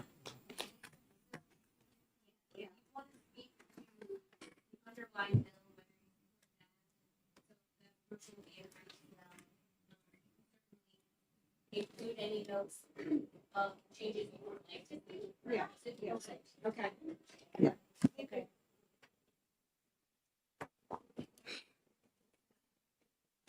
Okay. On Senate Bill 210, Representative Freeman, would you like to make a motion? Yes, thank you, Mr. Chair. I'd like to make the motion of ought to pass on Senate Bill 210. Second. Thank you, Representative McDonald. Representative Freeman, did you want to further discussion? Just a brief comment on, as I had stated in the public hearing, establishing a study committee to study the issue of school bullying is a good idea, but implementing some immediate changes is a great idea, which is why I would adamantly support passing this and giving people a way to remedy what has become a large issue in our public schools. Thank you. Representative McDonald, anything further? I defer until the amendment is offered. Thank you. Representative Freeman, with your comment, you were going to offer an amendment. Is that correct? Yes, thank you, Mr. Chair. Hello, lunch. I also offer ought to pass Amendment 2318H. Second. Second, Representative McDonald. Discussion of the amendment. Representative Freeman, anything further? No, thank you. Representative McDonald. Thank you, Mr. Chair. I will add to Representative Freeman's comments, and I know this committee has spent an extensive amount of time this term discussing bullying, so I won't belabor the subject. You've heard me speak quite a bit about this, but I would add that this amendment, I would say it's brilliant. So I think Representative Cordelli really accomplished something here, and I think it really does something more than a study committee, as we are a committee and we have studied this. And this is putting something actionable into the law to help our students. So thank you. Thank you. Further discussion on the amendment. Representative Cornell? I am all in favor of the issue of doing something about the issue of bullying, but we were actually hoping for a retain on this because I don't like the word, we don't like the wording of it, some of the things it does, and we think it could be made better. So we were hoping to retain it so that we could work on it more and then pass it. Further discussion? Anyone? Representative Selleck. Thank you. I wanted to also come back to one of my concerns has to do with the 30-day turnaround. I think about the fact that in the bill, we talk about having the Department of Education provide preliminary language that would then need to get distributed to every school district. Each district would need to meet, work through their own policy process to make whatever amendments or adaptations for their district. That takes time. Not every school district meets in July and August. I just feel like the 30-day timeline is not a reasonable timeline. I want to be explicit. I oppose bullying in all its forms. It's why the bill that I brought forward was about data collection and collecting it not just from our public schools, but from our private schools as well, and looking for that. I know that bill didn't make it through the process, but I just feel like we need better data, and we also need to make sure we're including every school because bullying happens everywhere, not just in public schools. I know that when we've had sporting events with both public and private school teams on the field, there has been bullying that has occurred in one direction or the other. And if we don't have a mechanism to keep private school students just as accountable as public school students, it feels to me that the way this bill is currently drafted and the amendment is currently drafted, we're not keeping the playing field fair. Thank you. Further discussion? Representative Balboni? Yes, thank you. Just go along with what's been said. Bullying is an issue. I don't think you hear from any of us that we don't think it is an issue. But we want to make sure that great care is being taken into making sure the wording is correct and that we really have something going forward. And one of the things that I would have liked to see that was mentioned by one of the people that came to testify is that opening up for more feedback. This language came to us just a few days ago. We haven't really had the opportunity to solicit feedback from people in the field as to how this would work. And I feel that if we could retain the bill and have some other eyes look it over, we could really come up with something that we could all get behind. Thank you. Thank you. Representative Murray. Thank you, Mr. Chair. And yes, I wholeheartedly agree. Bullying in all of its forms, wherever it exists, does need to be addressed. And so, with that, I concur with Representative Selig. It would be my preference to see that apply across the board in all avenues where schooling exists, public, private, or charter.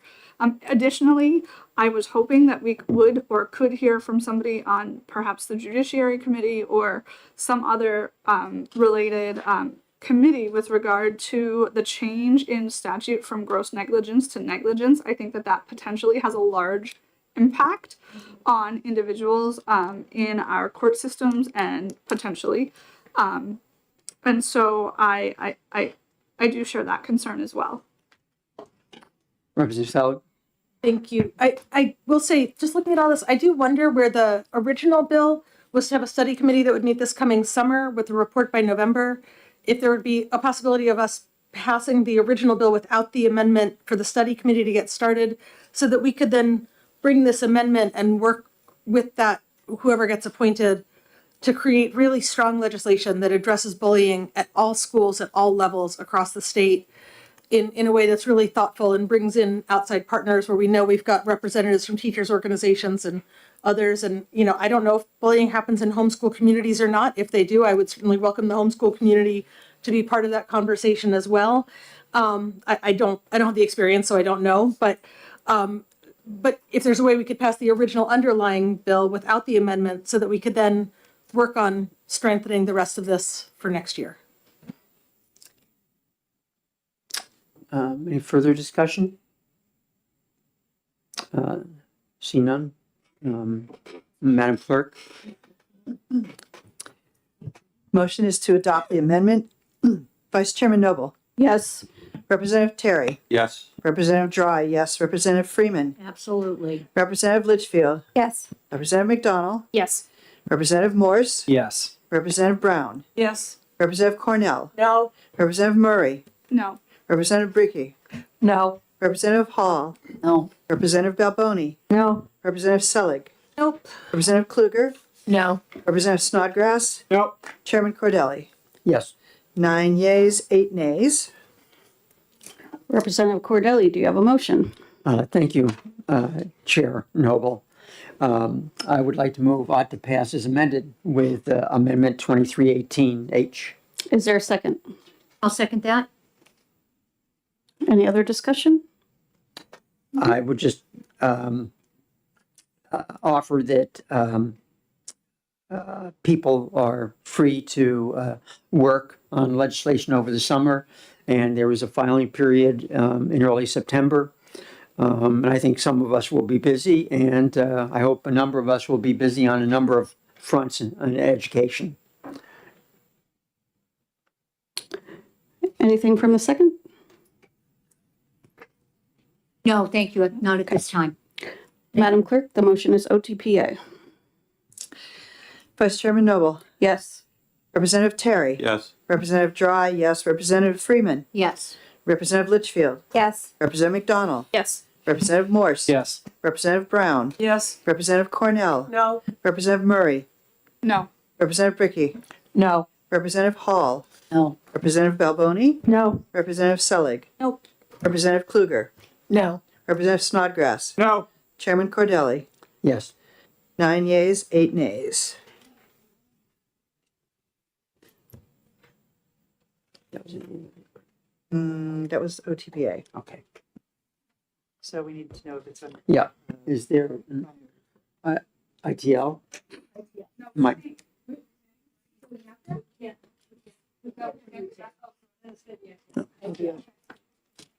ITL. And the minority report will be done by Representative Selig. Thank you very much. On to SB 100, which was prohibition on teaching discussion, discrimination. Yeah. And Representative Noble, did you have an amendment when you finished writing? Do you want me to make a motion on the bill first? Yes, please. I move ought to pass. Thank you. Is there a second? Representative Morse? I'm sorry, Mr. Chair, you said we're on 100 now? Yes. Oh, 100. Yes, I'm sorry. Yep. So, Representative Noble, did you have a comment? Yes, I'd like to move amendment 2025-2332H. Ought to pass. I'll second. Second, also by Representative Morse. Representative, would you have discussion on? Yes, I think we went through this at length during the hearing, but this addresses some of the criticism from the court. HB 50 was brought up as the Senate ITL'd that. It was decided that we would use SB 100 as the vehicle to move forward. SB 100 had a section that was not included in HB 50. So we will move forward with this. That's it. Anything, Representative Morse? No. Okay. Further discussion by anyone on the committee? I'm sorry, I didn't quite understand what Representative Noble was. I didn't understand her point. HB 50 was related to this, and it was brought up in the hearing that the Senate ITL'd that bill. So I think it was the thought that we should also ITL this bill. But this is the bill that we decided in conjunction with the Senate that this is the one that would go forward to address the criticism from the court on the anti-discrimination law. Representative Terry. Yes, on the amendment, I certainly recognize that there are political differences on the amendment and on the bill. However, I believe that this is a very constructive response to the concerns that were raised by the judiciary at the First Circuit. Thank you.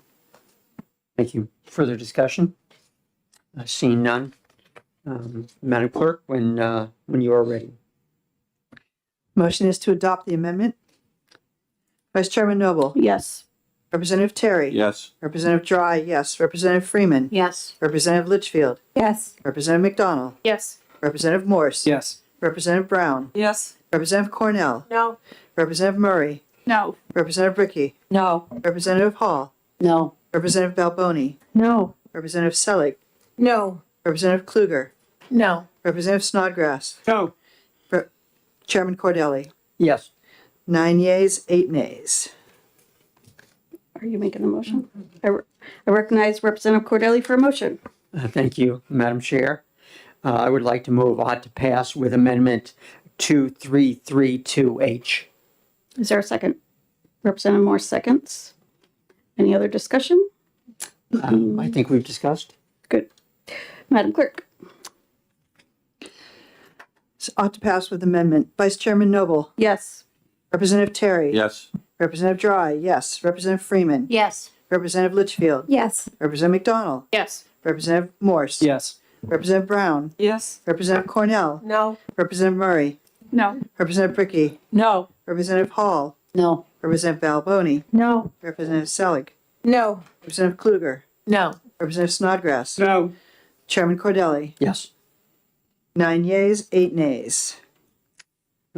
Minority report. Who was that? Representative Murray. Murray. Okay. Thank you very much.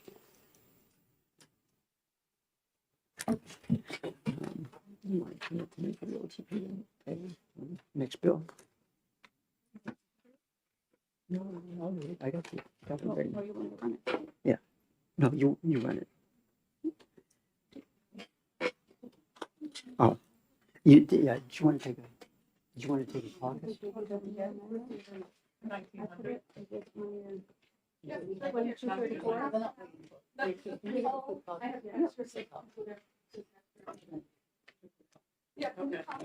Yes. Yes.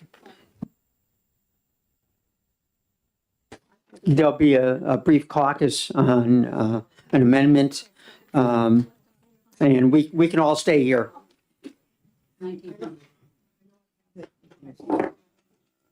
Yes. at 1900. No. No, we won't.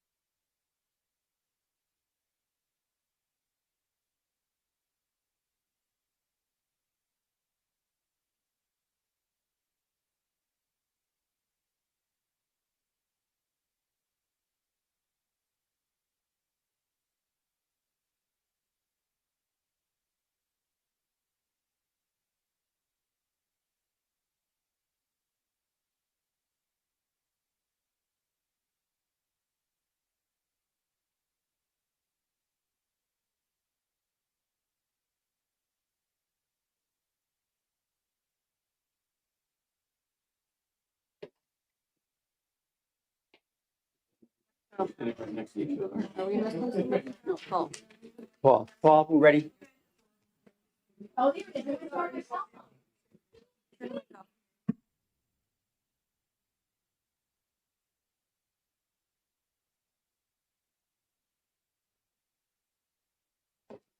It's way too much stuff to change. We'll open the executive session on SB 57, establishing a study committee to analyze reducing the number of school administrative units, and I recognize Representative Cordelli for a motion.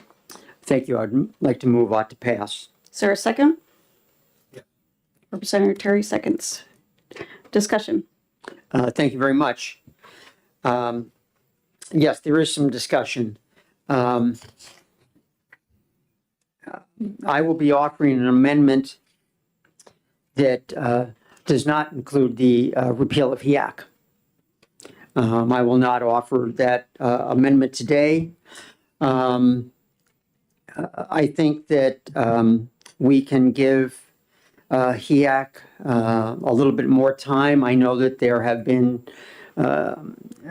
changes discussed, possibly even in leadership in the council.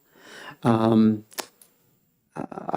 think that, well, I'm hopeful that the annual report they issue is really centered on the HEAC responsibilities and duties, and is a little bit different than the the draft report that I did see. I hope that, well, I've committed to a meeting with some people to discuss concerns of the 193A home educators, as you might call them, to see where we could arrive at common ground in terms of possible future actions and even legislation. There is a filing period for the next term in September. So we will look at that as a time frame for possible future action. I'm hopeful that the tone of discussion between 193A traditional home educators and EFA families who are also primarily homeschooling, if some of that discussion and debate can be toned down some, the rhetoric. I think that both groups of homeschoolers and home educators support education freedom in general, as some of us do, and we would like to move forward the cause of education freedom for all New Hampshire students in a responsible and more congenial fashion. And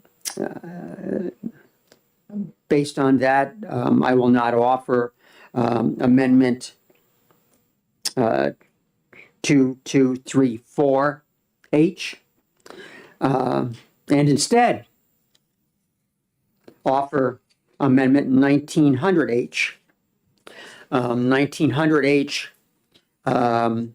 is similar to the other amendment that we discussed in terms of replacing some of the original bill by changing the membership and of the committee and the responsibilities of the committee, but does not include the repeal of HEAC.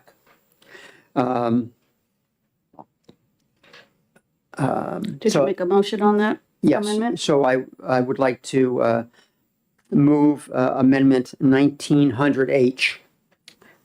And Representative Terry seconds. Discussion. Any more discussion? Thank you. Yes. I would just like to go over briefly a couple of the changes.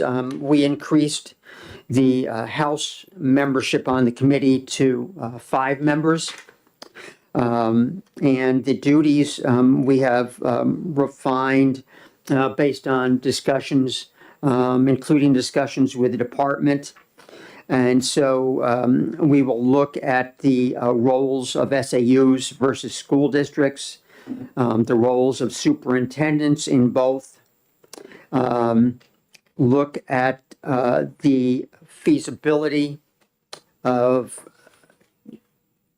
consolidating SAUs on a per county basis as we had previously discussed, with the exception of those counties with populations of over 100,000 people, and including Nashua and Manchester, and also examine the staffing and oversight of SAUs as the primary roles of the consolidation committee. Any comments from the second? Only to say that, as we know, this SB 57 and the amendment that's been offered are very similar to the bill that we passed and sent over to the Senate, where I testified, as well as Chairman Cordelli, and was well received by the members of the Senate Education Committee, and ultimately by the full Senate, even though they have their amendment in preference to ours. I think the changes that are being suggested here are constructive, helpful, and I think they advance the major concerns that we have here in this committee and in our body. Representative Murray. Thank you.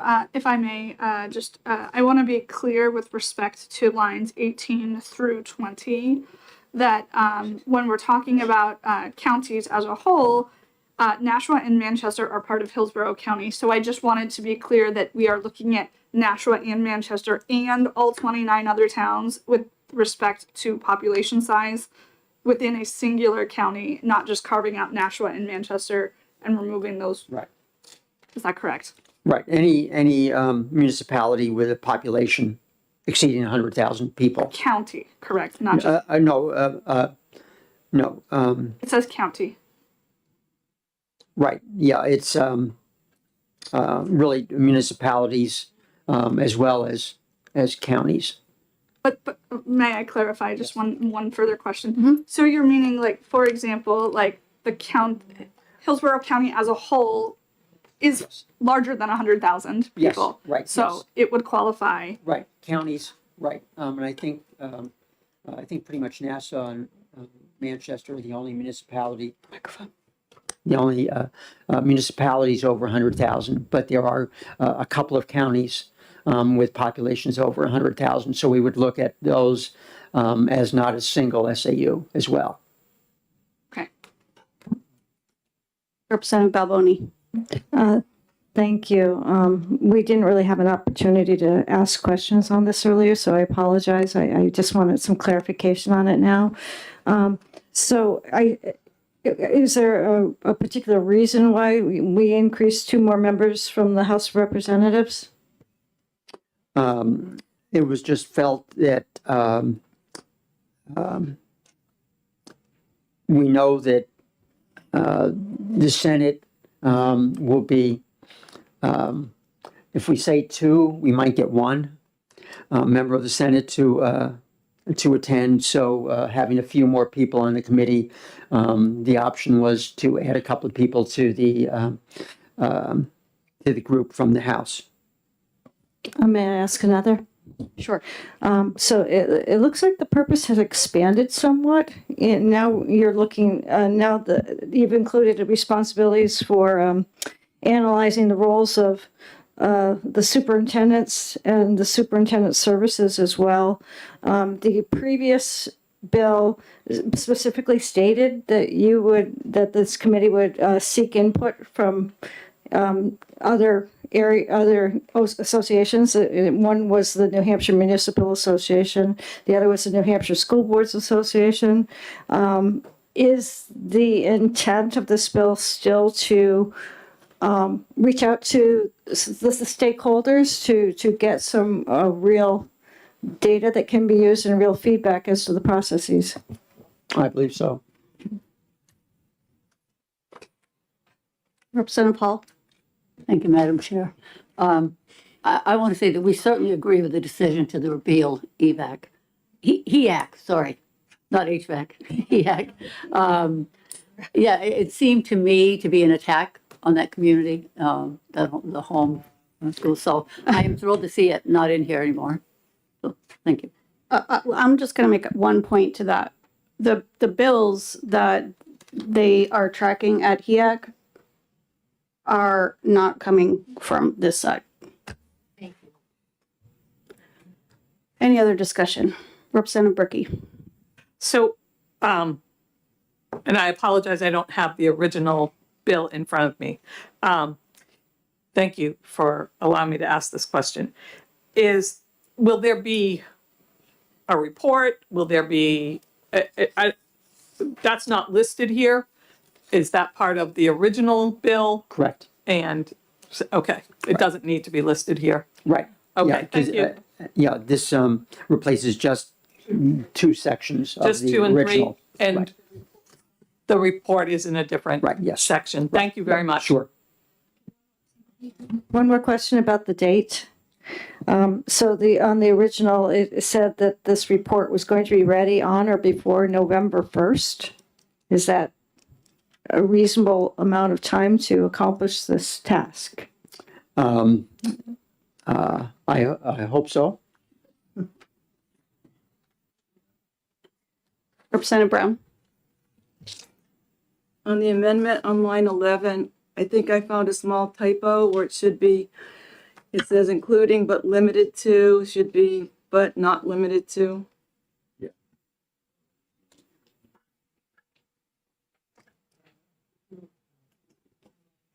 Thank you.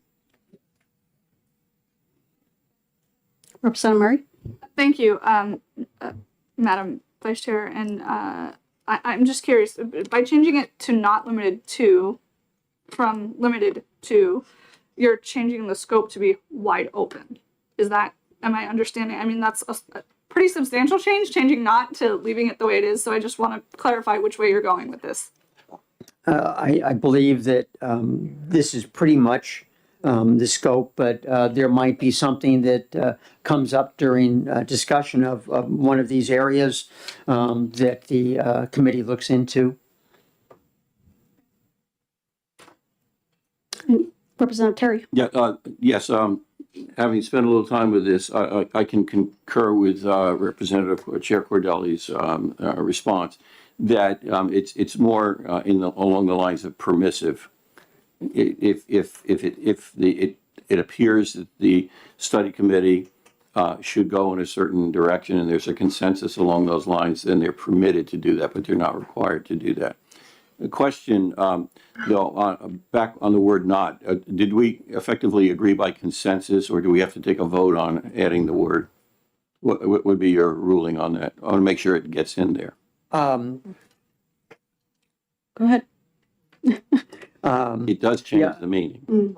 Right, yeah, and we don't, we're not going to have time to do an amendment here and now for that. So, we can see if it requires a floor amendment or if we can change that in a committee of conference possibly. Yes, okay. Any other discussion? Seeing none. Madam Clerk, the motion is OTP on the amendment.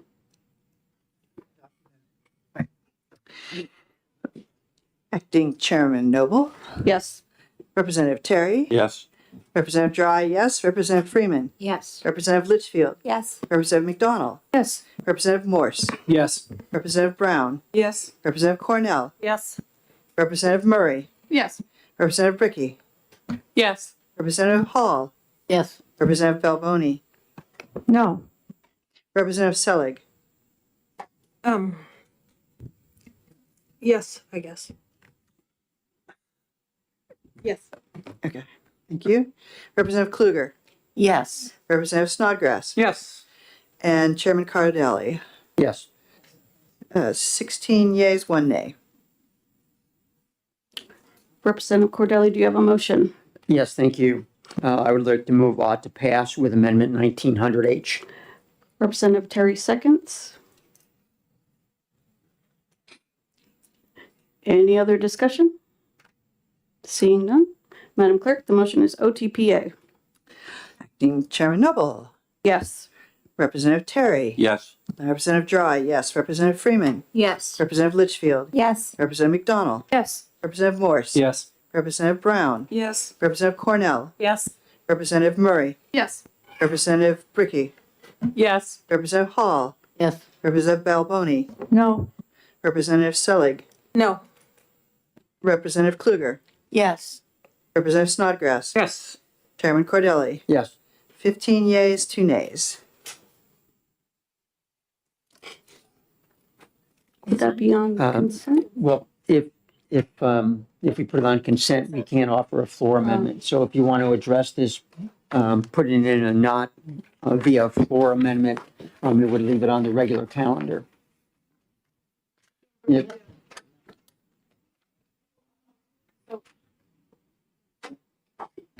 Okay. In terms of the word, can you explain what options we have to get the word not in there?